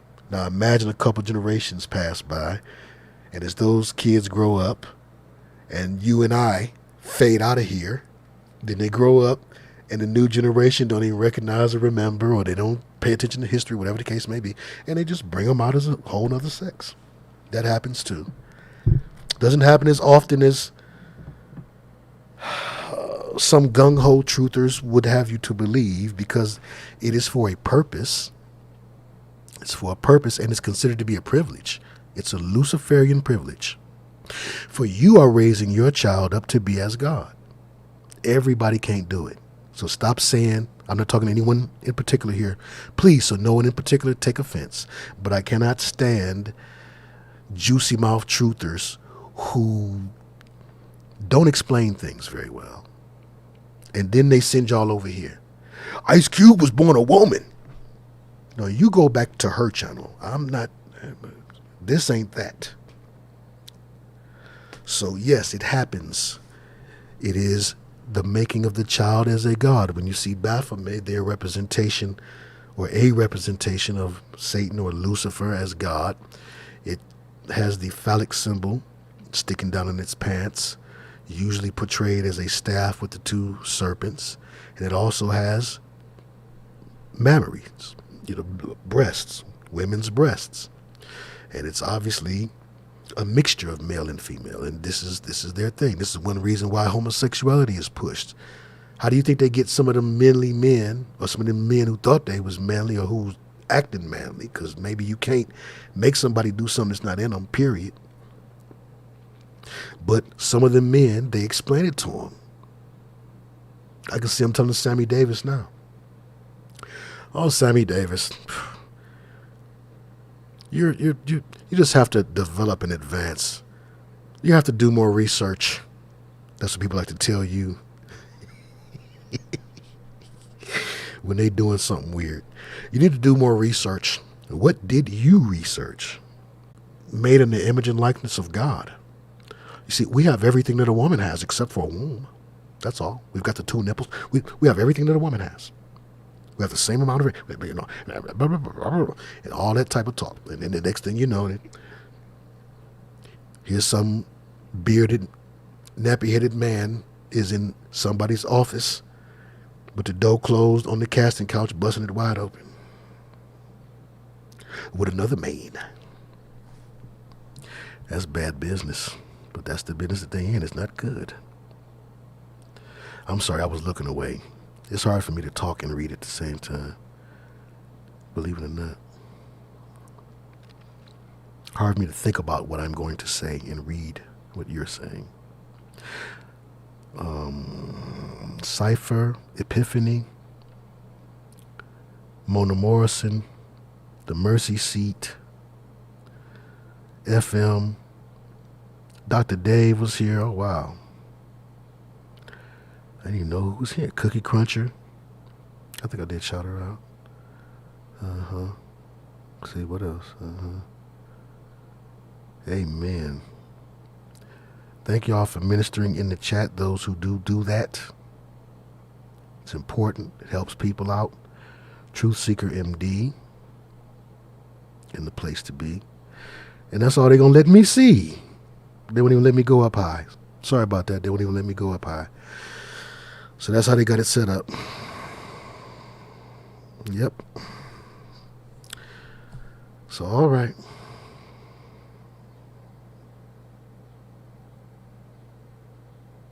Pillow Puff 44, good to see you. Diamond Jim, good to see you. The Black Zionist, let me hit the rewind button to see if you covered Laurel Canyon correctly.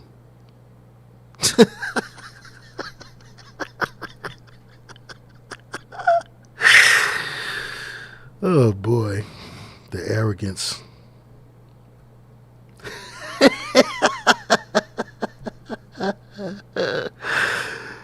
Oh Lord, SS Stores, you got to laugh to keep from crying. These kids today.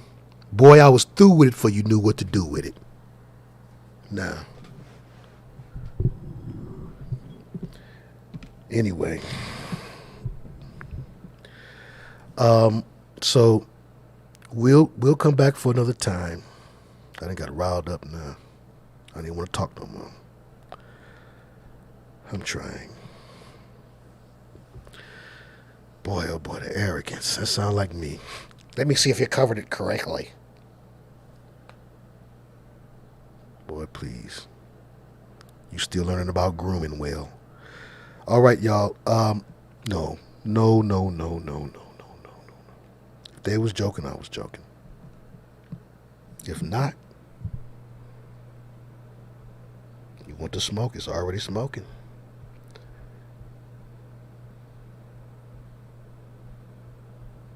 I got to get out of here.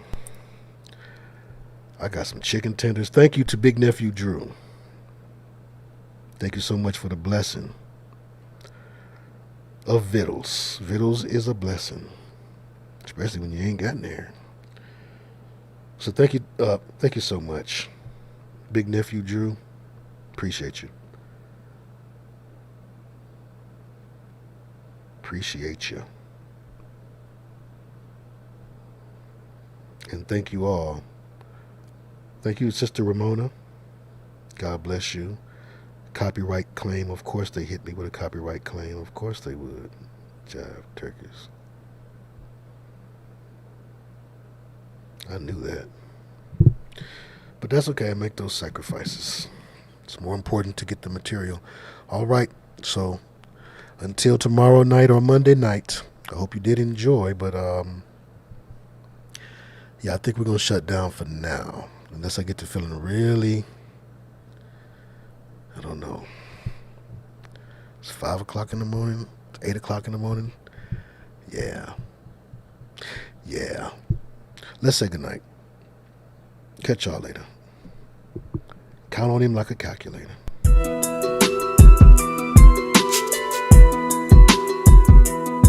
All praise is due to the living and true.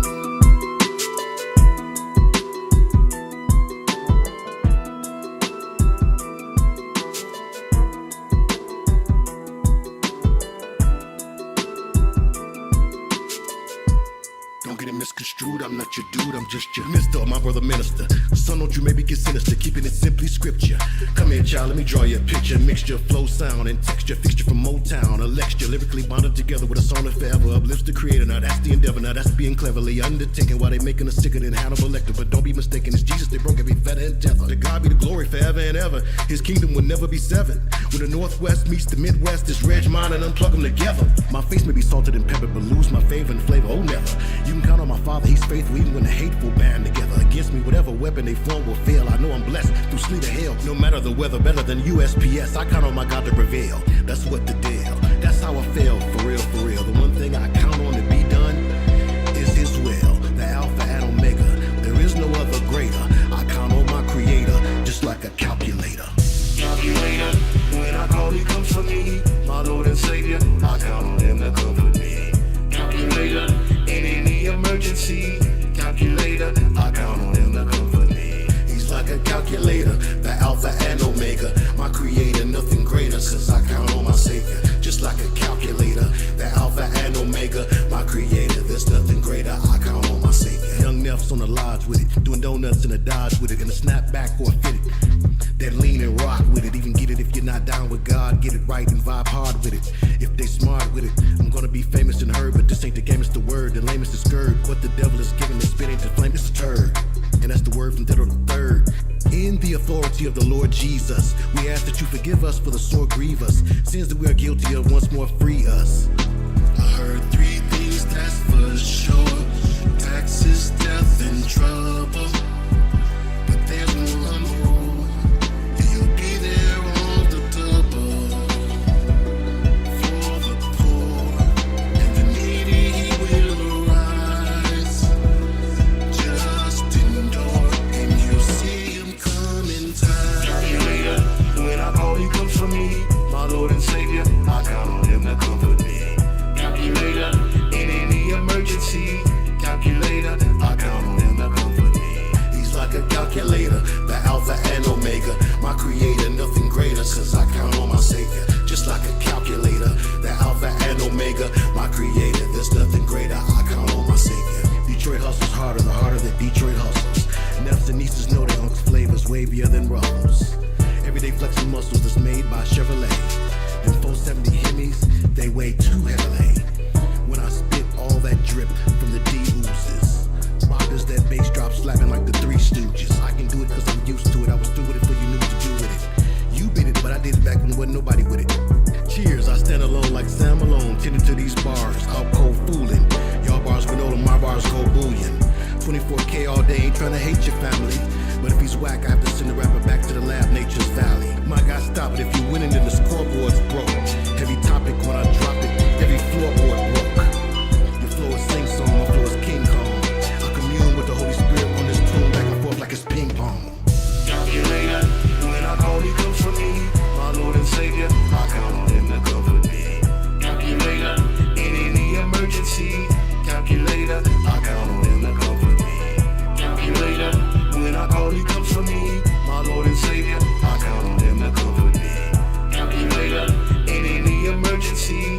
Calculator, I count on Him to comfort me. He's like a calculator, the Alpha and Omega. My Creator, nothing greater, since I count on my Savior. Just like a calculator, the Alpha and Omega. My Creator, there's nothing greater. I count on my Savior. He's like a calculator, the Alpha and Omega. My Creator, nothing greater, since I count on my Savior. Just like a calculator, the Alpha and Omega. My Creator, there's nothing greater. I count on my Savior.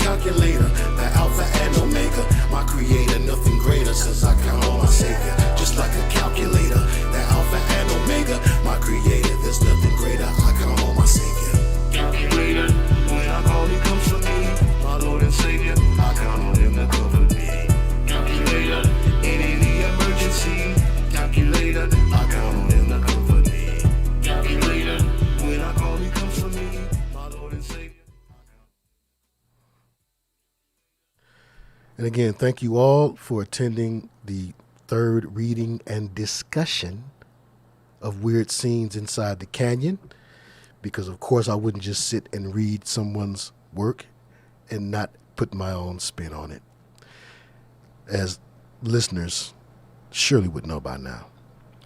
But okay, thank you all for coming. Hope you come again next time. I want to just ask and pray as we touch and agree, for those who would want to touch and agree. I want to touch and agree and ask that the Lord would please loose and then bind Psalm 4 and 8 and Proverbs 3 and 24, sweet sleep to all who are going to lay it down, and for all who are going to get it up. Bind to them the joy of the Lord, which is their strength and restoration each and every day. The oil of joy and gladness to wipe away all sadness and madness, and please keep their lamps filled with the oil of joy and gladness, and the garment of praise to lift off the spirits of heaviness for all of their nights and their days, according to Isaiah 61 and 3. And also the garment of praise, Lord, we ask that it would never be torn or worn or tattered or battered. And please bind to us a merry heart to do our entire bodies good like a medicine. Let us lean not to our own understanding, but in all of our doings let us acknowledge you so that you can direct our paths. Let us seek first the kingdom of God and his righteousness, so that all other things can be added unto us. Lord, please loosen and bind to us the seven spirits of the Lord from Isaiah 11 and 2. The spirit of knowledge, wisdom, understanding, the spirit of counsel, the spirit of the fear of the Lord, the spirit of the Lord, the spirit of God's might. Bind these things to us day and night, as well as 1 Corinthians 13, love, and let us be vessels through which that love and those seven spirits can flow. Let us first and foremost feel that love and those seven spirits flowing from you, O Heavenly Father of Abraham, Isaac, and Jacob. And we ask that we would always be able to be vessels that love and those seven spirits flows freely through. And when it's in accordance with your will, let us recognize and realize when you send that love or those seven spirits through others to bless us too. And please loose and then bind to us Ephesians 6 whole, full armor of God. Psalm 23 and Psalm 91 and all the promise and protections within. And Psalm 18, Lord, deal with our enemies for us. Beat them as the dust in the wind. Lead us beside the still waters, maketh us to lie down in green pastures, and restore our souls, mind, will, emotion, imagination, intellect, subconscious and conscious thought and memory.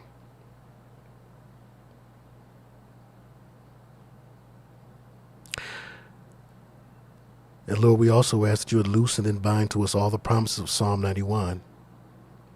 Loose the angels that you have assigned to us to bear us up, lest we dash our foot against a stone, and let no plague come near our dwelling or home. And bind to our whole full armor impenetrability, and let it never deplete. And please bind the blood of the Lord Jesus Christ to us, and to that whole full armor, from the crown of our head to the soles of our feet. For beautiful are the feet that carry the gospel. And by his stripes, nails, thorns, blood, and the power and authority of his name, we declare and decree that we are healed and free. And bind to us your supernatural, miraculous, and instantaneous healing and deliverance, as given to the man who was born blind in John chapter 9, and as given to the man in the tombs and the Gadarenes in Luke chapter 8, verse 33. Open up the prison to them that are bound, and set the captives free. Loose us from all bondage, imprisonment, and captivity, spiritually, physically, mentally, emotionally, psychologically, and otherwise. And loose us from every bond, every ungodly bond, every ungodly soul tie, cord, fetter, chain, shackle. Remove any stumbling blocks from out of our way.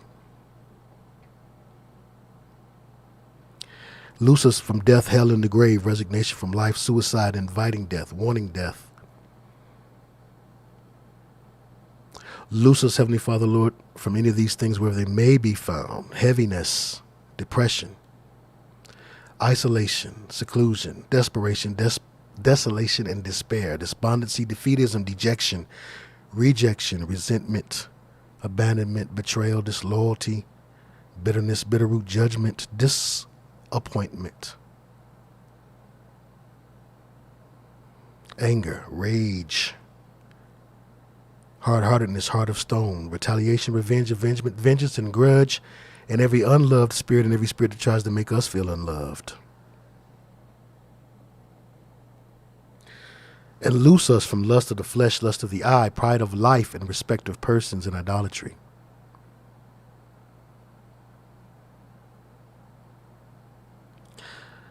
And Lord, I ask that you would bind all of these things, Lord, to everyone who would touch and agree.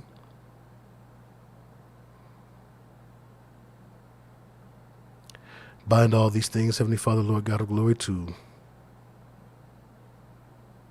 the listeners, to any who may be taking medication, bind these things to their medication. To any who might have a vaccination, bind these things to their vaccination. To the flu shot, supplements, food, drink, anything that they take in through their gates and anything that comes out of their gates. To and bind these things, Lord, to their mind, will, emotions, imagination, intellect, and subconscious and conscious mind. And cause them to be healed and made whole perpetually and permanently, continuously and continually. And Lord, you know what's meant figuratively and what's meant literally. For you are the great physician, greater than a great pharmacist, psychologist, psychiatrist, or therapist.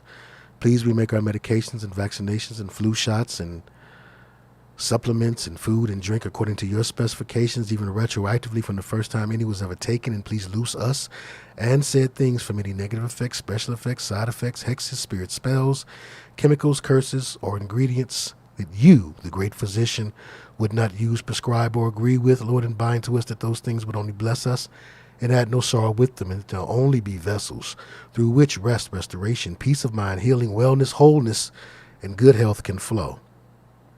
And as you know the importance of rest to our healing, please loose and then bind to us Psalm 4 and 8 and Proverbs 3 and 24, sweet sleep every time we need to rest, we lay down to rest, or we want some rest.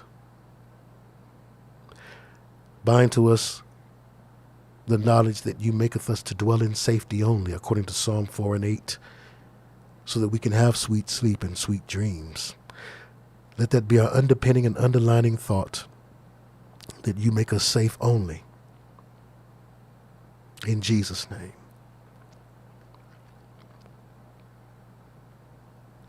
Loose your children from any fears or anxieties about what the next day, the new day, may bring. Let them walk in the expectation that they are indeed a child of the King. Not arrogantly, but expectant that you will do what it is that you said that you would do, and your word cannot return unto you as void. So bind to us the knowledge that you maketh us dwell in safety only. Bind to us sweet dreams. Let it always culminate into a blessed rest, and let us wake up at your appointed time, rejuvenated and refreshed, filled with your zeal and your zest, feeling our very best, knowing that we're highly favored and blessed, fearfully and wonderfully made, ready to receive love, joy, peace, hope, healing, and happiness, and claim victory in the authority of the name of the Lord and Savior, Jesus. We touch and agree in the name of the Lord and Savior, Jesus Christ the Son. We ask that these prayers will reach your ears like a Holy Ghost pillar of fire and flame, unhindered. And we ask that these prayers would come back down to us in the same manner, unhindered, but answered as proof that your promises toward us have been kept according to your perfect will for our lives. In Jesus' name. Lord, surround each and every one of your children within the sound of my voice with a greater hedge of protection than you gave to Job in Job chapter 1, verse 10, except we ask that you won't let anything that would harm them be able to penetrate and get in, and anything that's in there with them that should not be, we ask that you would loose them from it, cause for them to be made free, loose that thing wherever it needs to be, and please bind to their protective hedge or protective ceiling, foundation, floors, walls, and roof, and seal it all with the blood of the Lord Jesus Christ, and make it airtight. And we ask that you would do all these things according to your will for our life, which is that we live and not die, that we prosper and be in good health, even that our souls may prosper, and that you give us a hope in the future and a good expected end according to the perfect will and plans that you have for our lives. And please loose a Holy Spirit firewall of protection as high, far, and wide as the eye can see to cover and protect us from every direction, and seal it with a protective ceiling, foundation, floors, wall, and make it airtight, because demons don't like the blood, in case you've never been in a demon fight. Trust me, that's right. And Lord, we ask prayers in Jesus' name, Lord, would be sealed with Isaiah 55 and 11. And we touch and agree in the name of the Lord and Savior, Jesus Christ the Son. And we call it done. Amen and amen. Be blessed, everyone.